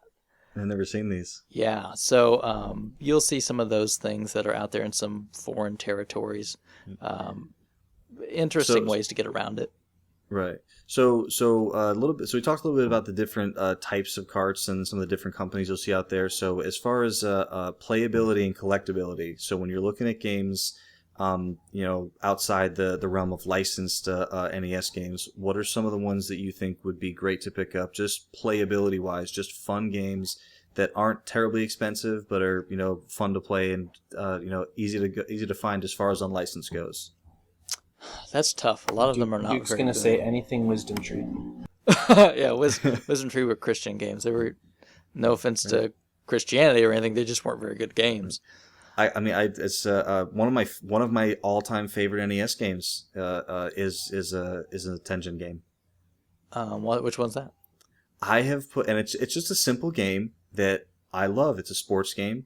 It's very common. It's very inexpensive, whether you find the black Tengen cart or the Nintendo cart. I've put more time into RBI baseball. Oh yeah. Than so many games out there. There's something about that game that I just love, and it's weird. I've never loved any other RBI baseball game, just that very first one. I think it's phenomenal. I also think Micro Machines is one of the best unlicensed games. Little Racer, Gold Cart, and I believe that one's also 4-player. I'm not sure about the 4-player part, but it is a wonderful game. Camerica put out some good games. They put out the Dizzy and Line of Spacehead, and some of these. Camerica is usually considered to be pretty good. My personal playability ones, Shockwave is pretty cool. It's kind of like a little space guy puzzler, so it's kind of neat to try out. And there's some that are not very good that are worth some money. So like Castle of Deceit. Or Secret Scout. So there's a lot of those that are out there that weren't good, but are worth money. I've enjoyed Death Race and Share. I thought those are both pretty fun. Yeah. Then those were all Chiller, Death Race, and Shockwave in the U.S. were all put out by AGCI, and the carts all look similar. They're like these gray carts, but there's like no texturing to it. It's just like a plain gray cart and a label. And I think there was actually one other company that put out Chiller in the U.S. for like a little while. Really hard to find that. ShareVision. Yeah, ShareVision. Yeah. Or Share Data. Oh, yeah. Mm-hmm. So I would say unlicensed, they're fun to pick up. Understand that some of them are worth next to nothing. So like the real common, I say Tengen, but the real common Tengen games and some of like the real common Color Dream stuff, really not worth much. Some of the harder to find unlicensed can be worth a lot. So as a beginning collector, though, I really, Comerica. If you're going to pick up any unlicensed you're interested in playing, Comerica's pretty good. Those are the gold ones. Was it MiG 29? I think that was a Comerica game that I liked. And I think they just published that one. I want to say they didn't program it, but I could be wrong. They did like Dizzy. They did, like you were saying, the racing game. Micro Machines. And there was a few other ones. So, Linus Spacehead. They're worth a shot, for sure. And there's, about 90 some odd unlicensed? Yeah, somewhere right around there. Versus just under 700 and something. Yeah. For the U.S. set. Now, we're not talking, foreign, for sure. And they're probably the ones that are really sought after and extremely hard to find would be the quote-unquote porno games, right? For unlicensed? Yeah. So you had Hot Slots, you had Peekaboo Poker, and then Bubble Bath Babes. So those three were adult carts. Didn't get a lot of public sales, obviously. So if you can find those, you'd never want to play them, but they're worth money. Yeah, I mean, again, like I'm just for the longest time, just since I grew up, playing RBI baseball, and I love that game. That was one of the only, black carts that I, remember having when I was a kid, and I just never got into any of the unlicensed stuff. And then someone recommended to me, I think it was buying a bunch of games from him, and he said, "Oh, you never played Micro Machines? Micro Machines is really, really good." So I said, okay, like I'll give it a try." So I ended up, grabbing that. But something about, I don't have anything against unlicensed games. I just, I can't really explain why it's not a focus of collecting for me.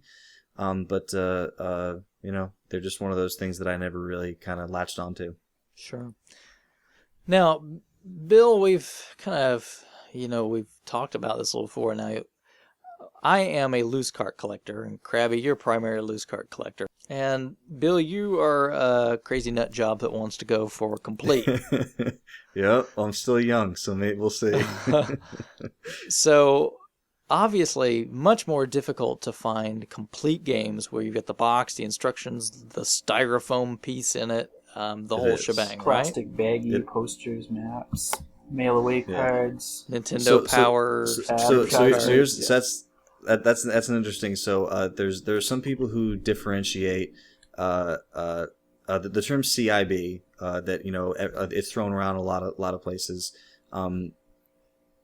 There's a translation of that where people say complete in box, which I also read that as the letter C meaning the cart or the game, the letter I meaning the instructions, and then the B being the box. So cart, instructions box, and also complete in box. There's a few different ways people use that term. When I say that I have a complete game, all I want is the cart. I want the instructions. I want the box. I do want the styro and the game sleeve, but I can get those separately, so I never trouble myself like whether or not the game I'm buying has that. I know there are some people who want absolutely everything that came in that original retail package, including those registration cards, plastic baggies. I'm not to that level. But I've had a few games that do have those, but for me, as long as I have the game, the instructions, the box, I'm good. And then I'll grab the sleeve and then the styrofoam block as well. What about maps for like role playing games? Those seem pretty important too. It depends on the game. So I have to have it for the Dragon Warrior games, like that separate map. Have to have it for Final Fantasy. Have to have it for Romance of the Three Kingdoms. So yeah, if it was an important piece, I also want it in there. Like for instance, the Star Tropics letter, the Mike Tyson's Punch Out letter, like the letter from Mike Tyson. So depending on the game, there sometimes there's like that extra piece that's that's a nice thing to have. I like to go for that, but Now, what about one that doesn't come in every box, like Faria or Section Z? It's that's usually not as much of a concern for me. Like from like Werewolf Or mail away maps, right? Right, or like Werewolf had that comic book that was like a pack in. It's one of those things that it'd be nice to have, and if I came across, I'd grab. But it's just not a concern for me. I think that's interesting that you bring that up, and I would tell you if you're a beginning collector, make sure you understand the definitions that people use. Because when I see CIB, I think cart instruction box. When I see that's what I think as well. When I see the word complete, I think complete. Everything that came with that game when you bought it day one. Right, and it never hurts to ask for clarification, just so you know if it matters to you. But yeah, the reason why I see CIB as cart instruction box is because many people, when they list something that's maybe just the cart in the box, it's listed CB. Yeah. Or if it's just the cart and the instructions, CI. Yes. So I look at those three things as those are the three things that are included or not included. Sometimes people will specify if the styrofoam block is in there or not. If that's important to you, go ahead and ask. You can, if it's not really important to me that I have the original styrofoam block that came in that box originally, so I will buy reproduction styro blocks, and that's really just to make sure that the whole Nintendo box is the game box is filled with something, so that it doesn't kind of get that crushing at the top when the styro is taken out. But yeah, it's like for me, like the cart, the instruction, the cart, the instruction, and the box, and I can if the sleeve and the styro, I can fill those myself. And beyond just asking for clarification on condition, always ask for, did I say completion? I meant condition. Yeah, so condition, I mean, most times, especially on collector forums, you will have pictures. Some people who are really good about it will take lots of pictures, and you'll find that the higher value the item, the more pictures, the more detailed pictures people will take, because they want, number one, you to be happy with the item, but also number two, they want to get a fair market value for it by showing the proper condition. Because with certain things, I mean, you've heard it before, like condition is everything. There are certain items that will go for hundreds of dollars, but once it drops below a certain condition, there are people who just won't be interested in it for anything. So most of the time on collector forums, you'll see pictures. Most of the time on eBay, you'll see pictures. Be very careful on eBay when a stock picture is shown. Yeah. Because I mean, could you end up with a very nice looking product? Absolutely. You could also end up with something like it's just doesn't make me feel good inside when I don't see a picture of the item I'm purchasing. Craigslist the words is another mint great area. And excellent are very subjective. Yeah. Yeah, it depends. Yeah, mint condition. Well, it was mint condition years ago. It's not mint anymore. But same thing with Craigslist. There are, like, most of the time on Craigslist, people are just kind of, trying to move through something quick. They're not putting a huge amount of time and effort into the listing because they're probably not I shouldn't say that. They're sometimes not asking for very much, so it's not like they're going to put, several hours into making this ad. So a lot of times you won't get pictures. You can ask, you're not always going to get pictures back. So you got to make that decision. Okay, is it going to be worth driving whatever distance this is, just to meet with someone and to make that decision on the spot? So it's you kind of work each situation as it comes. But I had a very, very, very good first year of collecting complete Nintendo games. Thanks largely in part to Tinstar, a very, very well-known and respected member of RF who was moving through his Nintendo collection and focusing on his Sega stuff. And I was able to grab a lot of games from him at very good prices. I found a lot of really good Craigslist listings last year. This year has been very, very dry for me. So, I mean, those, again, it comes back to being patient. It's going to come and go for you, but it's definitely slowed down a bit.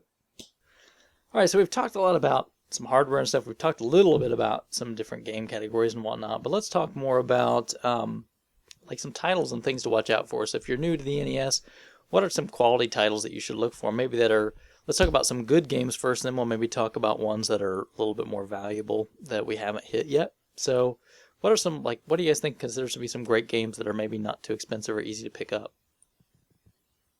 Well, Krabby's probably played most of the library, so I'll let him get going.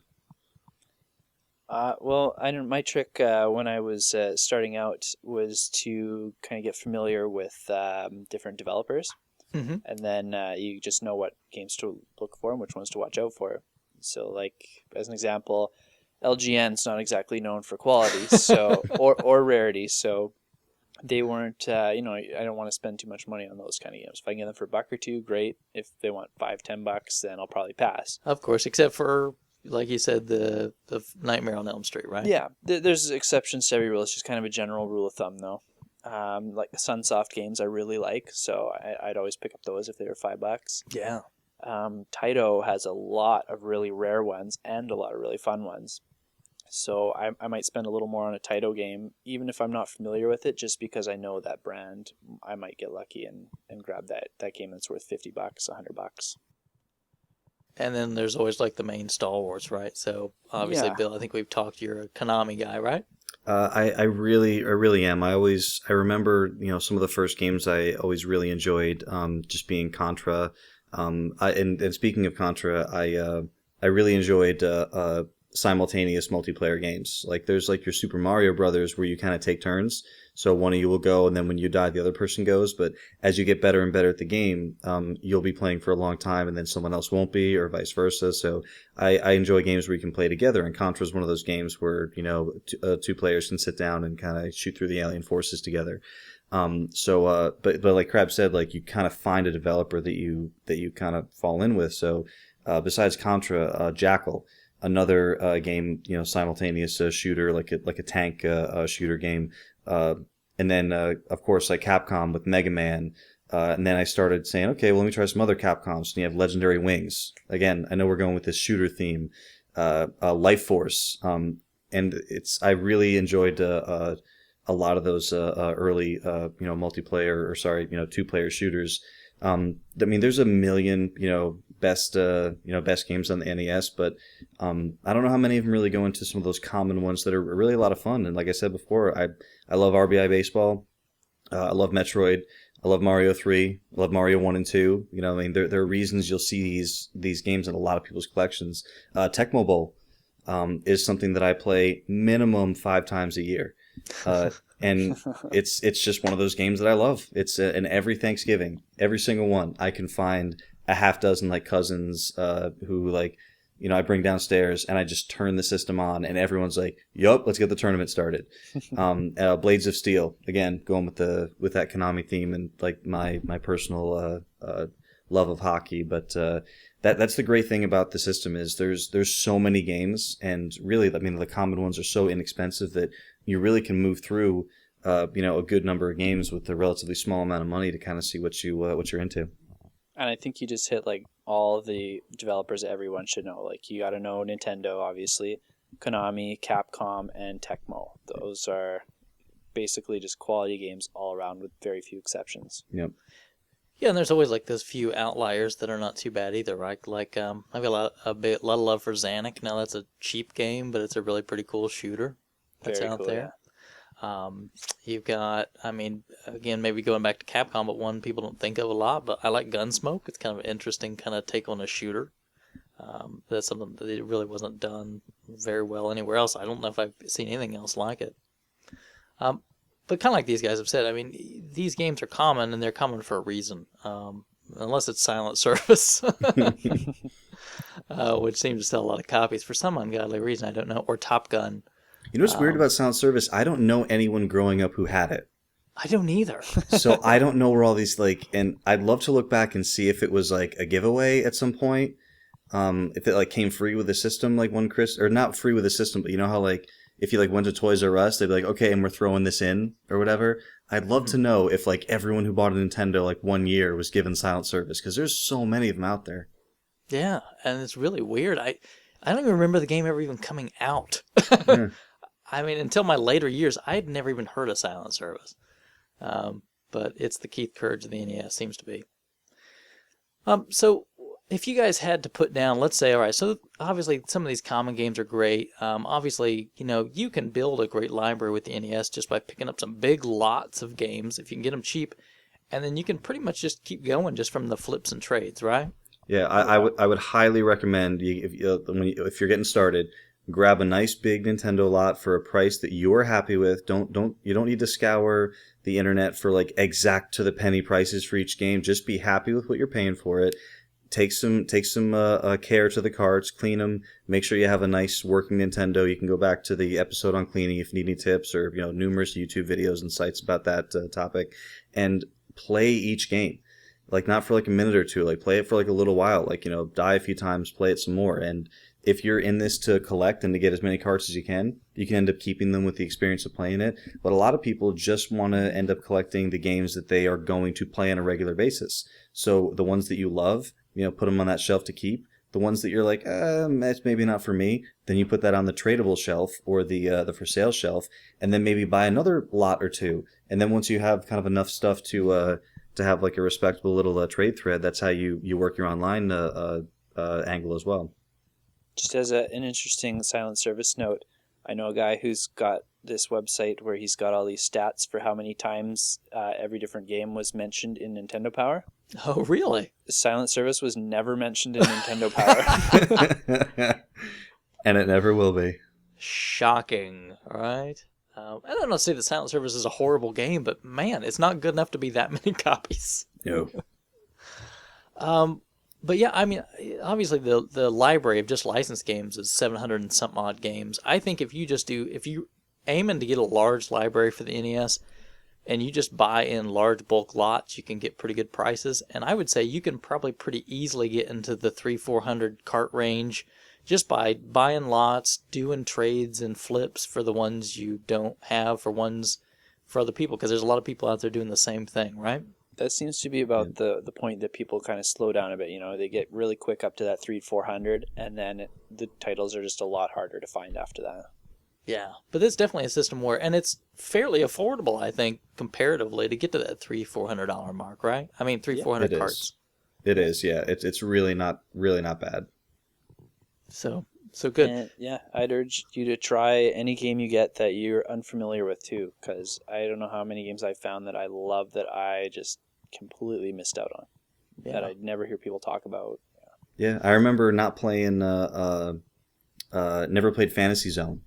And then years later, ended up getting, I think I got a Master System, and I know it came out for NES and Master System, but I remember playing it for the Master System when I grabbed that years later at Funko Land, and I was like, oh, this game is so cool. I really wish I kind of knew about this back then, but there's a lot of really, really good games that I try to trust reviews, not trust reviews, but I try to read reviews and kind of take what I can get out of them.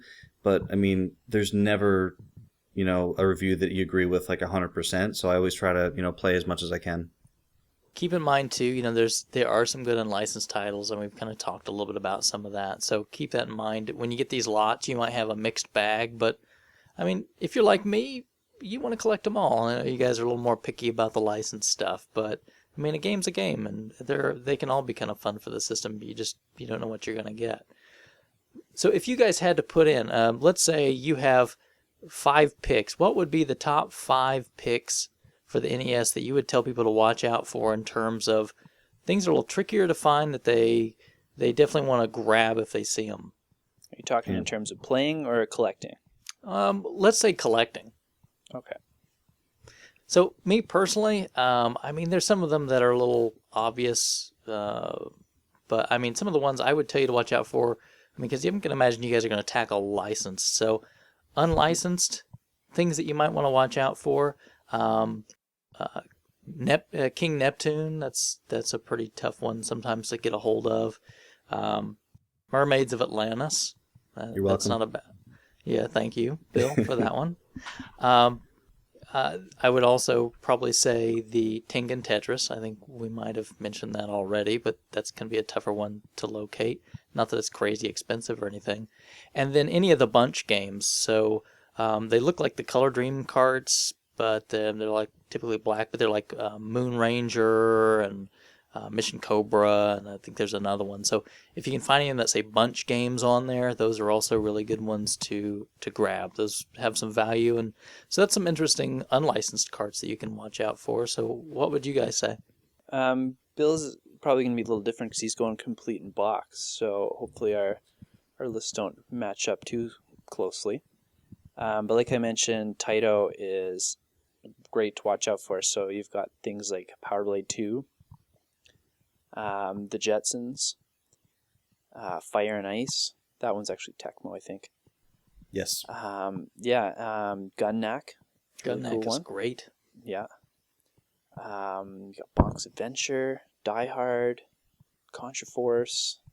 I could keep going, but those are a few that don't get quite as much attention as some of the other big expensive ones. Sure. What about you, Bill? So being a box guy, we've talked about it before. With the NES black box games, is that they came out right when the system did, and if you're going to find them boxed, you're either going to find them in pristine condition, or you're going to find them kind of like a little bit beat up. So that's why some of them will go for really, really big money if you can find them like really, really nice with like nice bright creased boxes and everything. But now that I'm closer to finishing my complete black box games, there's a few that are like a little bit more on the uncommon side that like you just might not think of. Can I take a guess at two of them? Yeah, go for it. Donkey Kong Jr. Math. That is definitely one that eludes a lot of people. And Chubby Cherub. So Chubby Cherub is a really good example. It's a cart that actually comes up, not too terribly often, but like often enough where it's like, oh, cool, a Chubby Cherub. It's decent. But I mean, there are Chubby Cherub like really nice boxes and manuals that go for money that I wouldn't expect. Another one that we may have mentioned not long ago on the show is Scoon. Mm-hmm. Yeah. Another one that probably not terribly difficult to find that cart, but if you find that box and manual, Wacky Races. Manual. The Wacky Races manual is typically like people who go for complete NES sets. It's the manual is like one of the last 10 pieces they'll get. Again, the cart. And the cart it doesn't come up that often either. But the box and especially the manual are trickier to find. The Krabby did mention that black box Donkey Kong Jr. Math. One that I didn't realize was kind of like as tricky as it is volleyball. And again, that one, it probably has a lot to do with the fact that it didn't sell too terribly well and it came out so long ago. But I've seen really nice volleyball boxes go for big money. Personally, I don't need the box to be pristine. I just like it to be nice. Like a little bit of shelfware is okay. So I'm lucky in that respect. But also, believe it or not, Wrecking Crew is kind of sneaking up a little bit, or at least it snuck up on me. I saw one that wasn't even in that great a shape at a local store for about $130 a few days ago. Wow, really? Yeah, and Clue Clue Land, believe it or not, I saw sell on eBay a few months back for $225. Goodness. Yeah, I got my Clue Clue for less than $100, and it was in pretty good shape. So, but yeah, it's being a boxed collector. It's a little bit different. There's all the games that Duke and Krabby mentioned are valuable and tricky to find with the box. But what I'm kind of pointing out are games that are not terribly uncommon by themselves, but finding them boxed is a little bit trickier. Like there's like Young Indiana Jones Chronicles, Indiana Jones and the Last Crusade, especially the Ubisoft version, a little bit more uncommon than the Taito release. Everything they said, plus like a handful of like weirdos that are just kind of for some reason tricky to find with the box. Zombie Nation's another one that's really jumped up there. Yeah, it's gotten crazy. I would encourage you guys listening, if you really want to get interested, you can just go to, we've talked about pricing in a previous show, you can listen to that, but price charting, you can go there and you can just sort prices high to low, so you can even make like a hit list. Even if you're not big into NES, maybe you're big into Sega or something else, keep that hit list with you of those top tier titles. That way if you're out, you're looking for something, you see them anyway, then at least they're trade fodder or sell fodder, right? Yep, absolutely. So there's a lot of different bits that are in here. So let's kind of tie this up a little bit by talking about some good resources for information on the NES. Do you guys have anything that comes to mind in places to shop or places you go to for information? Nintendo Age, obviously, for information and shopping. Yeah, they've got a pretty vibrant selling community, and I think we mentioned that on our selling show, or about shopping online, I think. And the knowledge of some of the members there just astounds me at times. You want to know about sealed games, ask them. You want to know about variants, ask them. You want to know about prototypes, ask them. Like, everyone there just knows. There's at least one guy there that will know what you're looking for. Right. I would say, too, that you might want to take a little look at some information that you'll find on RFGen, right? So we've got a lot of people there on the site that are fairly knowledgeable. I mean, obviously, we're discussing this, so you can go there, you can post questions. We'll try to get back with you. If it's something we don't know, we can definitely point you in the right direction of where to kind of find that information. Absolutely. You're looking for pictures of games, so you want to know what the box of the thing looks like or what the cart looks like. We've got scans of all of that in our database. You can come take a look at it once you got that hit list. You can say, okay, now I need to look at what do these things look like when I'm out and doing the shopping, so you don't just pass them by. Yeah, I mean, it's sometimes I wonder, when I first started learning about like all like these, because when you start, if you do a Google search for like the rarest Nintendo games, I mean, you're going to get the stadium events and the Nintendo World Championship cart. There's dozens of ones that probably aren't on most people or like most new collectors' radar that really should be. And I just remember the more I learned about like your Little Samsons and your Wacky Races and some of like all those carts, it kills me to think, what did I walk by? Like what was I flipping through like at the flea market, and I don't even remember that I saw it, and it might have been there. Like I think Goal 2 I saw at a flea market for like $2. And I passed it up. I was like, whatever, it's a sports game. And then I come to find out it's a little bit. It's not crazy, but it's a little bit trickier to find. I was gonna say one of the things to familiarize yourself with early is sports games and children's games. Oh yeah, those are the two that are most likely going to be underpriced, even when they're quite rare. Right. And there's a few of them that are definitely up there for sure. Yeah, price-wise. like you mentioned Goal 2. You got to also watch out for Pro Sports Hockey. You got to watch out for Jimmy Connors Tennis. Yeah. I don't know if you want to count RC Pro-Am as a sports game, but that one often gets underpriced too. RC Pro-Am 2. Yeah, sorry, that's what I meant. Number 2. I also say children's games, right? So like Fisher Price. Is it Firehouse Rescue? Firehouse Rescue is a little trickier. And isn't Motor City Patrol kind of creeping in there? Yeah, it's that Matchbox game, right? Yeah, I remember. I didn't realize. Same with that one. I was like, yeah, I don't know if. I didn't know it was. But then I think I was selling some NES carts, and I sent them out to a few people, and like everybody was like, I want Motor City Patrol, and I just didn't know. You just really got to kind of. A lot of it's by experience, because it's really hard to memorize a list of like 60, 80, 100 games, but you're just going to get more familiar the more you look into them. Yeah. Sure thing. So that's it. It pays to do your homework if you're going to take this hobby and you're going to run with it. Even if you're not really going to be a diehard NES collector, NES is hot right now, so you might as well use that to your advantage. And, you can go out there and there's a lot of people looking for this stuff. So you can help some other people out. They'll be happy to help you out in the process. Absolutely. So wrapping up, guys, anything else that you'd want to tell people if you're getting into collecting the NES? Anything else you'd like to let them know? I always tell everyone when they're getting started, really to take it easy, to take it slow. A lot of people get into I guess not a lot of people, but like enough people where I notice it get into financial trouble, where they're like, I got to sell like everything I own in like 2 weeks, or I'm getting kicked out of my house. Oh yeah. And it's not like an epidemic of that happening, but it happens often enough where it's like, wow, like it seems like every month or two, like one person's doing that. So it's very tempting to jump on eBay and spend $300-400 on this enormous set. And if you're just a little bit patient and you buy locally and you create those relationships at your local thrift shops or with like a local collector, if you have a local retro shop, ask them if they have a meetup. Do you have a lot of them have one day a month where they have members come in, you can trade stuff with each other instead of with the store.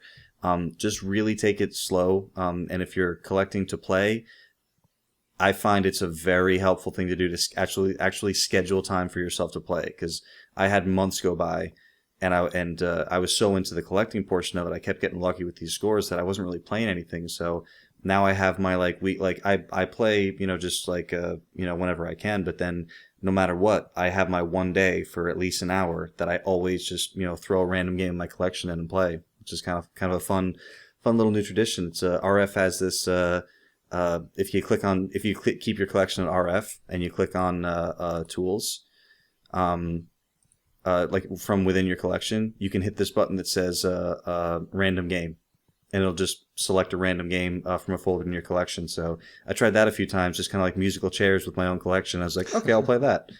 So, What about you, Krabby? Any parting words? Stop by the forum, post tons of questions, even if you think they're stupid. We've got a great community at RFGen and tons of people who are more than willing to help you get started, answer any silly questions you might have, and point you in the direction of any we don't know how to answer. Very good. And personally, I'd just say, if you're just getting started, welcome to collecting for the NES. What a lot of people consider to be one of the best systems ever made. You're going to find a lot of really fun titles, a lot of good times collecting, and you're sure to find a couple gems that you really appreciate.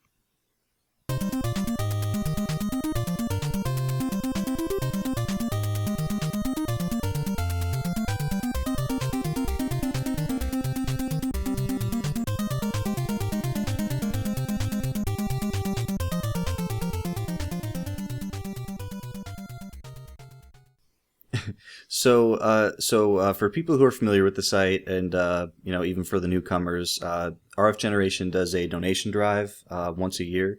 It costs a lot of money to run the site, especially with a database as large and beautiful as ours. We there's always a link to take donations on the site. Right now, you have to go into the forum, and then the donate button is kind of on the upper right-hand side. But we're going to be doing a donation drive, and we just thought we'd kind of give it a mention here on the show and talk to you about some of the things that we're contributing as prize levels. Sure. So just like Bill mentioned, you can find that link under there. We're also just going to put it right in the show notes. So if you're listening to the show, go take a look at the show notes wherever you're listening it from, and you can find the link to go donate right there. All these proceeds, everything that we get in, is going to go directly to that. So if you follow that link, it goes right to the rfgeneration.com PayPal donate page. Nothing will pass through the show's hands. It's just going to go right into the site. So we've got a couple different prize levels. We're trying to make this a little bit fun, so you guys can give. It's that type of that time of year, right? So we've got something to start off. So if it's something that you just maybe want to kick in a few bucks for, if you'll put in $5, do a one-time $5 donation to RF Generation, we will make sure to read all of those people's names off on the next show after you donate. So you donate $5, that next show we get it, we'll read off a list of people that kicked in that month. Yeah, I think that's a phenomenal deal. Normally you have to spend at least $5 to buy stuff to get mentioned in small scores. So this way you're just kind of cutting out the middleman. That's a freebie, and you can guarantee that we will talk about you. So that might not be a prize. I don't know. Yeah. Well, this next one I'm actually a big fan of. So Make sure to change your username first to something really hard to pronounce. Okay. So yeah, for $5, pretty cool. Get your name mentioned, and we will specifically mention that you were a donor, so everyone will know how awesome and generous you are, and a supporter of the site. At the $20 level, this is where it starts getting real. At the $20 level, we will make sure that all of your scores for the month, no matter how small, how large, or how silly, are detailed in the very next Collectorcast. You'll have an entire segment devoted to you, and hopefully you'll take full advantage of that and be able to give us some really cool, interesting, quirky things to talk about. But we won't just glaze over you. This will be your segment. So $20, one time $20 donation, not a bad deal. And then you can throw that episode. You can burn it to a disc. You can bring it to work. I'm sure everyone will be impressed with you. Oh, certainly. I mean, that's like better than a plaque on your wall. Is to Oh, yeah. have us read your name and your stuff. Yeah, so hey, that sounds like a pretty good deal. Yeah, that sounds like we should create a platinum membership level, and maybe We do only not have a certain. card. No, I'm not sorry. yet. We do not take Diners Club here, so. And then to push it over the edge, we got maybe one more little incentive, right, Krabby? Yeah, for our final prize, anyone who donates over $30 will get a never before heard recording of Duke and I when we were tossing around the idea of doing a Collectorcast. We recorded a demo recording, and it never ended up making it into a show. So if you want an extra show that no one's ever heard before, anything over 30 will get you a link to that episode. And we know how much all those video game collector types like limited edition, special edition. You could even call it a prototype. Yeah, You it's could. additional content. I'm actually really curious about that because if you guys have heard some of this stuff that goes on Skype outside the boundaries of the show, it's pretty silly and it just goes off. If you think we go off on tangents on the show, believe me, there's some crazy directions it goes. Unfortunately, I wasn't involved in this, but I'm still really curious to hear what it sounds like. So. You won't get to hear it unless he gives us $30 for the site. I won't, and that's 30 American. Damn it! So think about that, guy. I mean, we've got it out there. We'll be happy to pass it along to you, and you can hear Krabby and I trying to get this show on the road. And then last but not least, keep an eye on rfgeneration.com. Very soon we are going to start an auction thread. And everything is going to go into the donation drive, so all those proceeds. But whoever the highest bidder is on that thread, once we run that, you will get featured as an interview in an actual episode of the Collectorcast. So if you'd like to come on the show, if you'd like to talk about your stuff or just your collection or things in there, watch the site. We're going to put that on there. So go in there, bid. Great thing to go and support the site. And hey, you can come and talk to us, and you can find out how much junk goes on behind the scenes. Oh yeah, we won't just put you right on the air. Like you'll get to just it'll probably be a pretty decent conversation before you even get on the air, just to kind of get everyone comfy and like talking with each other. But it does require an internet connection, we should say. Oh yes, requires internet connection, microphone, and headphones, which shouldn't be a problem for most people. But and free software. Free and software. What? Free software. You have to download some free software. Yeah, a couple of free pieces of software. You can actually remote Duke in, and he'll config the whole thing for you. He'll take care of your malware. He'll update your antivirus. That's the $70 level. Or you could you could throw a couple grand at the side, maybe fly me out. I'll come to your house. We can talk about your stuff. And, yeah, sure, no problem, right? Yeah, for $5,000, Duke will fly to Zagnortz's house and put on his Optimus Prime outfit. I would do it for less. That would be awesome. Yeah. So again, guys, we're just trying to do this. We're trying to make it fun. I'm sure plenty of you love the site. It's a great service. We just recently posted, as we're recording this, 70,000 games in our database, right? Yeah. Yep. That's crazy. 70,000. So come there, put your collection in, take a look at it if you're not already there. Donate, kick a few bucks in, help us keep going. There's no ads on the site. I mean, everything is just, by users, for users. So let's keep the great site going, guys. Definitely. And I mean, we said it before, but honestly, it really does take a lot of money, and a lot of the people who work on the site just out of a labor of love, it comes out of their own pockets. There's some people on the site who have donated here and there. I don't know how many people we have as like regular monthly donors. That would be phenomenal if we can get some regulars. But even if it's just a one-time deal, if there's anything we can do to kind of make the site, make the whole drive fun, these are the prize levels we've come up with. We're definitely open to suggestions within the realm of what's reasonable. But yeah, it really is a great place that a lot of us have made our home. So hopefully you can give back to it just a little bit and make it easier for the site to stay up.